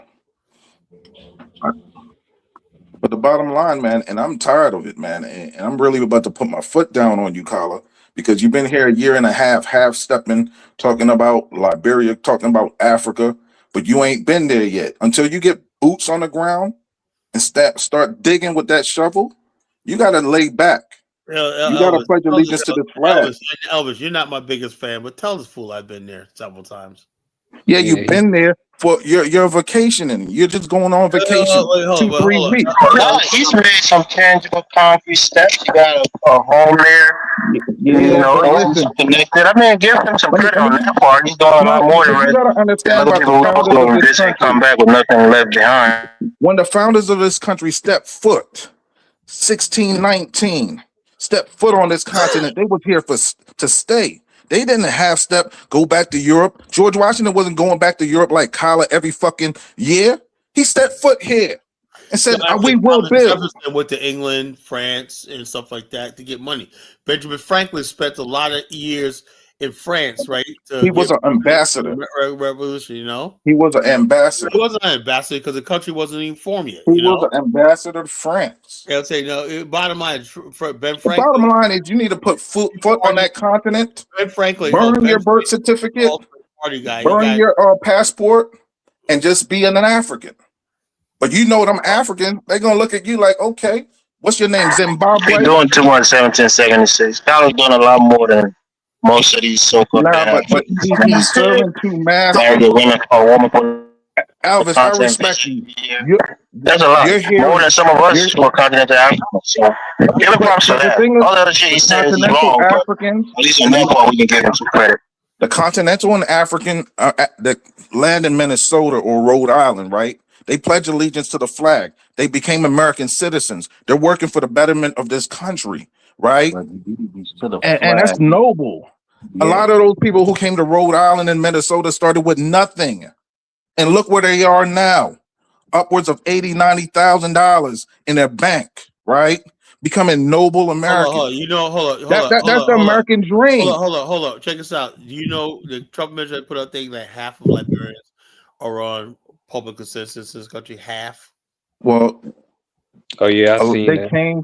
They came from a refugee, war-torn status. No. I love my Liberian people, but let's not. I didn't see it. You gotta show me the link. I didn't see that shit. I want to see. Is it in a specific location or just nationwide? Hold on. He just said nationwide, 50% of Liberians are on welfare. That's what he said. Yeah. It was like Congolese people was like you gotta source up on that. So in other words, basically, what Trump administration is doing is dismantling this idea of the prosperous immigrant that's been going around for years, and it's all falling apart. You know. So wow, that's Nigerians was only 33% or something like that. Yeah, that's good. So bottom line is this. So the thing is, so it's like we love our African people and that, but when people like 17 say they're struggling, you know, a lot of Africans will tell you, man, they face racism in America too, man. A lot of Africans hit this ground. Yeah, a lot of them live in poverty. A lot of them. Hold on. 776. New York City African immigrants, right? Because they have no status here. 2 years ago was saying we are suffering in this country, and they said they feel abandoned by Black Americans, right? Not helping them. Remember that, Steve? You know, because they feel they're being discriminated against because not only are they Black, but they're African too. Mm-hmm. That's a big thing in New York City. And also, a lot of those Africans voted for this guy, whatever the hell his name is, whatever like that, because they think they're gonna change. He's gonna change things for them, you know. Okay, check this out. There's a book I want you to read. I'm down. Yeah, I know, but I don't like there's a book I want you to read. It's called From Flip Flops to Nikes, right? Is on Amazon. But somebody wrote it. But look, I'm giving you the raw facts. Look, this myth about freaking people coming here living the American dream is a lie, bro. It's a lie. Okay, like Elvis pointed out to you, there's Liberians from Georgia City Council. You do no good, right, to the African immigrants or the Black immigrants, whatnot, because they do face discrimination, not just for whites, but with Black Americans. Okay, man. You know what I'm saying? In power, you know? So the bottom line, don't sit here and be like this, because what you do is you stoke resentment. And I want to tell my Black American friends, family, don't do that. Don't do that and out of spite, because that's what white people want to do: divide and conquer. So you get a position. I'm not dividing. I'm a Pan-African. I'm not dividing. You're not anybody. a Pan-African, bro. Stop saying that. You're not a Pan-African. You're a bootlicker. You're a USA bootlicker. You can't serve two masters, like I said. You can't be a Pan-Africanist and pro-American too. You gotta take one. Like I said, you're not gonna tell me what my DNA is. You can't come up here and tell me. If you take my blood, I gotta choose between you telling me I gotta leave America because I don't love it now, but you gonna tell me you're Pan-Africans and America is diametrically against Africa and the future of Africa. It's two opposing forces. It's like night and day, two opposing forces, America and Africa. How can you be both? All right, man. You're making up boogeymen. You're making them straw men. Ain't no straw man arguments. You know what I'm saying? At the end of the day, this country has offered citizenship to some of the blackest people in the world, whether they're Indian or African. This country is a safe haven. Citizenship is no guarantee that you're going to be successful here. It doesn't matter. Success is just being here. There's a lottery. There's a lottery in Ethiopia for you to. Sometimes you have to win a lottery to become a citizen. That's a bunch of nonsense, bro. Ask Elvis about the lottery. You pay. They dropped the link for Mary Shire. Then why immigrants got a disproportionately high number of people incarcerated in federal prison? Who? Africans? Immigrants. No, not African immigrants. All immigrants. Because a lot of them come with a third world scamster mentality. So bottom line. So see, now you go back on it. So it's not you're not able to assimilate into the fold of America like that. Sometimes you're lucky, sometimes you're not. You know, so you make it seem like everybody get off the vote, and next thing you know, a year later, they're making six figures. Man, that's bullshit, man. Did I say that? They have the opportunity. Everybody in this country has. You're applying all these Liberians. Liberians are telling you in America, Yo, I know Liberians in America. They say, Look, yeah, look, they're holding on. Way And things they're are doing going. what they want. And look at one of the best, one of the Liberians best tell me, panelists on one of the Liberians best tell me, panelists on this show, Hustle Smart, came out of prison and it has become damn near a and that was millionaire, him. That was him. right? That was him. And he's a Black American. That was Hustle Smart because he wanted to do that. Don't mean everybody's gonna have the same luck he has. But it's not luck. It's just called fucking work. Grind. No. Not everybody have luck. It's called pray, work, and grind. You'll be more successful in life. Hey, Elvis, you can go to school on a FAFSA, right? Obtain a degree. Go to college, obtain a degree, become something. What does that got to do with anything? You could get a degree anywhere in the world and get a job. All right. You know how many people in Nigeria have degrees that can't even get a job at a 7-Eleven? No. Colin, let me tell you something about I gotta leave and come back. This country made you and we can break you. Just remember that. Oh, okay. Yeah, sure you can 776, Salute, 76, salute. But that's what I said. He wants me to bootlick, man. I'm like, I appreciate what I got in America. Colin, right? you've been a bootlicker for 5 decades. Hold on, why you say we can break you? What is we? Who is we? America, when this dude was born in St. Mary's Hospital in New York, we put a blanket over his little body. He would have been a naked little baby. We put a body over him. We gave you Similac. We gave you an elementary school, middle school, high school education. What's it got to do with Listen, we taught you what a standard of living is. You didn't know. You could have been a Bedouin in the desert with some sheets over your head and a camel. Black women with DoorDash for a living would be so white. Woo, Rico Mills coming at you. He's an FBA, man. Damn. Listen, man, dude, it's like these people are crazy, man. These people are crazy, man. You can't live off of that. You have to have a real job. You sound like a black white 776, Listen, bottom line is like people gotta admit this is a fucking good country. Yes, there's racism. Yes, there's problems. It's not fucking heaven, but it's a good place to live. Yeah, America got serious problems, bro. All right, man. All right, you still ain't there. You in Virginia soaking up 6 figures, right? Selling insurance, not even to your people. You don't even sell insurance to black people. You sell that shit to white people. Let me ask you a question, right? Let me ask you a question. Licking a coon. All right. Let's say that's fair. I'm basically making money, this, that, and the other thing, right? I should have nothing to complain about, right? Listen, what do you complain about? You live in a gated community in a house with 7 bedrooms. What the fuck are you complaining about? Hold up. Okay, let's say I agree with you, right? I should shut up and I have nothing to complain about. Let's say I agree with you, right? Shut the hell up. All right, now, would you say that to white MAGA people who are constantly complaining? They're victims. Everybody's after they're blaming immigrants. Everybody. Are you going to tell them to shut up too? That's why they voted in somebody who's hold on. I can't vote nobody in to do my bidding, So listen, I'm going to shut up. How are there Liberians on the study council in Virginia? Even when they won, right?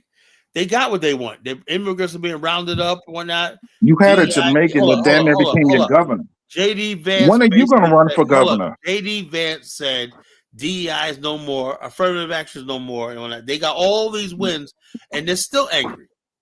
They're not shutting up. You got Nick Fuentes out there, Tucker Carlson. Why don't you tell them to shut up? Come on, they're Americans. Everybody's fighting to make this a more perfect union. That's what I'm saying. They're Americans. They could complain all they want because that's their privilege. But me, I gotta just shut up. Just shut up and run for city council, man. But African Americans aren't going to feel you to vote you in. They rather vote a Jamaican in or a Liberian in there before they vote for your ass. The oppressor, right? He basically wants us to be on our knees to the white man. Just shut up. Man, you need to subscribe to Spoon Talk TV and see how they praise America. Oh, okay. Whatever. Whatever. But I'm saying is, my question is, why don't you tell Tucker Carlson to shut up? Why don't you tell Sean Hannity to shut up? Why don't you tell Nick Fuentes to shut up? Why is it that only time people you tell to shut up is the black man? Listen, maybe Charlie Kirk was shutting up. He would be still alive right now. Yvette Carnell, Tone Talks. Tariq Nasheed, Those people don't right? fucking speak for me. They all talk about being an American. We are Black Americans. Yeah, I could care less about them. You know, But they have no credibility to me. But you just wanted to, I swear you got like a baby mother mentality. You're ungrateful. You just ungrateful, man. Hold on. Is Tucker Carlson ungrateful? Tucker Carlson advocate for this country losing its morality. Okay. But right? he basically is angry. And whatnot. Is Nick Fuentes ungrateful? I don't even know this guy, Nick Fuentes. He might be a FBI plant. Is Sean Hannity ungrateful? This guy is crazy. All these right-wing people, when all they do is talk about how everybody's against them. If Santa Claus was real, is Rob Schneider ungrateful? If Santa Claus was real, I hope he would get dropped on Providence Island.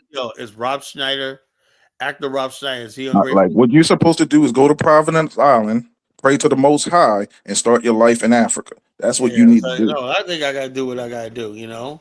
Now you half stepping. You want to get all this good American currency, then go over there to get a driver. You want to play.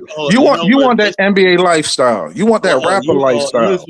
So you accumulate American money and then go over there like you a baller, like you a retired basketball player. That's what your African dream is, to go over there with American currency, like you a baller, like you Kobe and shit over there. Wow, put your American money. Man. 36, man, you got me so figured out, man. God damn. Okay, come on, and you don't even like their lifestyle, right? You want to go there and replicate what you live here. You go there with this American mindset. You want a house with running water, bathroom, indoor bathroom. You want TV. You want cable. Hey, hold up. Check this out. Do you know Liberians had houses and stuff, television, stuff like that for decades? You know, there's nothing new. But that's you and those you and the settlers. Y'all have the same mentality. Having a house. You want to go to Africa and turn that shit into America. A house, so what? Our ancestors. You want to impose that they knew. So you want to impose that American lifestyle. America's America on an African. See, when I go to Africa, okay, yeah, you're gonna live in a hut. You're gonna be out there. So no way. You're gonna be taking a dump in a latrine. Listen, once you go to Africa, serious question. Will you be taking a dump in a latrine? Have you ever used a porta pot before? Yeah, but okay. All a latrine is a porta pot. Latrine basically is worse because it never gets emptied. Come on, man.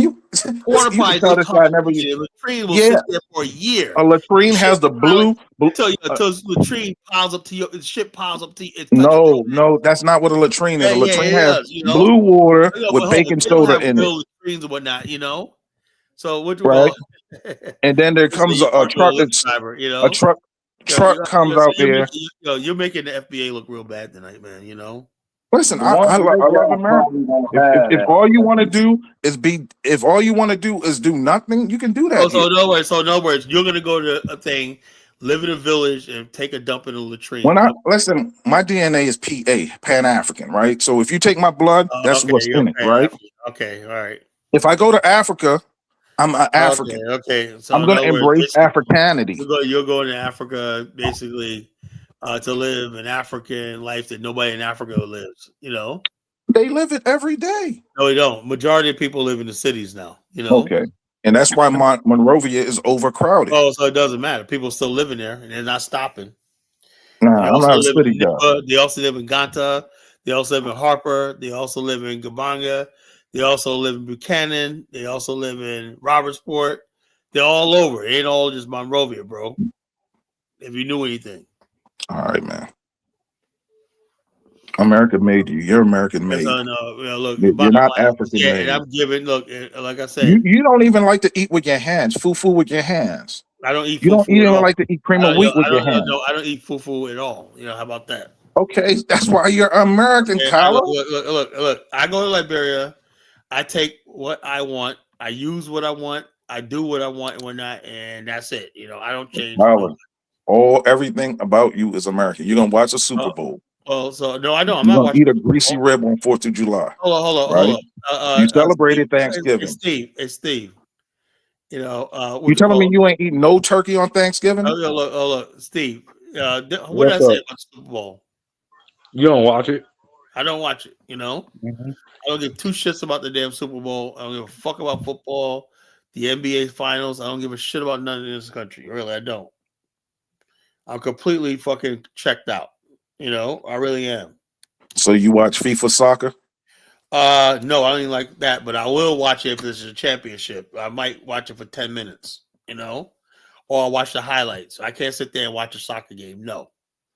Unless I'm in Liberia and they force me to watch it, somebody forced me to watch it. Other than that, I don't sit there and voluntarily, if I got a remote control. So you just watch a bunch of Che Guevara movies and imagine being some type of Pan-African military conqueror? Oh, no. I just watch movies that I like. I have to do that like I say. I like it. Where was the movie industry birthed at? So in other words, basically, because it birthed in America, we gotta get on our knees and bootlick right to America. Who's bootlicking? You keep saying, where was it created? America, of course. So what does that mean? I watch it. I'm a connoisseur of Hong Kong cinema. My favorite movies came out of Hong Kong. All right. That's crazy work, man. That was dead serious. All my favorite movies growing up was Hong Kong cinema, and I like Japanese anime, and I like Japanese monster movies, Godzilla, shit like that. I grew up on a lot of a diverse thing of movies. I didn't just grow up on American movies, so always I like that. So I was influenced by watching a lot of foreign films growing up, That's one thing I do like about continental Africans, Liberians. They really love this country, man. They hit the ground and they don't look back. It's a metamorphosis. Hold up. Okay, if that's the case, then what do you think about Sierra Leoneans? Do they love this country? Ahmed lives in DC comfortably. Okay, Ahmed, come up here. Ahmed, you gotta come up. He says you love America and you're a hypocrite. Ahmed has survivor's remorse, right? Ahmed, like Elvis said. Ahmed, hit the freaking thing, man. I don't want to hear nothing else. You got to type. I'll block you if you don't come up here. I swear to God, I will. Yeah, Ahmed stole the money that he stole out of the. I'm subbing you, Ahmed. Ahmed gonna come up here stuttering and shit. Yeah, he stole the money. He's living comfortable. Drinks Starbucks every day. Goes for a run with his little poodle. I mean, he's living a drink. Ahmed, come on up, bro. Come up. Step right up, Ahmed. Step right up. Didn't Mari Shah try to come up here a minute ago? Yeah, that's what I was looking for. That's what I was looking for. Come on, you let it dream, man. I mean, it's a dream. Hey, Bantu Mayandika, right? There's a $15 fee that people in other countries have to pay. Then they still have to go through a lottery to obtain a citizenship to this country, right? God gave this Negro a free citizenship through birth, and he complains every doggone night, man. Yeah, I mean, is that his constitutional right to complain? I hope he goes to Africa and there's somebody who looks like him, a doppelganger, who steals his thing and just leaves him in Africa, man. I'm tired of him, man. Just damn, man. Yeah. Sitting there on the Tidewater, looking at the Atlantic, living in a 6-7 bedroom house, complaining. I hate people like that, man. Shut the hell up, man. So, I hope he goes there as a doppelganger and just steals his whole identity, man. Start bootlicking, let's fuck bootlicking. What's up, bootlicking? What can we do? 776 says, come up here and says, man, Collar, you ain't getting your bootlick off enough. The white man is good. I see this one video, right? It can show you how far we came. This was in the late 60s, right? Some fat black civil rights guy, right? The black militants were like, yo, we got this. And this guy was like, y'all wrong. These good white folks want us to do well in this country. And I was like, man, that's what we had to deal with back in then. Now you don't. The only people you see talking like that is people like 1776. That's bad. But like you said, you have the freedom to complain. You know, you can't do that. I do. I complain. You know. Let's see. Bob Jones said a need for a black man to be under domination of the group. Garvey Warner. Yeah, Bob Jones. Hey, long time no see, Bob Jones. But like me, like Steve and I, right? We was looking at African Americans in this country, the percentage. There's really not a lot of African Americans in a lot of states. We're like a minority in this country. So like, what are you really saying, man? Well, I'm saying America. I'm cool where I live at, Virginia. And I like the fact that in a few weeks I will be in Liberia, flying thousands of miles up in the air. No, and I respect that, but you got a round trip, Collar. How about getting a one way? How about being like Russell Simmons, touch down and never come back? I have a business here. If I was a millionaire, listen, I don't give a damn about your monetary or financial situation. I was a millionaire, you know. Russell Simmons, that's somebody who's not American. He went there to India and never been back. You always got a round trip. Well, Russell Simmons that's crazy shit, man. Russell Simmons running from the law though. Collar ain't running from the law. Hey, Russell Simmons got charges out on him, sexual but assault. Bantu Mandinka, he's what running was to that charge? It was like something to do with sexual. Something. Yeah, some sexual. Hey, Bantu Mandinka, if somebody gave you a chance to go to Zion or heaven, are you going to have a round trip ticket? Hell no, he ain't never coming back. Africa is Zion. It's the promised land. It's the land flowing with milk and honey. It's supposed to go one way, Air Liberia, and never come back. Check us out. Sonika said the video title is scandalous. No, I don't think it's scandalous. Sonia, come up here and explain to me why you think it's scandalous. Collar got the scandalous titles on fucking YouTube, man. No, I have the titles that get people's attention. That's why, you know. I know. Hey, Bantu Mandinka. Yeah. Africa is the land flowing with milk and honey. Why does Collar have a round trip ticket? He's been to Africa 4 or 5 times. The first time he went was when he was on Blog Talk Radio. He went a day. Then he started going to 2 days. Then he started going for a week. Now he's going for 2 go weeks. to Africa for 2 days. Okay, all right. Shot. That's you. Sorry, because it's insulting. How is it insulting? Black people are accepting their place. You, Tony Cotton, are you a swirler? Do you like white guys? You date white guys? You know. Hit the link, Sony Cotton. Yeah, I think she's a swirler. Yeah, that's what it is. You know. What's up, Marshai? Oh, hey, Harry one. Hey, not Benson. Hey, no. 76 says that he will live in a village or not spend like taking a dump in a latrine. You think he's about that life? Huh? You think 776 would do the village life, living, taking a poop in a latrine and all that shit like that? You know? Well, it depends, because if he grew up in a country in America, maybe, but if he was a city person, I don't know. That's different.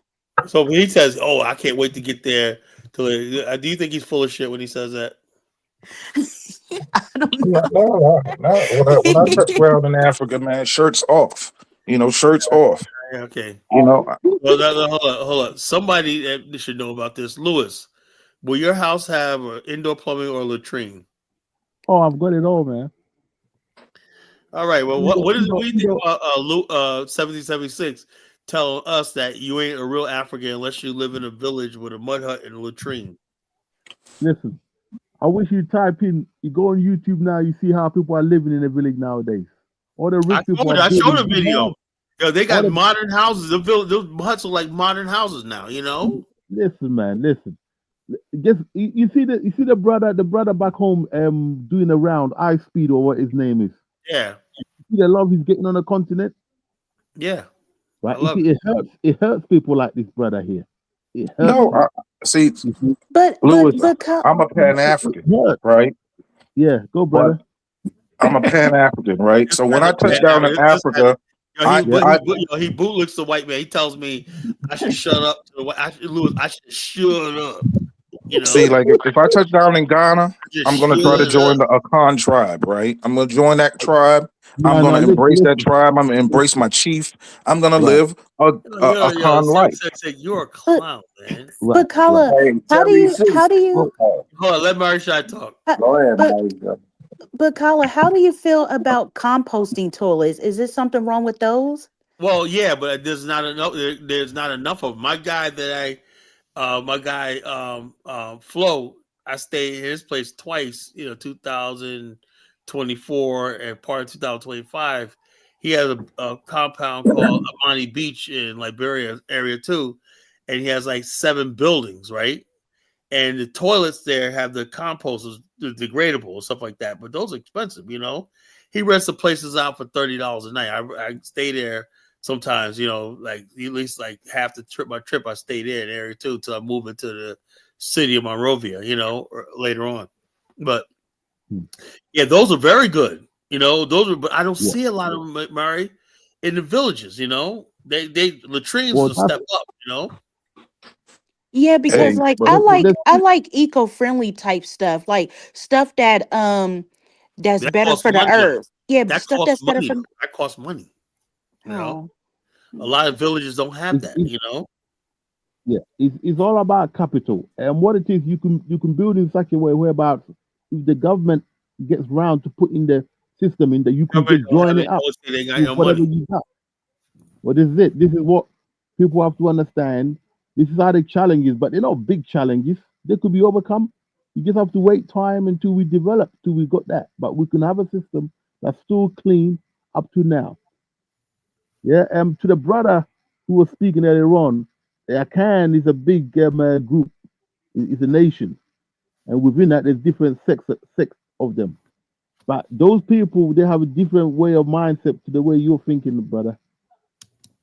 You cannot go there with a defeatist mindset. You've got to go there as a champion because they see themselves as kings, and that's what we were. And we still are. So you've got to have the positive outlook, or else you never get out of the white man system. If you can't envisage a world without a white man, you're wasting your time for all this Pan-African stuff. Because we lived without the white man in our world. Yeah, 77 can't live without the white man. Hey, 76, you really gonna go to Ghana and shit, man? No, he ain't going to Ghana. Oh yeah, no, he ain't gonna go. He ain't got that mind. All right. He's here trolling. He ain't going no damn Ghana, man. Please. Yeah. It's all about what you're willing to live with, and just realize that there is a world without this. They came to us. We didn't go to them. It's just technology. That's all, and the technology is there for everybody now. Technology costs money. Yeah, it does depend on which one, but it gets cheaper with time. You think about it, Carla. I live here in England, right? There ain't a lot I need here. Or I pay for my room, okay? I don't go out that much. I don't really like what's out there. Apart from that, what is there? You buy a house, you get a car. There's nothing else to it. You're not going to heaven. Not like here. So let's just get one or two things. There's people having more fun in Africa than we doing in the West. Yeah.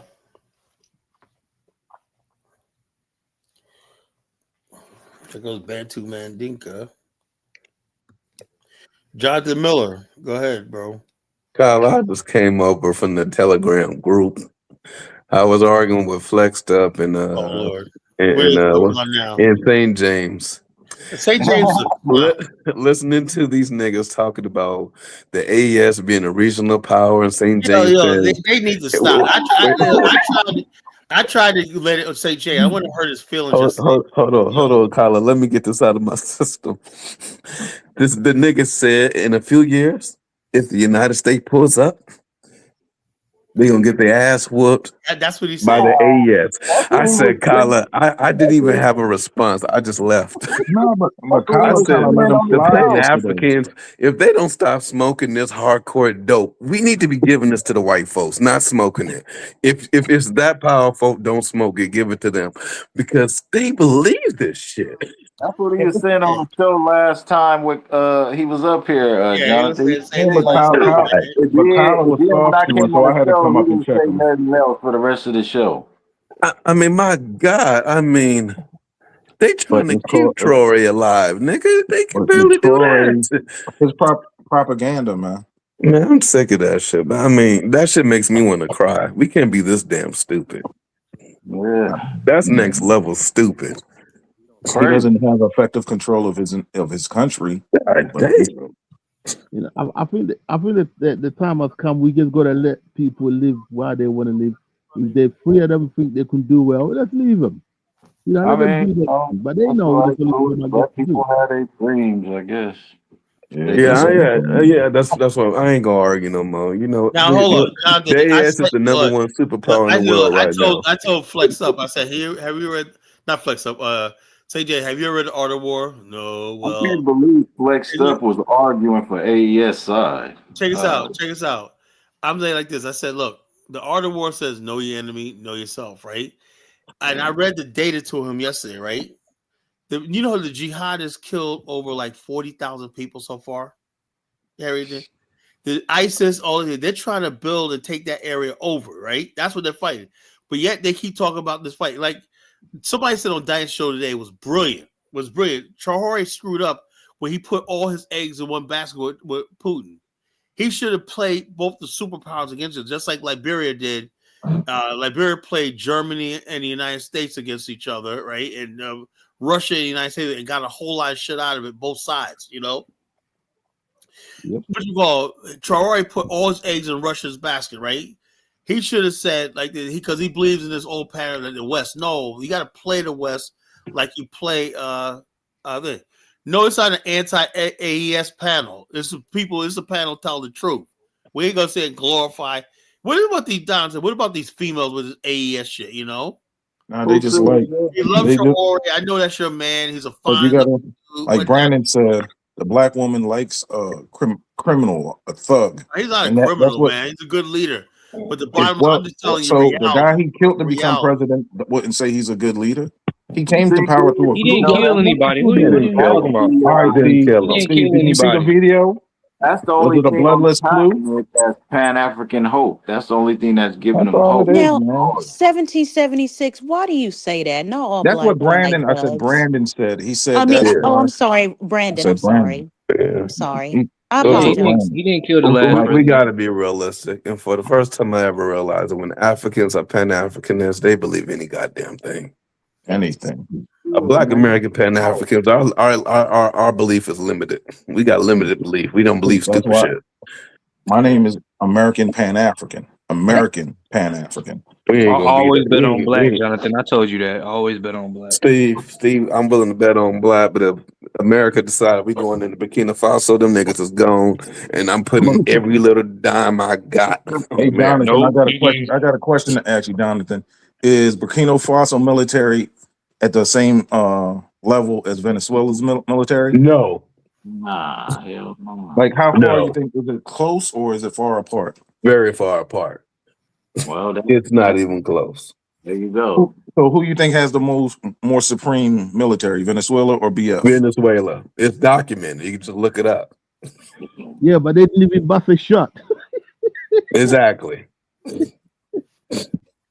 That is some President Trill shit. I think Swooped in the dawn of the night and whatnot, you know.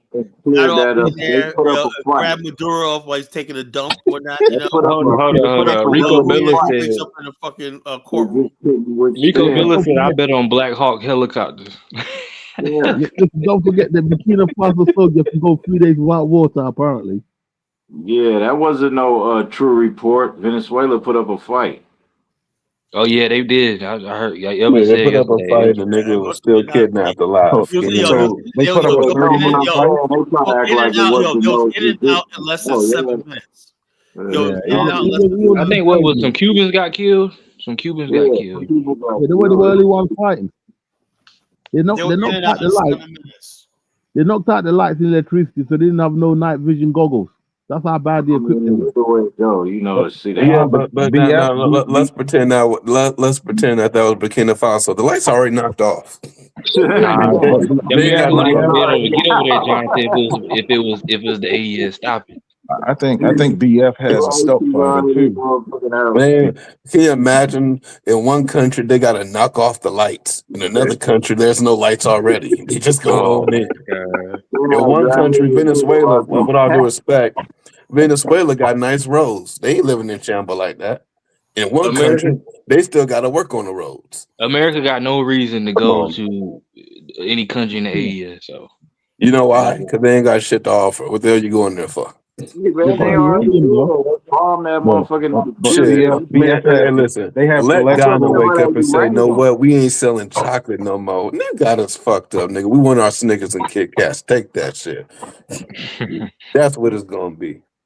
I'm just tired of this shit. These niggas are just nuts. Especially with a motherfucker like Donald Trump Duck. Shit, it's gonna be like that.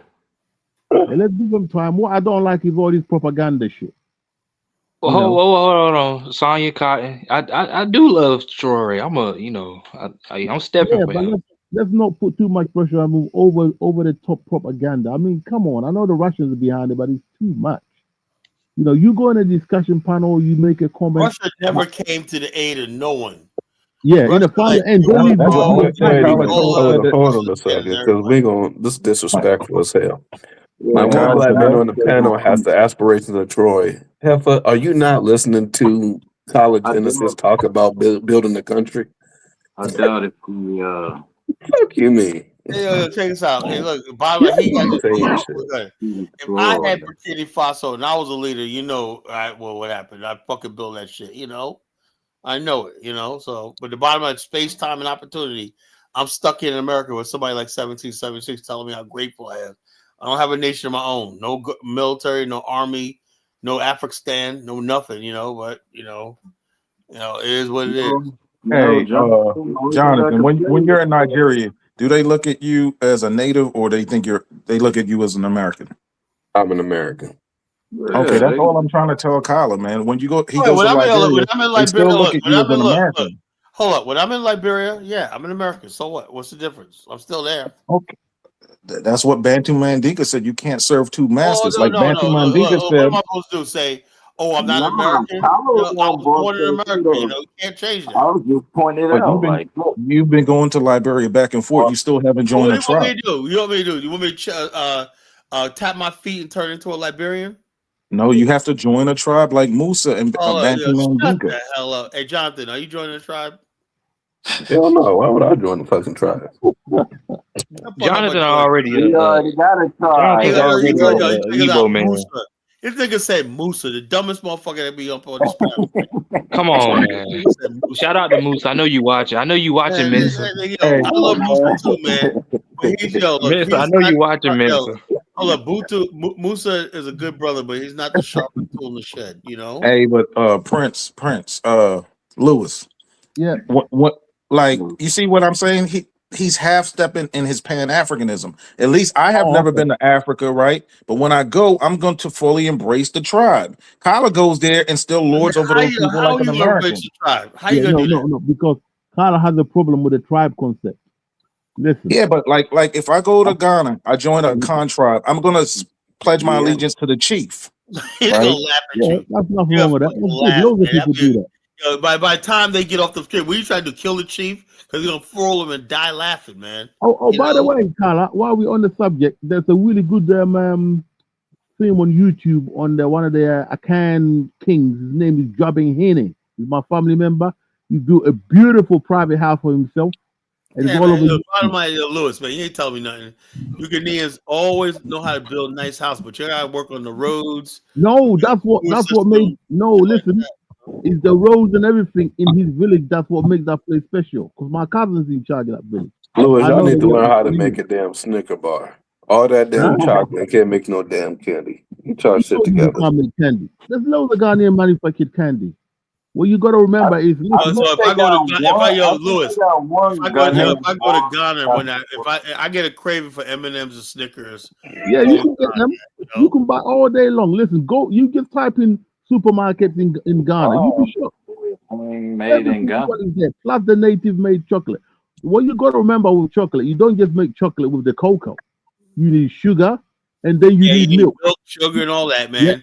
You know how you guys can invest in that. Y'all can create a whole It's called a multiply effect. If you create, if you say you're gonna make chocolate candy, Y'all don't know what you're trying to say, is y'all don't know how to import milk and sugar.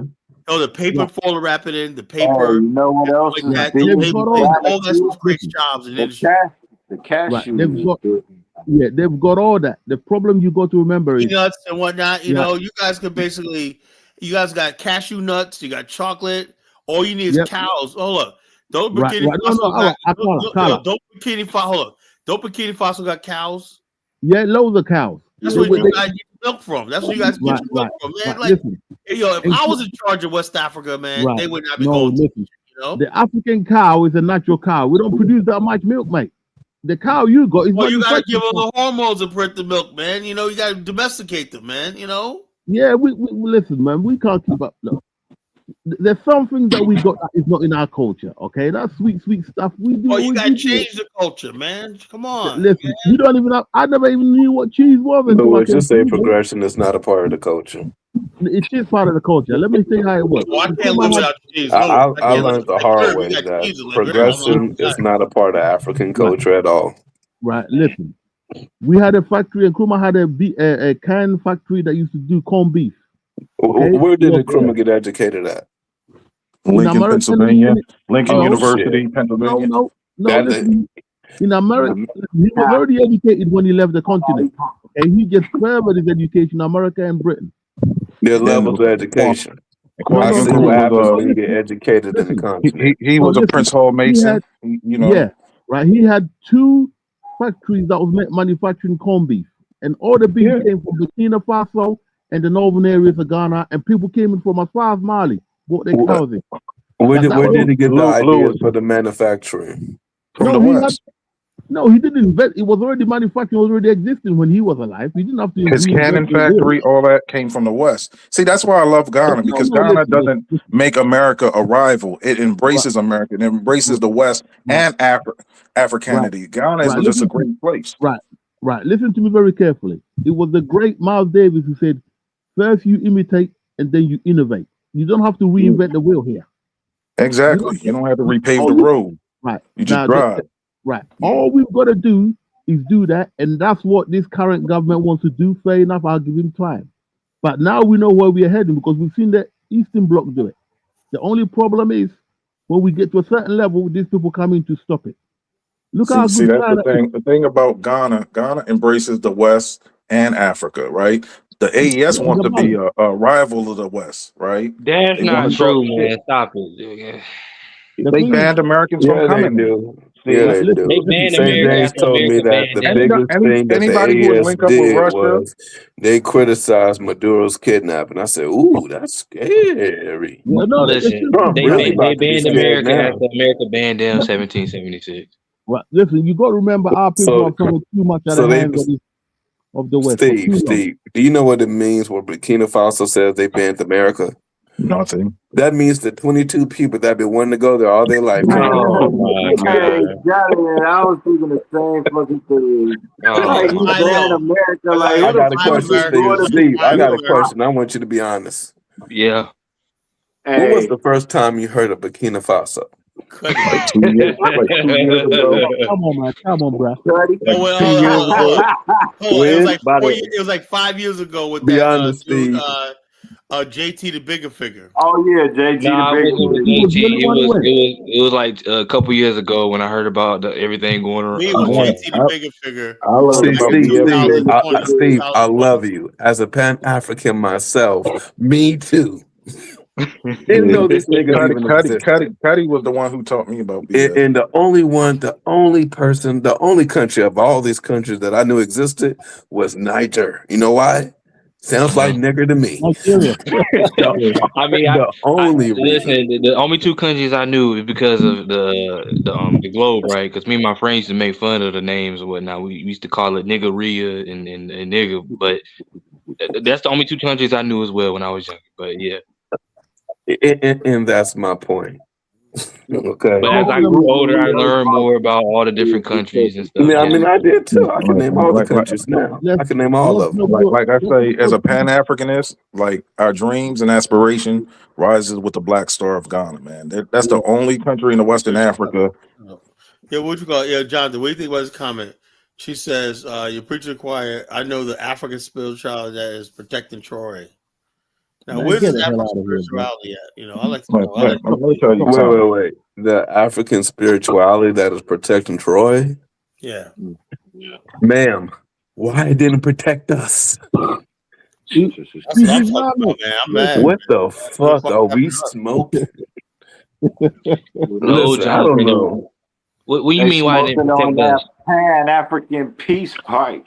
Wait a minute, Steve. With all due respect, Steve, the Pan-African spirit, the spirits that protecting Troy, couldn't stop the Arab invasion. It couldn't stop the European invasion. Well, no. It couldn't See, stop when it anything. pertains to us, Jonathan, it's because we didn't follow the laws in the book. You know, we're not following the laws, so that's why. Right. That's Now why we you got talking. taken away to the slave trade. We ain't following the laws. That's all. Steve, you know That's all nice. the West And the has to rest of the do. people that didn't get taken away in the slave trade got took over anyway. So Hey, why is Steve, if the we West wanted stupid? the captain, right? Damn. All they have to do is go to that African spiritualist and offer them $1 million American That'll dollars. never happen. That's not gonna happen. That's not gonna happen. What? Listen, you'll be surprised how much, man. All right. Look. Listen, all we gotta do. Rico Miller. It's not that African spirituality can't feed the Africans. It just can't protect the Africans. The Africans I'm walking around. I'm seeing Chinese smack the shit out of people. Where's the African spirituality at when that shit You really happened? didn't see that, Jonathan. Was you? Oh, Was my you mama, I was you seen it, nigga. Was you smoking weed Where's that the day? African spirituality at? You didn't see that. You ain't see that, man. You know what? I want video proof on that. You know what? I'm pretty sure I Africans ain't following nobody said coming in. I was gonna start a channel. Don't inspire me, nigga. No, hey, Jonathan, you got to source up, man. You got to really show some. You can't say that. Jonathan? You said what? Send me proof, Jonathan. You know what to send it to. He lying, Jonathan. No, You said what? Yeah, you got to source up on that. I show Speed just showing his thing. You know, he ain't saying one way or the other. He just showing the experience of these countries. You know, he ain't telling you.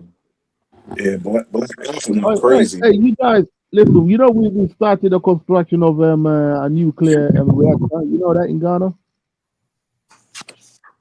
Yeah, I got to give it to you, Prince Louis. Ghana's really progressive, man.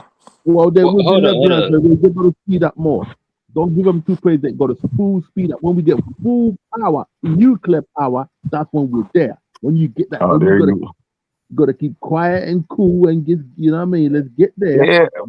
Well, Ghana's so chilled. Ghanaians are chill, man. They just about getting money and just building their country. You know, you don't see. Hold on, 17 seconds. Not to mean to cut you off.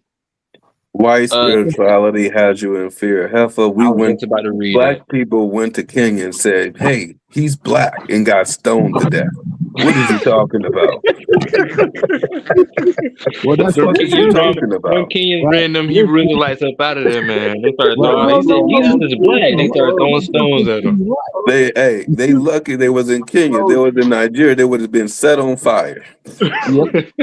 How dare you say my Jesus is black? They would have went no if they would have done that. That's how sick we are as a people. Think you finna tell these Africans? Our people, we're that far gone. You can't take everybody with you. You can only take a certain percentage. And I think we try and take everybody. You can't do it.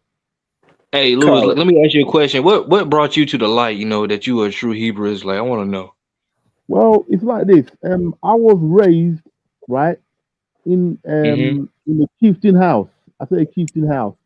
I'm from Gabing, we're the marine of the Ashanti Kingdom. We didn't go to war. Ashanti's lost. Anyway, I was raised in the house, do all the tradition and so on. But my grandmother always made sure I had a good balance. Went to church as well. And my mom's side, pure church. And my father's side, you know, we're Ashanti, so we don't let go of some of our people practice their traditional stuff. And that's how I grew up. The Bible made sense to me. I never neglected my ancestors, never insulted them in that way. I learned more from them. But as I grew up, when I came to the West, I was embraced by a West Indian Jamaican church. My mom and dad took us to just to get rid of us for a couple of days weekend. So I was always near the Bible. I studied it, looked at it just like everybody else. So to me, there's a balance. As I grew up, I decided I'm going to stick with the Bible. It makes sense because I questioned myself. I said, okay, our ancestors done this great, but when a white man turned up, we fought them for a while, but after a while we took over. So when I got explained to me the scriptures and how this and that, the scriptures had the answers more than anything else, and I haven't come across anything better. So until then, I'm gonna stick to it. We are the people of the Bible. You know, we are spiritual people, whether you like it or not. So it's part of it. Okay, but the thing is, what spiritual system you go? I'm not going to take the Arabs one because they are enemy. The white man's Christianity, that's our enemy. But what Bishop Nathaniel teaches and what you guys teach, it makes sense to me. Perfect sense. Right. So you learned it from the Caribbeans in over there. Yeah. I've always learned it from here. But what happened? The recent teachings of Bishop Nathaniel and his guys makes perfect sense to me. That was a final. Okay. So when exactly did you what year was it that you came to the truth? Oh, I would say about 6 years ago. 6 years ago. Okay. Yeah. Thank you. When I was up late night. This is about 5 a.m. here, and the Bishop Nathaniel was teaching. I woke up, and he was in Ghana going through my village. I was like, what the hell? Oh, really? I didn't know he went to Ghana. I didn't know that. Oh, what? He's got a school there in Kumasi for the last. He's got a nice school. He's on YouTube. You get to see everything. The Hebrew Israelites are like the Black Mormons. It's a new gospel that's going through Africa. You know. Oh, I think you mean. And you know, I like his teachings. I like what he does with the guys on the street. And the research is solid. I mean, the fact that they were known they were picked up by those white Jews. That's one of the most dangerous groups in America. I thought, okay, these are the guys. So I'll be sticking with them since. I haven't fully joined, but I will do. So I'm following them. When I get back to Ghana, I'll join the outfit there.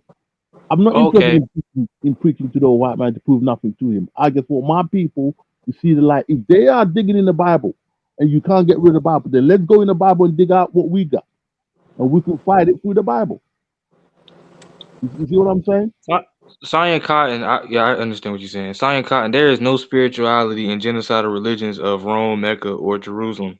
The panel doesn't know what spirituality is. Cyan, join the panel so you can explain to us what spirituality is. I want to know. Is whatever the fuck you want it.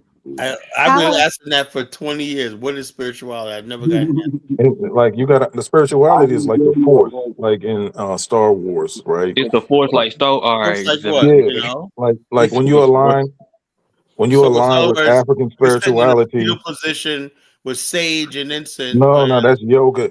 African spirituality. If you're at the high level African spirituality, you can command kind of like Captain Planet. You can align. Can you pay your water bill with it? Can you pay? No, you command. See, an African spiritualist commands the elements. So you got. Hold up. With the spirituality, stop that bullets with it. Hold up. That spirituality. Stop that repo man from repossessing your vehicle. You know, so basically like if you have force energy, water energy, you have different types of energies. Based on your kind of like your level, you can control that. You can manipulate the earth, the nature. Well, what's that to do with spirituality? You know, reality is you got to get up there and work every day. Can you basically take a day off and tell your boss to go F himself because you got spirituality? No, you can tell the wind to take your boss and throw him into the water. Wind's on high, lift me up. Yo, can spirituality make you fly? No, it can make you ride the wind. You heard about that story about the flying Negroes? Yeah, we got some tales like that in America. Believe their spirituality belief. They believe they can fly. That one day they're gonna fly off the plantation. You know, some of them might have. Some of them might have. Every one of them died old age. Never took flight. You know, Some yeah, can some levitate. can See, levitate. Science Kai. See, Some Science. can levitate. So no, Yeah. basically, Jonathan, you think? Do you think? Have you ever seen a Negro fly? Never. I mean, you ain't never watched Fresh Prince of Bel-Air, Collar, when they throw jazz at the house? He was flying. Now, see, y'all joking around, but like, if you achieve that level of manipulation of the force, You can fly. Tyler, I'm just saying, really, to embrace Africa is like you becoming a Jedi. Is the light force. To embrace Africa, I have to believe a Negro can fly. No, people can fly, Carla, but not in their physical body. They have to actually project and get into the actual form. Let me tell you how it is, right? Astral projection is real. You know where this all came from, right? Let me say this. Folks, family. Let me say this, right? You see, this happened when Negroes, right, sitting around in prison, basically in bondage, right, chained down or not, in lockdown, and they're doing like 50-year sentences. But Kyle, you joking? So they You had don't this understand. that, one day they were gonna fly, the Most High is gonna come and part the skies, and it's gonna fly out of but Kyle, this is why I'm a Pan-African, because I understand both sides, right? In the West, they manipulate the elements, right? Like different elements to create different things. The white man understands elements from without. The African understands the elements from within. So the white man could destroy the rock and build a brick. The black man is the rock. Well, check this out.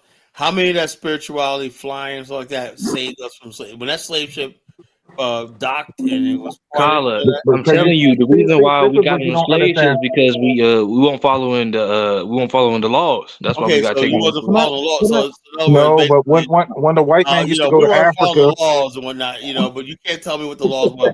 But when the white man used to go to Africa, he used to attack the spiritualists first. I want to hear from Steve. The laws is in the Bible, Collar. The laws in the Bible. Well, hold on. The black people in West Africa didn't have the Bible. So what are you talking about? Right. Carla, you see, this is where you come short. Explain it to him, Lou. Explain it to him. Right. Carla, you deliberately, and I noticed Afidamis does this as well. You deliberately talk about West African history as if the West African gets popped out the ground in Burkina Faso somewhere and gets popped out and then populated the rest of West Africa. No, the West African came from somewhere. Okay, so once you acknowledge, they came from probably Central Africa. Right. Listen, once you acknowledge that life started, okay, in the northern parts, okay, and it's spread throughout Africa, then you will know the genesis of the West African. But you trying to cut the West African off from You're telling me the West African Canaan, built we are the Israelites. 40 million pound blocks of thing and hauled that for 40 years. Black people didn't ask.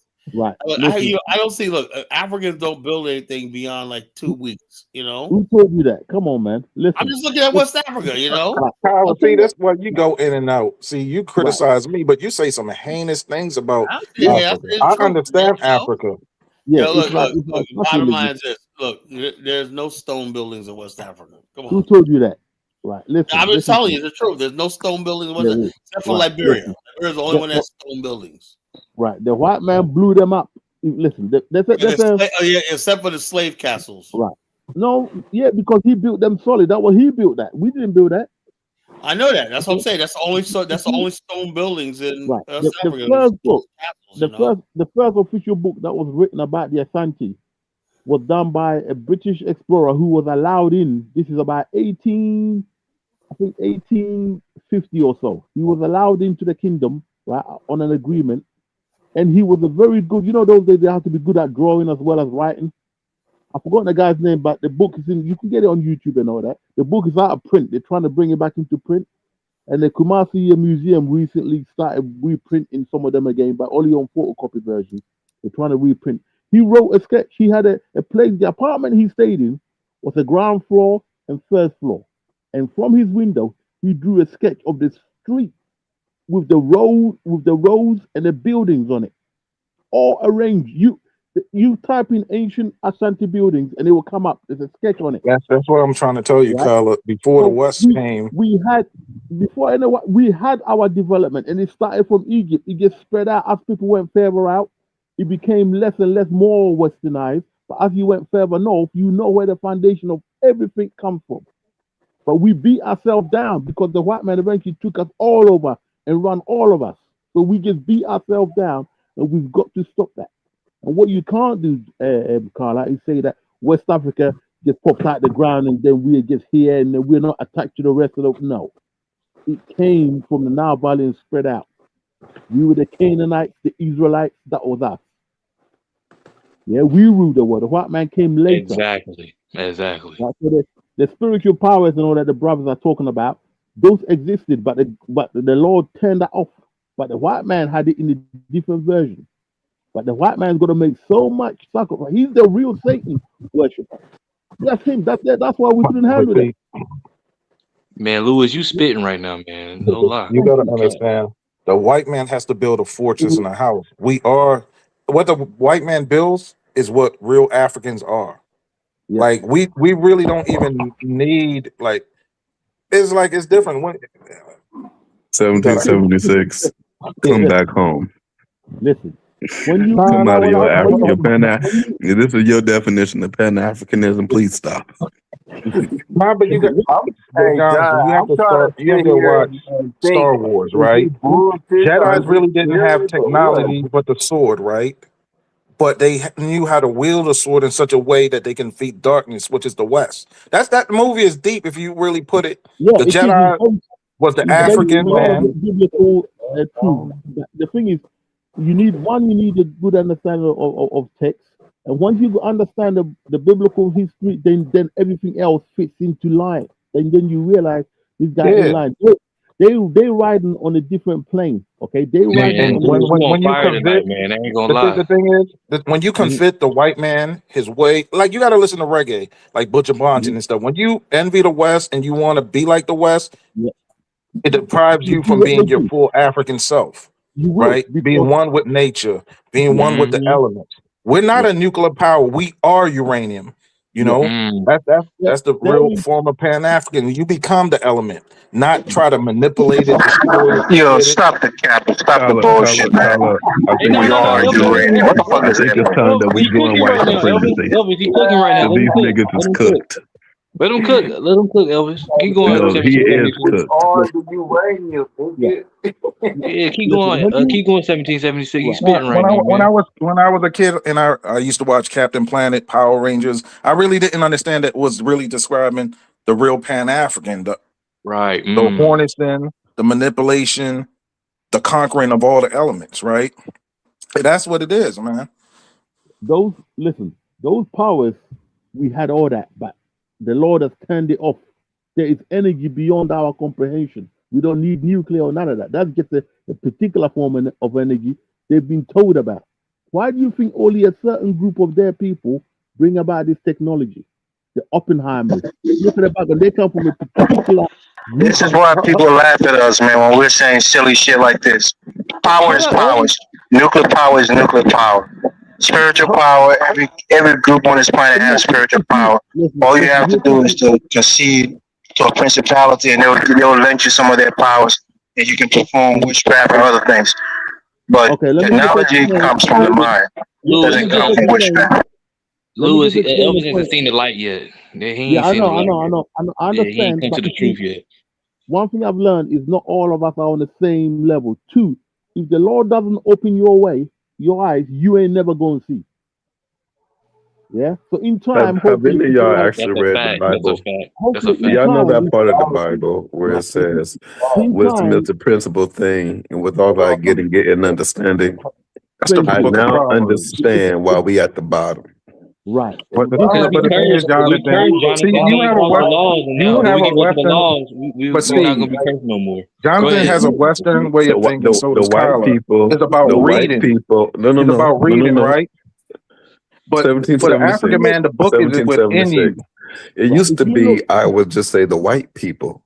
But apparently even the Asian people, apparently even the Middle Eastern people, it's just us that are stupid now. Right. No, we not stupid, Jonathan. You gotta get back to the laws, Jonathan. You know what? To be honest, most people, when you coming out of your mother's belly, we were born agnostic. We didn't know any of this stuff until our parents taught us this stuff. So that's why I said, keep your religion and spirituality to the side and just build. That's it. The law is written in our heart, Mary Shy. It's important that you know the world that you're building into. All right? Steve, are you drunk? Do you eat some white world potato salad tonight? What's wrong with you, man? No, Elvis. Steve, Right. you said the law is in the heart. Yeah. Why the fuck did God send Moses to give out the law there? Right. Listen, it's very simple. Let Louis explain it. Louis is going to explain it to you. Go ahead, Louis. Right. If you just sit back and look The at law the of your argument, heart is your conscience. That's what it means. Like your conscience. Like Kyla said, in Africa, Lord. you didn't have violence like that because the constitution of the African heart prevented that, right? So the African didn't need written laws because he was lawful. 1776. No, seriously. 1770. Should I remind you that it took a white woman named Mary Slessor to tell Africans, "Hey, stop killing them twins"? no, not That all was Africans are killing twins. Right. Hear But me out. what I really want to make people understand is the white man has laws because he's lawless. He needs hospitals because he's sick. Like Dr. Sabi said, the law was written on the tablets of the African man's heart, right? Where he didn't need laws because he wasn't stealing his brother's wife. He wasn't committing fornication. He wasn't committing. The African man was already righteous, so there was no need of a law, right? Once you create a law, it's saying that you have a lawless society, right? With a tendency for lawlessness. The African man in his daily dealing wake up, the sun was above him. Through the secret society. That's part of being, coming into manhood. You get taught what the laws are. Certain things are taboo. You're not supposed to do. You get taught the law. It's not written in your heart. Stop trolling, man. Can I just explain something to you guys? You see, as we sit down here, we say, "Oh, does this get the law?" The white man studied everything, and he Elvis, at one point, I thought they were cooking. Right. But then I realized something. Louis is cooking, Jonathan. Let Louis keep going. Elvis, I realized something. Yeah. Why did God give Adam law? because you're living in the flesh. You have to live in the law because you're in the flesh. You cannot live. But I thought the law was in our heart. Shouldn't it already been there when He made us? No, the law can be in your heart if you study it. Okay, but the law is. These dudes are trolling, man. It can't be serious. Right? Laws are the things that men conform to over time and becomes norms. And they teach that to their offspring. There's nothing written on your heart. You have a conscience. But there's certain norms and bylaws that has to be followed through different cultures and traditions. Come on, man. We're not trolling right now. We're being dead serious, man. Come on now. If y'all not trolling, then I predict black people will be on the bottom for the next 10,000 years. Listen, black people will be on Please the tell me y'all trolling. Let me tell you a written fact. We are going to be on the bottom the Lord. Louis, they ain't woke up yet, Louis. I got a question. Read Romans 2, verse 15, right? This is talking about the African man. Romans 2:15. The African. Read it. 1776. What? Let me get to my laptop. It's God's law is written on our heart, signifies that God's moral law is inherent in all people, guiding their conscience and actions, as expressed in the biblical text, Romans 2:15. There you go. Right. Because some people didn't have a written law or constitution. So, like, what's right or wrong. Right before you do something, you hear God's conscience saying that's wrong. Don't steal Jonathan Miller's wallet. You have that in your heart. So are you saying God is foolish? Why did He give the 10 Commandments? Why did He give statutes? I'm just reading the Bible. No, Elvis. Why did God have to tell Adam to not eat something? Because right after He made him, He had to give him rules. Does that make sense? It's not physical eating. They don't really read that book. Yeah, a lot of people. I know they don't read it, Ben, too. I know they don't read it. I read the Bible all the time. What you talking about? Yeah, But you Romans gotta says, actually understand this, Steve, because the minute that y'all come up here saying the law is in our heart, and then anybody can just pull out in the very beginning, God was giving out laws because it wasn't in your heart. He didn't make it with the law in your heart. but Even God, when God created everything, He then Bible says commanded the it. heart of a man is desperately wicked. So come on now. But, so you're gonna say that Romans 2:15 is a lie, Elvis? Motherfuckers, man.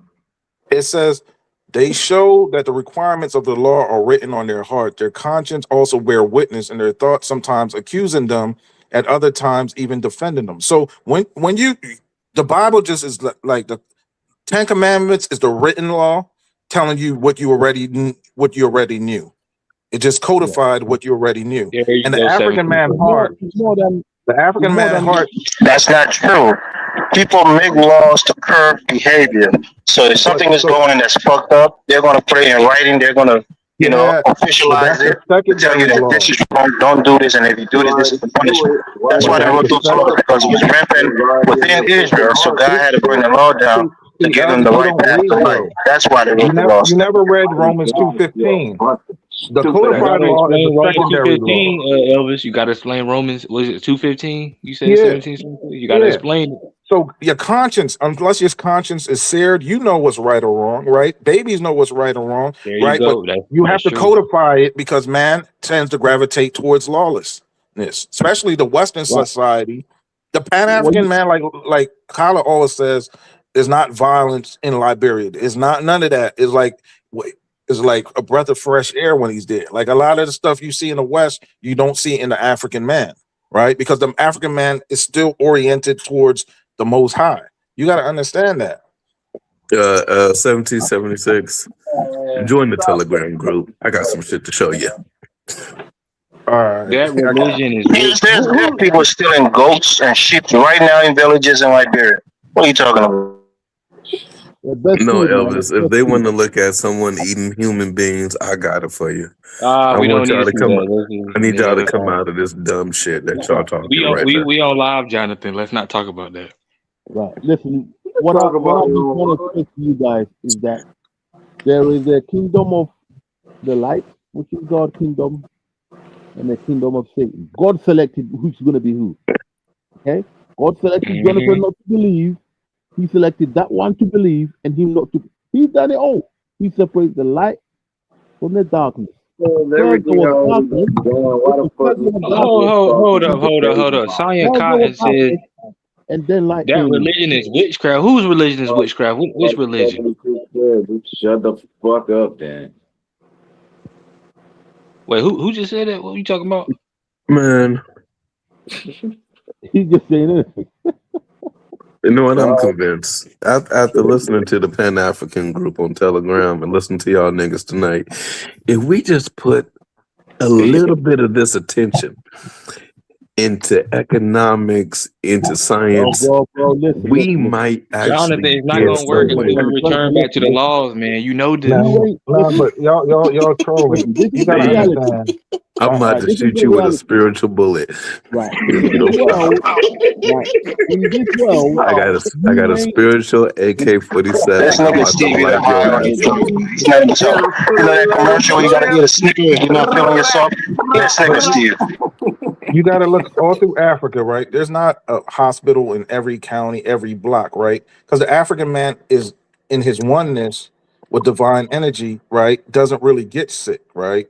So for thousands of years, the African man didn't need a hospital. Man, 1776, man, you not true. Africans get sick all the time.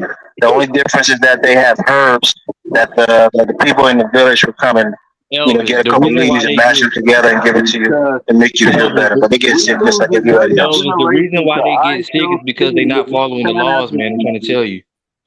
Y'all niggas is really dumb. They're not following the laws. If they follow the laws, they wouldn't get sick. They wouldn't experience these things. Kala, I think it's about time to either hang up the Afristan and let's just go to another fucking planet. Let these niggas let's take that trip. Let these niggas enjoy themselves with the stupidity. We'll take Maurice Ty and a couple others to repopulate. We do not need this bullshit. They not Man, understanding, listen, Lou. Elon Musk is trying to go to another planet, bruh. He got a brain. That's why. I think he sees. Okay. He might be spiritually He's trying connected to, to the Most No, High. what's that he, movie he's trying to called? come up with a Jonathan brain. Cosmic Slop. When He, they beamed the black people in the air into the spaceship. Well, they need to start beaming us now because this is Beam some me up. dumb You got shit. it. he's trying to go where he's not allowed to go, so just leave him to it. But the You thing with can't say Jonathan trying to and go where he Colin, ain't allowed to go. Motherfuckers done been there. the thing with No, Hold Jonathan on. and What you Colin, saying? 1776? What you saying? the thing with Jonathan and Colin, they have so much of the West in them, right? They need the de-Westification. They need de-Westification because Kyla and Jonathan pretty much wants the same things they have in America in Africa, right? So they were going there with like to bring Africa more towards the West, you know, instead of bringing Africa more towards the African, right? That's it. So they want infrastructure, they want all these modern things, which really for the African man, it really isn't even essential, you know. But based on what you're saying, though, 1776, the Christianity would be more of a modern thing. It is a modern thing. Christianity is made up by the Roman Catholic white man. Christ didn't give us Christianity. But it's spread throughout He gave us Africa. laws See, and Africa got commandments. everything that the West has that don't matter, but the shit that do matter, they ain't got. It's the Y'all don't law. see a problem with that?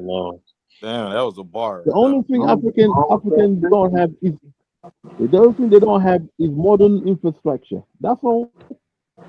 Besides that, You there's know nothing why? else in the West Because the Muslims in northern Nigeria spend too much time praying to Allah 5 or 10 times a day, and the Christians in southern Nigeria spend too much time praying to Jesus all throughout the day. But You should the be South picking is up a actually fucking built up a book little bit. and reading some shit.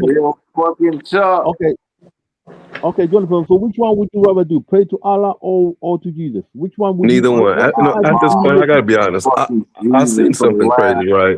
As a nigga that grew up in the hood with robbing people, going to jail, all kinds of shit. All I had to do was just read a book for like 6 months. Out of nowhere, I can code, I can program, I can build robots, I can do all kinds of shit. Nigga, pick up a fucking book. I agree with They get the you. Bible. They get the Bible. You niggas, the Bible don't. But The Christianity Bible. is went all through None Europe. of it is helping. Steve. The Bible says wisdom is the principal thing. Therefore, get wisdom and get an understanding. I Well, I understand can't black argue with people are at the Jonathan. bottom because we're too stupid to pick up and book and read. What separates black Americans now from our ancestors, they fucking read.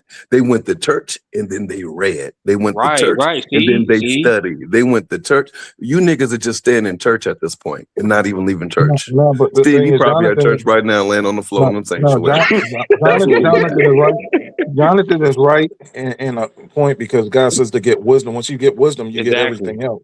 Exactly. You But know, Jonathan, you would have known. See, if you was paying attention in church, Jonathan, you would have known that. You know, instead of out there robbing people and being in the streets, you was in church. You would have seen that verse, and you would have went and applied that to your life. But the thing is, Steve, I applied it to my life because at the end Oh of yeah, the you day, applied it now, and now you doing. no, wait. At the end of the day, I could point to Bible scriptures where they were taking shit, Steve. You talking to a Bible knowledgeist now? You want me to start naming? Wait. If I wanted to knock a nigga down, I would just be like, well, I'm trying to be like God because God did say in Genesis chapter 6, he looked down onto the earth and seen that the hearts of men was only wicked continuously. And therefore he repented that he made men. And then he decided to conjure up a plan to go ahead and wipe off the majority of the planet. So if I wanted to kill somebody, I could be like, well, God did that. I'm like God. Is that right, Steve? Nah, it don't work like that. It was a new man after the flood, a new man. According to God, according to scripture, we were made in his likeness. It ain't fleshly like this, nigga. So what is that? Nah, Jonathan. God warned those people. He warned them and they didn't hearken to him. So he destroyed it. Because the wickedness was growing in those days. And people were living longer, so the wickedness persisted a longer time. And nevertheless, Now let's talk about God. Shout out to God for this. Lord, please don't knock me down for this.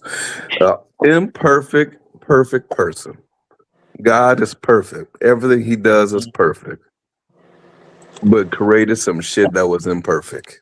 He created the perfect adversary. There you go. No. The thing is, Wait. something that's God perfect, creates you can something, become says he doesn't defiled. want you to be tempted by the very same thing, and then puts the thing that he knows that's going to tempt you in the very garden right next to you to be tempted. And knows because he's forward thinking, knows you're going to fall by that temptation. No, you wasn't supposed to fall. It's all of God's And plan. it wasn't the truth that was tempting. It was the snake who was conniving, and seduced. Let's get back Wasn't on. having authority. See, this was in Bible school, man. Let's get back to what it means to be a true Pan-African. And I think, Okay, like, go ahead. when I'm in America, No. We're going to stick to Bible school because the Bible is the only way that we're going to get to where we are. The Bible is too complex for Y'all, we need to do more studying and more reading. That way we can grow. We're not going to go. You can read the Bible all you want. I know people that read it 24 hours a day. Then they ask me for money afterwards. I don't want that to be y'all. Okay? Jonathan, the truth of the matter is we not going to change until we get back to the laws. I'm trying to tell you. Ain't that right, Lewis? Oh, 100%. There you go. It is more Gotta get back to those laws, man. What's the true meaning of being a Pan-African? Like, for me, going back in time and embracing a common. Oh, God. Why can't we just be good human beings and live by morals and stuff like that and just work together? Why do we need it? Why do we Mary need Shaw, no any man is book? good. No man is good. Why do we need any book? Pan-African men are no good. It's already inside us. It's already inside us what we need. That the laws of God is inside you, but we gravitate towards chaos and disorder and lawlessness. I love that. I love this. I'm gonna ask somebody a random. Lewis, what's 13 times 13? 13 times 13. Oh, What is it, like 109? 13 times 13. Come on now. Lewis, 10 times 13 is 130. And 13 times 3 is what? 39. 69. Okay. Now, you know all of that shit. That's all about that Bible. But even God know math. And if we're going to strive to be like God, you better start studying math, science, and technology, because for some reason God can make a whole bunch of shit, but we can't make a goddamn thing. And we're talking about like we're trying to be like God. This is wrong. We make it up. But like I said, man, my interpretation of Pan-Africanism is like becoming a Jedi, embracing the Force, embracing a simple lifestyle like the Amish. You know what I mean? You don't need technology and all that stuff, because once you create technology is used for the destruction of, Yeah, I like the way the Amish live. There's a lot of Amish in Ohio, 1776. Yeah, And all they through Pennsylvania, Ohio. yeah, and you know what? And you know what? They don't get sick like us either. Because like I learned about the Amish in my nursing one of my nursing textbooks. They barely get sick. They only have like a couple diseases. They don't get sick like us. And they do a lot of natural work. They grow a lot of the food, on their own and stuff like that. Why can't we live simple like them? Everything has to be difficult. They don't even use power tools. A lot of that stuff, roofing, all that stuff is man-made energy. That's what the original African is like, an Amish. It's simple, man. Like when an African woke up, he blessed God for the sun. He blessed God for the dirt under his feet. The African man was always praising The Amish God. got the same life expectancy as the rest of us. Come out of it. No, but still they live a simple life. They don't need all that stuff. What do you, Huh? man? We just make life too difficult. That's all I'm saying. And we want like the Stoics and the Buddhists say, want creates like desire and wants creates unhappiness, right? Do y'all know And I why the feel like when wait, God showed me the key, 1776? Do y'all know why the Amish can live the life that they're living? why? Because they got a fucking military that protects them in the life that they're living. If you want to live like them, you got to have what they have. And But what they they have are is the pacifists. white United States military that allows them to be protected and to live that Amish life. Because when shit hit the fan, they had to fight too. Now the Amish are pacifists. They don't go to war. Oh my God, no, nigga. 1776. I know you can read, nigga. Hold on. Shit, Elvis, are you up here? Yeah, he's still up there. Elvis over there crying in disbelief. Y'all done made religion look horrible. Listen, Juju, I don't know if you heard, I said it before, but Juju said she needed you to join the Telegram group again. So that's all. Yeah, I'm in there. I just don't got the Telegram app on my phone because I don't really be on social media like. Oh, okay. That means you need to download it back again and join the group. But again. like I learned a lot from Archer. What's the big deal, man? I went in there and I didn't see a lot going on. So what's the big deal? They want me to join so bad. I don't know. They just wanted. They were like, she was like, I miss Elvis, and I said I'll tell him if I speak to you again. That's all. Like I You ain't gotta join if you don't speak, want to. like just how simple they lived in that village. Like everybody was on one accord. The oneness, like that was kind of spiritual. Like those people, like they don't want no TV. They don't want none of that. They just like They got TVs and stuff. Some of them live a little modern. I don't see a Hey, few you with know what TV. tribe I like how they live? The Himba. I like how they shit live. Oh yeah, the Himba. Yeah, I like how they live too. Yeah. Listen, I remember it was that guy that went out there. He was like, he offered one of the females up to him. I was like, really? Yeah, I mean that's what I'm saying. I like how they live too. Just gotta have your HIV PrEP pills and you good. Oh my God. You take those, Jonathan, the HIV PrEP Nigga, pills? hell yeah, ain't no damn fool. What the fuck? Don't be calling me the N-word. Nah, Yeah, don't call it that. No, nigga, shut up, Steve. Black man, y'all should be having HIV, STD PrEP pills, and you should be getting tested on a continuous basis. And if you ain't, shut the fuck up about religion. I don't be sleeping around, so Even it don't matter if you're using lotion, Steve. You gotta do what you gotta do. You take care of your health, nigga. Y'all stop being foolish. You never know, Steve. It might be HIV in that lotion bottle. Niggas will be spiritually clear, and then fuck around and be physically fucked up. What do you think about lotion? That don't make sense. I never even heard of a pre. What did you Elvis, say? what did you say about lotion? It's called PrEP. Oh, Nah, you said lotion has something like, so you put lotion on your. He was saying something about lotion. Nah, Elvis dropped off. yeah, Elvis dropped off. What did he say to you, Steve? Elvis said I couldn't this really conversation's hear getting him. ridiculous. I couldn't really hear him.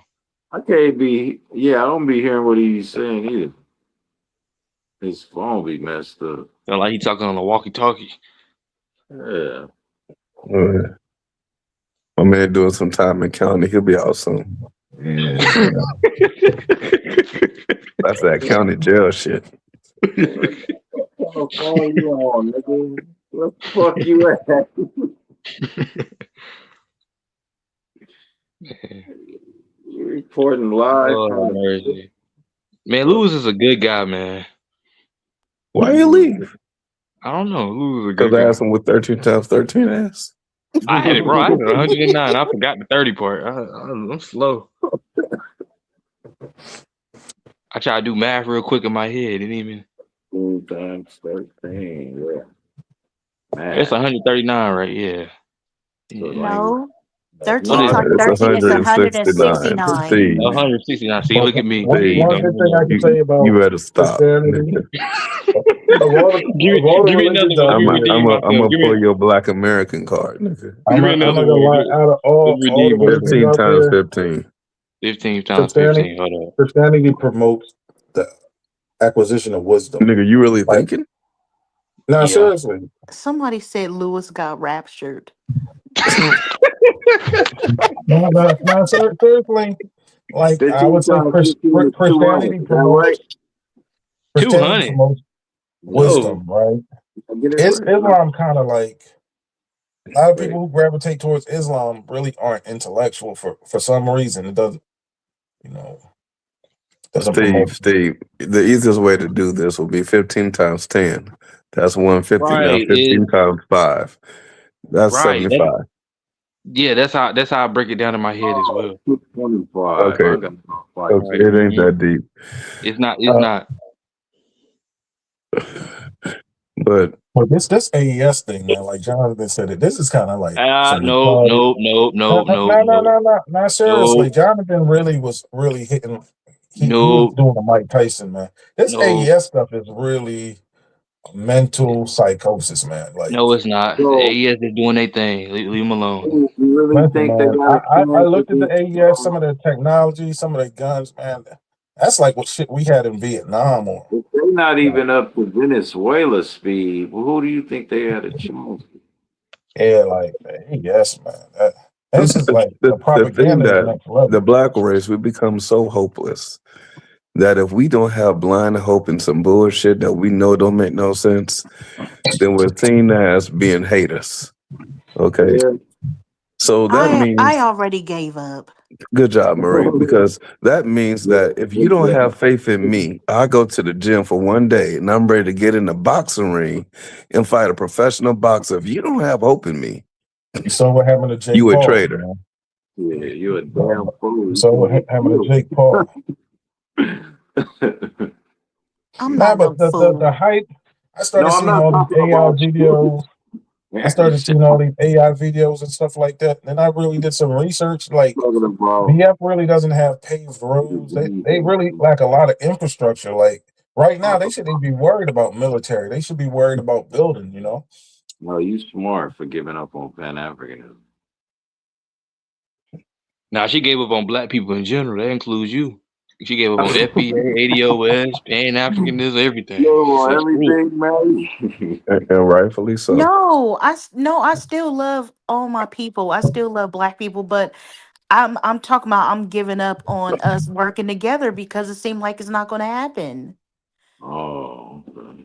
Like us working together, like we No, can't but you gotta even. like I gotta keep up the show, I learned Shaw. something recently. It's not that we can't work together, but we're never going to see eye to eye. Now, if you ask me and Steve and Bantu in 1776 to work on some shit, we'll probably be able to get somewhere because even if we have some minor disagreements, we'll eventually come to a conclusion. We'll find a way to work together. But in the case of Africa, and I love Africans, I'm married to them, right? I fuck them. Come on. The way they think is so bizarre. We'll never be able to get to that level of thinking. Well, I got kicked off the show when I told Kyla unity is a white Western concept. Like the black man gravitates towards more disunity than he does unity. White people, especially against outside elements, they unify. We can unify on a micro level, but not a macro. It's that shit that Keizo was talking about. That Zamani. Put Zumani. They wrote a thesis on that shit. Him and Ike. Like Johnny says, 5, 6, 7, 10 micro, we can unify and get stuff done. But like that unity, that unified thing, that's like a Western thing.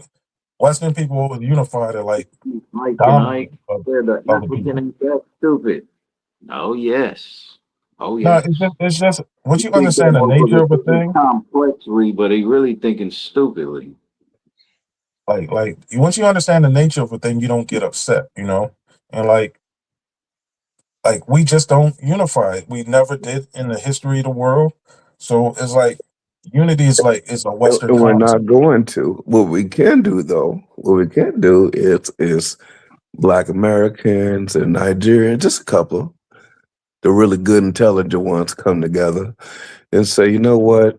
Let's dominate the rest of these motherfuckers. We can do Yeah, that. we could do that because, like, just being in the Western society for 300-400 years, people don't like to say, but we kind of have a Western. So we could unify and dominate the We are continent. Western. We are Yeah, Western, whether we yeah, like that's it what or I'm not. saying. That's what I'm saying. Like, people get I'm offended, sorry. but, like, the way we think, like the way. Y'all know how backwards Africa is. Let me tell you something. Whether it was Rwanda, whether it was Kenya, whether it was Nigeria, okay? Me and my wife, we go on a road trip. There ain't a bathroom anywhere. You ain't got nothing but the side of the road, my nigga. Hey, That's the level of backwardsness that I'm talking about. hey, that's your It's Pan so African. far backwards. And you trying to take your first world ass there and convince these people, hey, y'all need to move forward. Why do we need to move forward? If I want to take a shit, I would take a shit in the bush. It's gonna get there one day. The younger You generation can cannot. move on. They see So, like, what the hell what their did they use parents to, see. like, They don't see nothing different. What are you talking about? what did they use wet rag? Like, what did they use? Like the. Motherfuckers, we use grass and leaves, nigga. You ain't gonna get it there. Bro, it got I to a don't believe point, my that. nigga. It got to a point, nigga. Whenever I travel anywhere, I got my own toilet paper. I carry toilet paper like a hood nigga carries his Glock. You got to have it. Yeah, baby wipes It's too. that bad. So we talk about living in countries like this, and you in order for them to develop, it's not going to come from within. It's going to have to come from outside. Just like when Russia had their revolution, a motherfucker was taken from a prison in another country and sent into Russia to tell you, nigga, this is how it's going to go. When France has their revolution, a nigga was sent from another country to go in there and lead that shit, and this is how it's going to go. If Africa is going to get there, it's going to have to come from the outside. The niggas with inside, they ain't got no hope. They're culturally backwards. And don't know that they're culturally backwards. They believe they're culturally forward. They think their shit is right. I mean, the nigga thinks that my daughter doesn't deserve shit because she's a girl. So I'm gonna give everything to my firstborn son. And if you ain't my firstborn son, you just ain't getting shit. They think that that's culturally right. But Donnie said he went to the Sierra Leone embassy and they didn't have no toilet bowl seats. It was like, he said, like, people washing their feet in the sink to, do their Islamic practices. It's kind of crazy. But you saw, like, that's why I said those people who founded Liberia, that must have been hard, man. Because if you're saying they're like this in 2026, imagine how they were in 1800. Yeah, well, before they had that fucking coup and shit. Like, yeah, man. Seeing that video that they Collar played it, they cut that motherfucker ears off and cut his dick off and he bled to death. Oh yeah, Samuel Doe. Yeah, and they wasn't and they were in their natural state. So, they were wrong. They were one with God when they did that shit. Which is shit right there. Man. But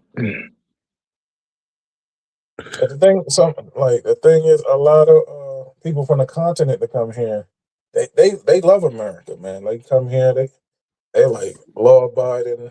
That's why I said the white man's the referee. Because that's what. Hold on, no, I say not all of them do. That's what I said. He not right. A lot of them basically like this. A lot of them like St. James resents fucking having to be here. They come here for the money, but most immigrants seem like they resent America. You think they appreciate it? They resent this country. Yeah, because They resist the when I was country because they working, wish it was their country and it ain't. no, when I was when I was working at my previous nursing home, there was a Cameroonian girl. She was telling me she wished she can go back to her country because she said she was doing okay there, and then when she came to America, she said she don't like it. She said she want to go back. Murray. A lot of them say that. Wait, hold on a second, Kyla. The last time I checked, black immigrants do well. And a plane ticket don't cost that much to go to Africa. No. That's what. But making a living over there. So when someone says that they miss their home country, they wish they can go back. Bitch, it's called buy a ticket. Yeah, and there's international airports in every state. You know, a ticket is one of the easiest things you can acquire in this That's country. the easiest shit. That ain't nothing special. That's 1 week of Uber. Bye. Yeah. So every time someone says, "Man, I wish I could go back to my country," ignore them. Yeah, well, what it is, I think they want to go back to the country, but they want the amenities they have in America in their country. That's what it is. They want the amenities, the money, and everything that they have in America, and that's the reason why they can't go back to their so country. superficial. That don't mean they necessarily they love America. They believe in America. No, they like the infrastructure. They like America's infrastructure. That's why we talk about a Black African infrastructure. My friend Quandre, he said from Nigeria, he said the rule of law is what they really appreciate. It's like the systems, you know. There's a lot of systems here. Y'all laugh at me because I DoorDash, part time. And the thing is, if you just accumulate your money, like Jonathan said, you can catch a plane ticket, There's nothing wrong with DoorDash and 1776. Yeah, I did that shit like 8 years ago. Nigga, DoorDash your ass off, make your money. But at the end of the day, don't ever tell me a Black immigrant wish they can go back to their own country. Get the fuck up and go. But they say that type. Sometimes Black people, we are prideful all around the world, so they would say, some of them, some of them might be like homesick, but they don't really wish that. Yeah, and I got African friends that don't even go to Africa on YouTube, man. It's like, man, you got Nigerians that live in Maryland, the DMV, who ain't never going back, and they'll tell you. I know a Nigerian woman, she ain't been back in over 40 years, and she still don't want to go back. They don't ever want to go back. Why the hell would you want to? Do y'all know what the hell they left? Why would you want to go back to that? That's why me and my silly Pan African ass want to always be there and go back. We can change this. You cannot change Nigeria. Everything I've seen so far, I think I'll pass, man. We know, Kylo. You don't want to go to Nigeria. No. I'm just serious. I'll go to Ghana. I might go to Ghana this year. And also, I might take a side trip to Ghana for a couple of days while I'm over Liberia. I might take a side. I never forget that Brian said if you had to go to Nigeria, you'd rather kill yourself than go to Nigeria. I said that's crazy. I said what did I say? No, I said I wouldn't go there on Sundays and whatnot. And notice what I said. I said, if somebody made me Nigerian, God made me, I kill myself for whoever made me. And I also remember you said at the slave trade happened, you had a choice between the slave trade or Nigeria. You said that you would take the slave trade. You gonna stop like you color and argue for that. That's the sad part about it. The fact I'm a side with Kylo on this one. I would take the slave trade at this point. Wow. Like I said, the bottom line, look, I love Africa, right? But the best thing about Africa is being an African American in Africa. That's the best. That's all I was saying, Kyle. No. I said an African American in Africa because I know my history and damn, I survived this shit and I'm coming back. And we're very, very blessed. When you're African American in Africa, you feel special. I'm telling you right now, you feel like you're God. And it's like there's no other place in the world you're gonna get that feeling, And I don't now. I'm gonna say something. I'm glad Elvis is not on right now. He's probably listening and come back on. Look, I know for a fact I'll listen, and I'm not trying to be funny or anything like that. But I'm not trying to mock anybody to be funny. There was one Liberian girl that's on TikTok, right? I like her. She hasn't been on a while, right? I haven't seen her content. She was like, "Oh yeah, remember I'm back in Liberia, blah blah blah." And I was following her. She posted TikTok. About a month in, she was like, I guess she's an American. She was from Philly. She was the type of chick that she's like a 304. Come on, she was basically and then what I said to her in the time, I said, you fit right in. She was there with a girl. In Liberia they call you a girl. They say the girl, and they call young men the boy. I hate when Isabella says that shit. She called grown men the boy. And so after a while, you become a guh. Like Elvis, he stayed in Liberia for a while. He become another DeBall, you know. And so, me, I'm Black African American, right? I'm like a Tanu. That means I'm a big man, big shot, you know, hot shot, you know, important man, big man, you know. Okay, Adogu. They're trying to get your money. But so I'm a big man. So I'll never be the ball, you know. And Liberians, when they go to Liberia, they hang around the Congo town, the American Liberian. They play the American Liberian thing up so bad. They play like they're Black Americans so bad, you know. Because after a while, you become the guh again, you know. You know, and they're like, I gotta get back out of here because they get reminded that you're still a Liberian, no matter how you. For me, I'm not a Liberian, so they you know. So it's hard. It's very hard to explain, you know. I understand what you're saying. We understand. Well, I understand. I can't speak for anybody else. So I'm saying I love the country because then again, if I was a Liberian, it'd probably be a little different, you know. Like Great African, he puts it like this. He says, when you go to Liberia, right? He goes, you stay more than 5 months, you lose the American smell. He says it's like a psychological thing. Everybody's like smelling you. Oh, you got the American aroma on you. Everybody thinks you're everywhere. After a while, it wears off and you just melt back into the society, you know? And that's when people want to come back to the States. It's hard to reintegrate back into an African society once you lived in the West, you know? Yeah, I agree. 1776 is talking a bunch of nonsense, you know? No, but I just said. I'm telling you, look, 1776. I know Africans who can't do it. They've been born there. They can't do it. How the fuck is your non-tribal ass to go there and assimilate into a native culture? You stupid, you know? They're giving up a lot to go back, I guess. I mean, that's probably what you're trying. They go back. They're like, dang, I went so far. Because when you go back to a lot of parts of rural Africa, you're literally going back in time. You know, you really got stuff that you take for granted. You out of electricity for a fucking whole day. You know, you offline. You know, crazy, no like water, no sewer, you know, stuff like this. How late are stores open over there? Because I heard something about that. Bottom line, so when you get back there, the stuff, and then also you get in trouble. Nigga, did you say how late the stores are open?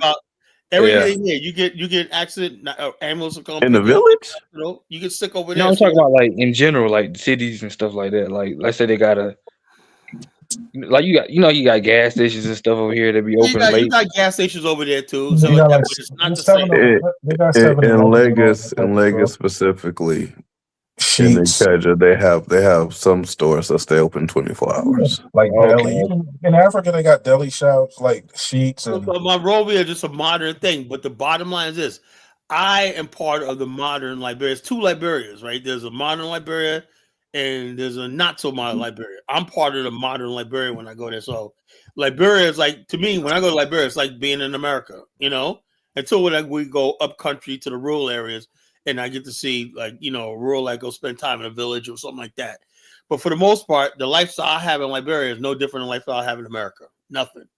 Everything. I got flat screen TV. As long as you got money, you're good. You got money, you're good in Africa, you know. If you don't got money, that money dries up, bro, and you gotta get out there and fetch water and or stand outside the road selling melons or shit like that, you know, to make a man. I do that in America. Like what I'm trying to say is like Mantu Mandika said is like you half stepping, like in that you're still using America in Africa. Hold up, you're sounding like a fool. Nobody goes to Africa thinking like that. Most people in Africa are trying to.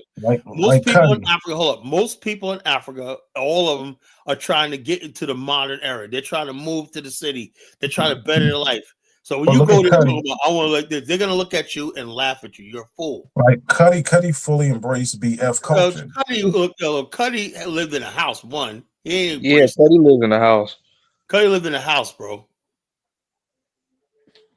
Yeah, with electricity, with all that stuff like this, you know. I don't know if you're just trolling that right now. Not, or you're really not for me.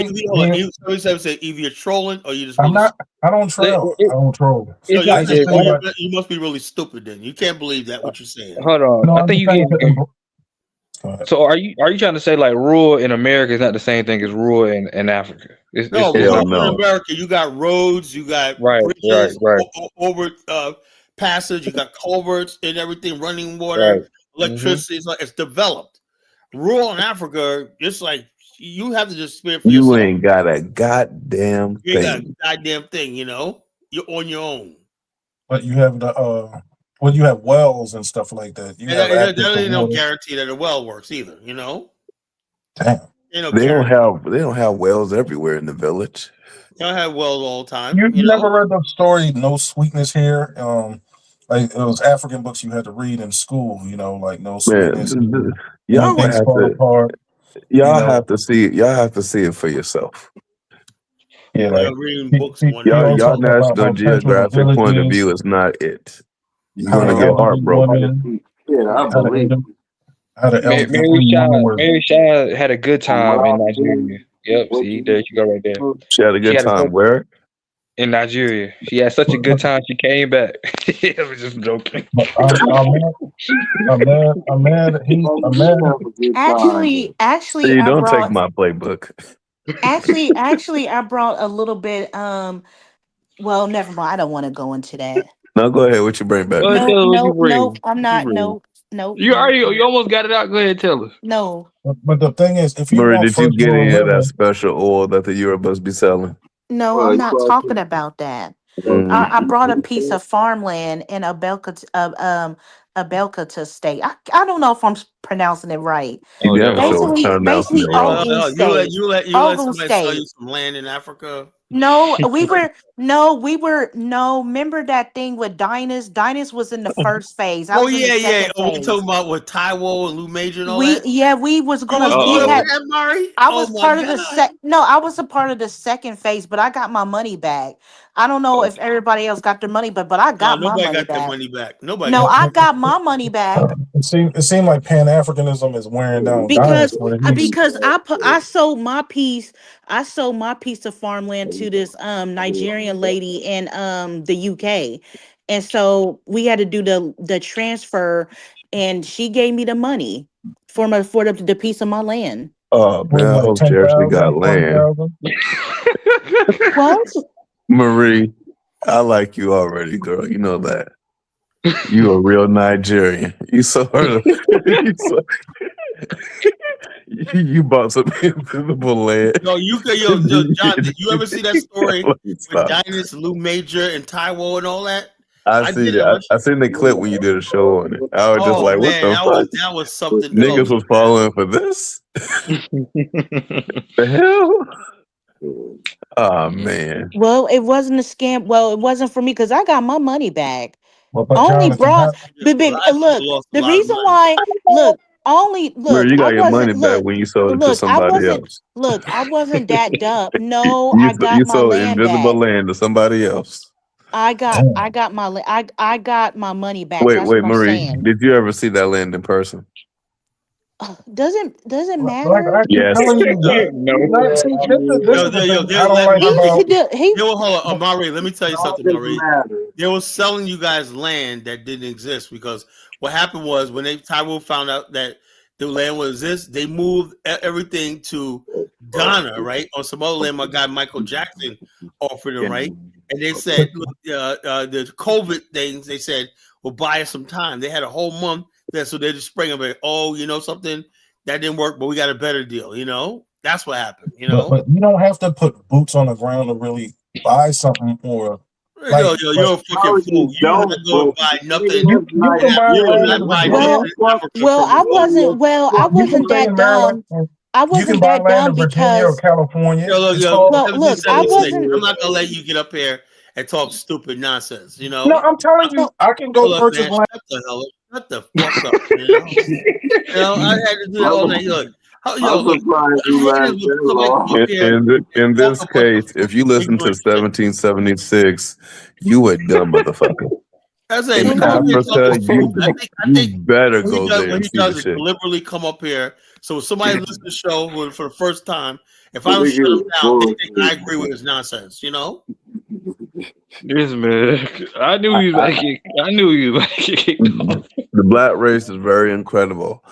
Can you imagine that? Some people believe what 1776 just said. I ain't got to see it in person. They bought a non-existent airport. Cool, man. Oh yeah.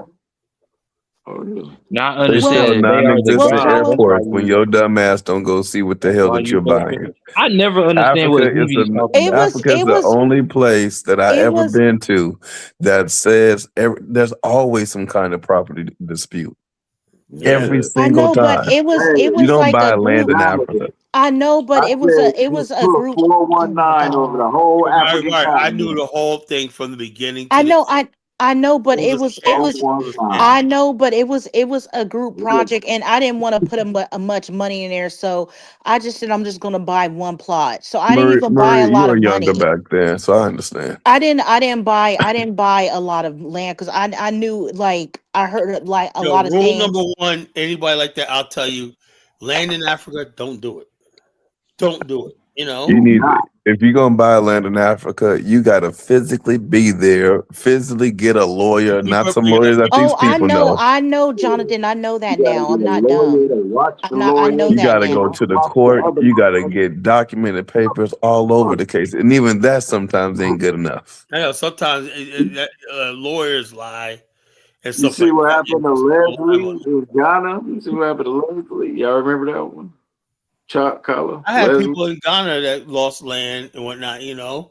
My girl Yeah. Lucy, whatnot, she went there, didn't listen to me. I said, Lucy, like that.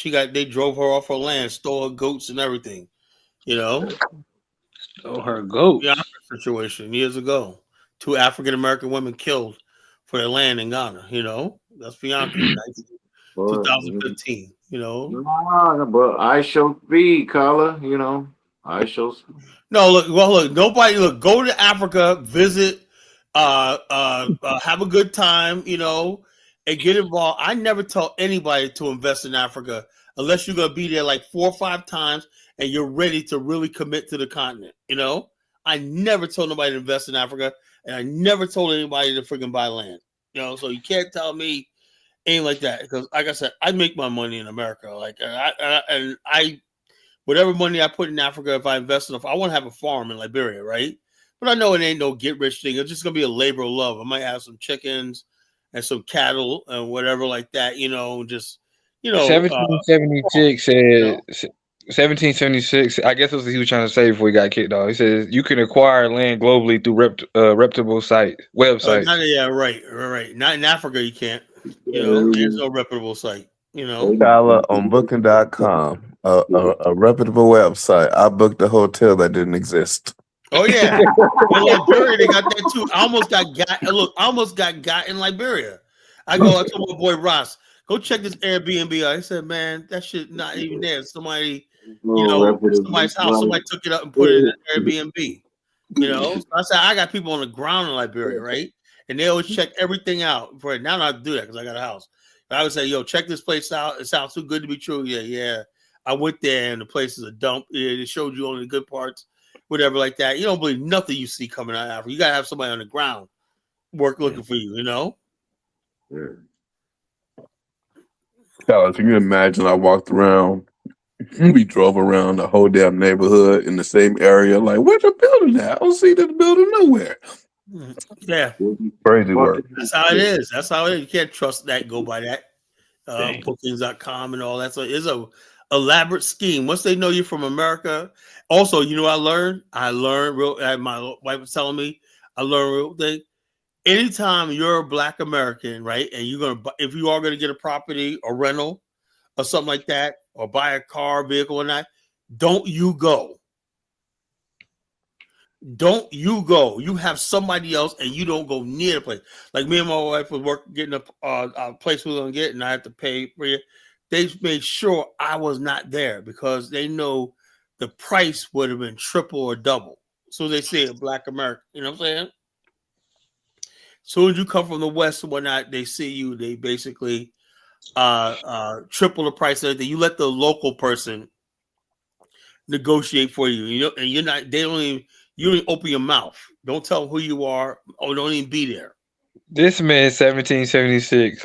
I'm tired of these non-Pan African, double-headed, double-minded Pan Africans. They want to be halfway ninjas, half American, This and guy, half this African. is I'm an all old the way trick. in the struggle. This guy had nothing but a fucking a white woman, white man loving coon trying to come in here and act like he's like we're gonna take him as a credible Pan Africanist. You know, he's a black patriot, but he's a Pan Africanist. See, like I said, this guy had nothing but a troll.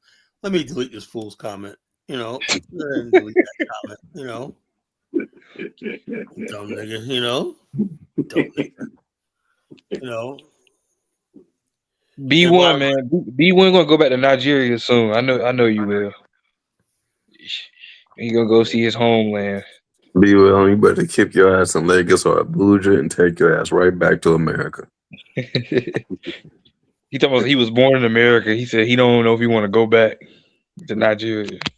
Go back for what? Go see your family and take your ass right back home. It gets me as Nigeria has had so many, but when you got black men, I always thought ego, pride, and stupidity was black America's thing. Now look at Nigerians, man. They're niggas to the 10,000th power, ego, pride, arrogance, and what is it?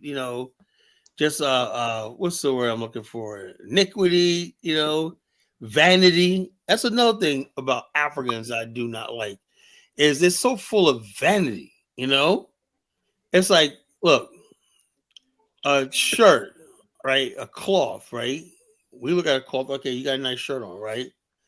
And then an African is like, okay, this cloth means something. It's a kente cloth, whatever cloth is, country cloth, whatever like that, right? If you wear it, okay, that's good, right? But that should not represent who you are. That's just superficial things, outside things, And I think Africans pay too much attention on what's on the outside instead of what's in a person's heart. What type of character they are. It's all about how much material things you can have, their degrees, their educational attainment, how many times they went overseas, like I said, in Asia, most people have a high standard of living, but most Asians live in small apartments, right? As opposed to when somebody give the same amount of people, same people with the same amount of money in Africa got to feel like you got to have a big mansion, and that's why Africa can never develop, because everybody superficial live in an apartment building. They're like, oh no, I got to get that big house. Why? You could have built a factory. You could have built some industries with that money and whatnot, but you put it all in some big elaborate house and whatnot just to show off. Yeah. That's why I'm never impressed by somebody showing me their house, never, particularly in Africa, Tyler, can you imagine in Nigeria they sell $1 million fucking apartments? Really? The audacity. It's like, who the hell? If he got millions of dollars, what the hell would you be doing in Nigeria? That's the first thing, I've seen where they were showing those $1 million apartments in Nigeria. Yeah, but the thing is, what you always see in Africa, they always show you the real estate, $1 million house, $1 million property. But what you never see is them places filled up. Like Ghana, they're all empty. One African American lady built a whole community with that. All the houses are empty. Like, damn, how y'all make money? Sure. Like, damn, it's all vanity. I don't want to get into African vanity. That's why I said you never see me showing, oh, this is a project I'm doing. If I do a project, you bet for sure I'm really making money, Yeah, Caribbean people like big houses. Why? Because people who come from poverty love big houses, All people love big houses. I mean, no. You got people that live in look, have a look. What my former landlord at my old office complex. Guess what? This is true. This is what happens there, right? There's a lot of rich people here in Chesapeake and Virginia Beach, right? They got big houses. You know who they rent them to? Black people. You know what they do? when the kids grow up, they got these big houses, whatnot, like 7 bedrooms. They rent them out, right? And then they go get a small condo, or they may live real cheap, in their later years. Right. So what I'm saying is, you see people, and like my old landlord Matthew, right? He's like, yeah, he just bought a brand new Maserati last year, right? No, this is 2 years ago when I was renting from him, right? My old office spot. And he goes, yeah, look, Maserati, whatever.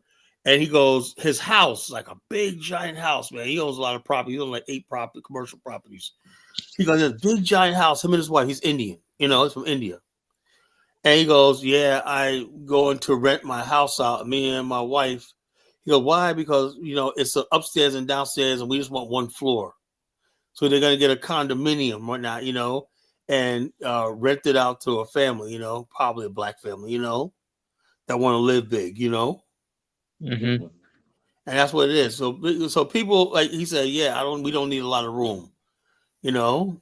I know people got the new thing right now is condominiums, Yep. It's condominium and compact living. Big houses are a thing of the freaking past, getting a big house and whatnot, showing off, that. Like I said, man, if I had the chance to build something or not, you would have nice luxury condominiums, townhouses, some houses, modest houses, but and then you got the few neighborhoods where you got people with money, they got big houses and whatnot. But the fact of the matter is, if you spend 20 years trying to build a house, going back and forth, scheming, that's how people get caught up in a lot of stuff in drugs in Nigeria and be on death row because they want to build a big house back in Nigeria. And someone tells you, oh, yeah, you can make the money. Take this package over to Singapore. Next thing you know, they get busted and y'all know what happens, They're facing the death penalty in Asia. All because of superficiality. All because of vanity. So I'm not trying to compete with nobody, whatever like that. I have what I have. I have what I have. You never see me showing off, never.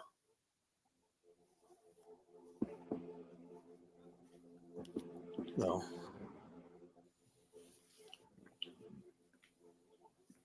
That's my story. All right, folks. Well, it's been a 6-hour mark in the live stream. He goes, we have to start being lukewarm. We have want to be Americans. This guy, nobody cares about fucking America. What the point is, I don't fucking say, I don't care. Who was that? 1776. Somehow you guys say, well, we want to be Americans. Dude, man, this is a Pan-African black nationalist platform, man. What the fuck I care about America for, Well, he's saying that he's B1. He's saying that he's a Pan-African. He's a true Pan-Africanist or something like that. Yeah, he's a Pan-African. Okay, yeah. I don't even know what that word means anymore. I don't even know what a Pan-African is anymore. Now you got a clown like 1776 calling himself a Pan. I'm running away from that term. I'm running as far away from that term. Hey, Jonathan, you a Pan-Africanist? There's no way in hell. Yeah, look who's claiming this shit. I stopped being a Pan-African tonight when St. James said the AES was I don't want to finish what he said. Yeah. No AES, man. I had to. They said, "Caller, you in a Pan-African?" I said, "Yeah, man. I had to find something else, man. I'm a LARPist. You know what I am? I'm a LARPist. I believe in LARPism. If it's the AES running a Pan-Africanist game right now. Yeah, they're just playing with this Chahori. He's a young guy. I get it. He looks. The women love him. He's a handsome guy, whatever like that. He looks like this, but if he was smart, he would have met with Trump. That would have bought him some time, at least. Yeah, that's true. You know what, Carla? I seen something real stupid. First, the AES motherfuckers gonna criticize the Venezuela thing, and then the president of Barbados. I used to praise this woman. She criticizing the Hey, shit now is in the Bar. time to shut the I fuck would up. never like Kyla, her. Kyla, how you know you got missiles flying over your country to go hit another country? Bitch, shut your mouth. No, shut the hell up. Now it's time to shut the fuck up, you know? I would No never one like shut the fuck her. up. Stupid looking ass. In a low material, low income environment, you will get that type of yeah. People can say whatever they want to say. Like, let it, they want to say something, they'll say something. Steve. Hey. I find it very interesting that most of the world powers ain't got shit to say about it.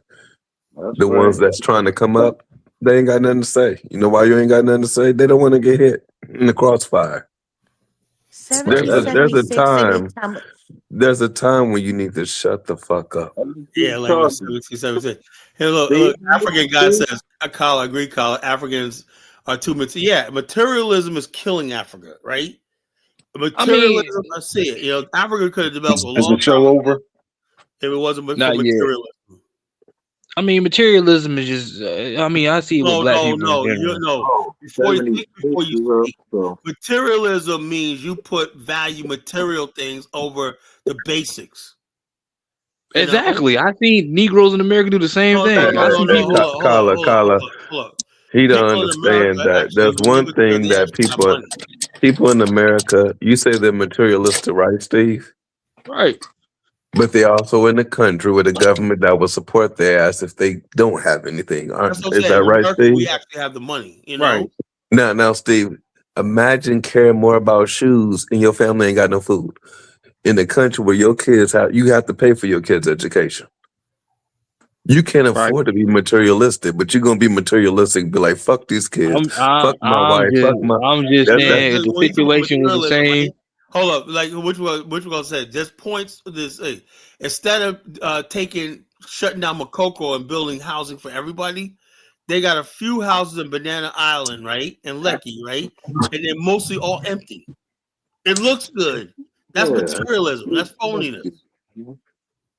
Steve, I'm gonna need you to go and see this shit for yourself. I understand what you're saying, but I'm just saying it's like materialism as well. Like No, nigga. You have to see the difference. It's a different level, man. It's a different level. I don't know, man. I don't think people. Let me tell you the level. Let me do this real quick. I don't see people roof about to cave in and they got a brand new car sitting in their front yard in America. So I mean, I'm just saying. Okay, this is the level. They'll sell their baby for some shit. I mean, during the crack era, what was it? Drug addict. Never mind. I can't use her as an example. Wait. I got Steve. We're talking about 2026. You're going way back to the 80s. Well, all right. Let me go back a couple years ago when the stimulus checks was coming out. Remember that dude that killed his whole family over a stimulus check? That dude and killed his girlfriend and her mama over a stimulus check. The difference is, hold up, we're not tasked with building a nation. Right, I understand that aspect. I get what you're saying about that. We live in the first world. You know, we live in the first world. It's a little different, right? Materialism is materialism. I get it. Hold on a second. Steve, what's the name of that? What's the name of the person that did that thing? I gotta look it up. Yeah, look it up, send it. When you live in the first world, like let me give you an example, Steve, right?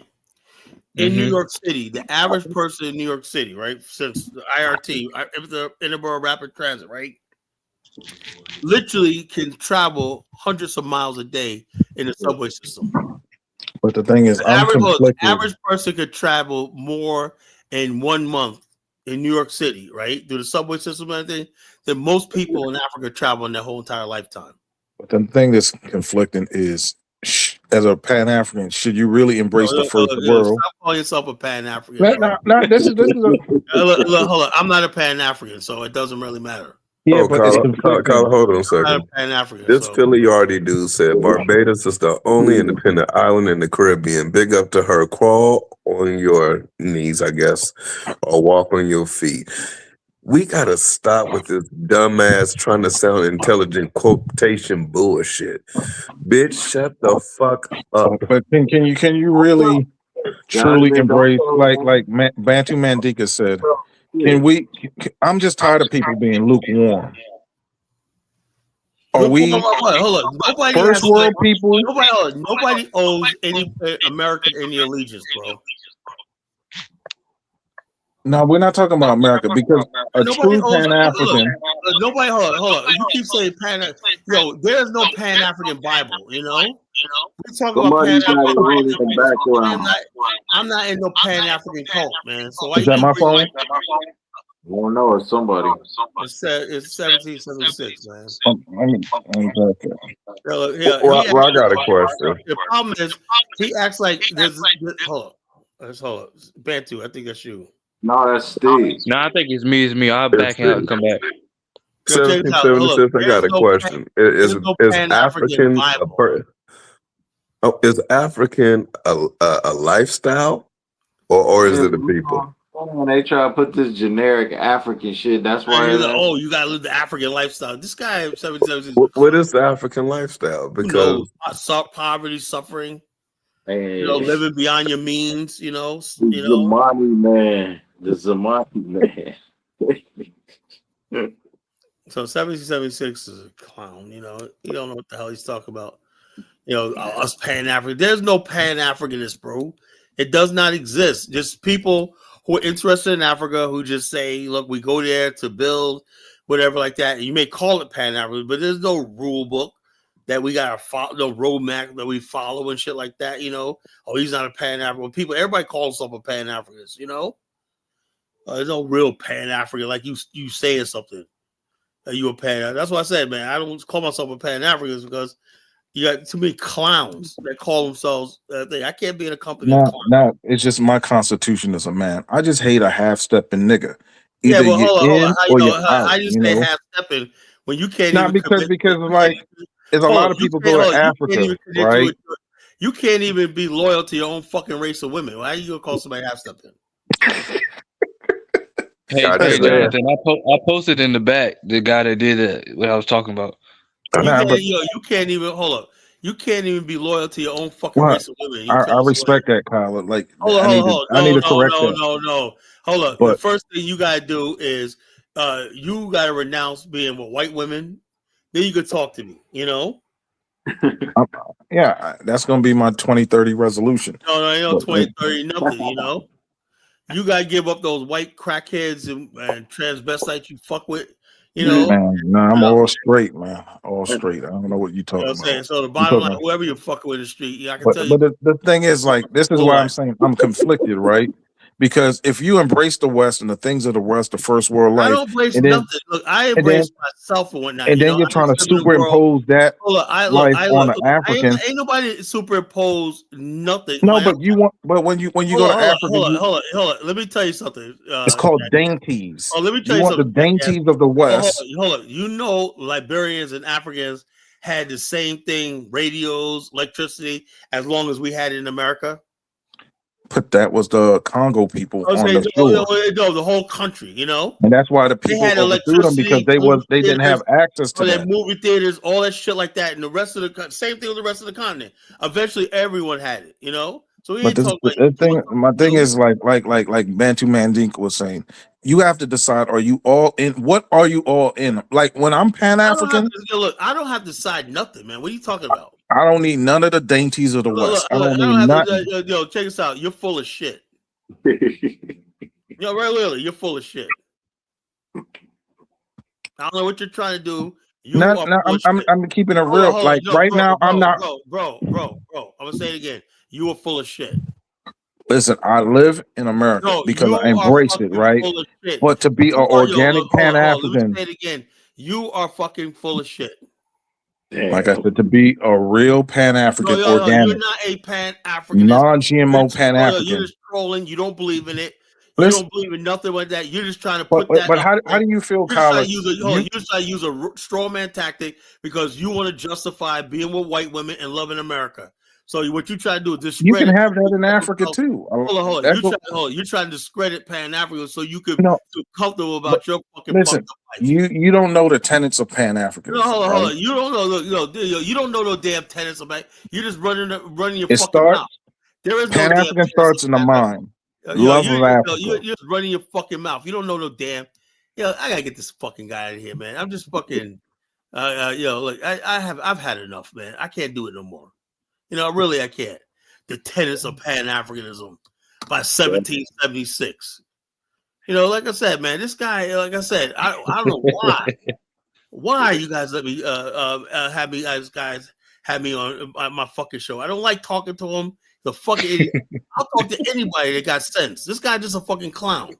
The tenets of Pan-Africanism. That's a fucking joke, man. I wish you'd go the fuck away.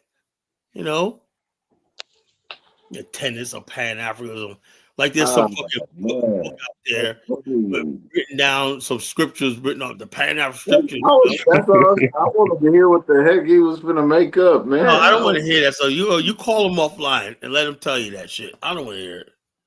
He was gonna make up a walk. And where Jonathan go to? Where's Jonathan went? I posted that link in the chat. He disappeared on me. I don't know about that. I'm at the end of live. I'm tired. All right. Salute. All right. See y'all later. Everybody. See you.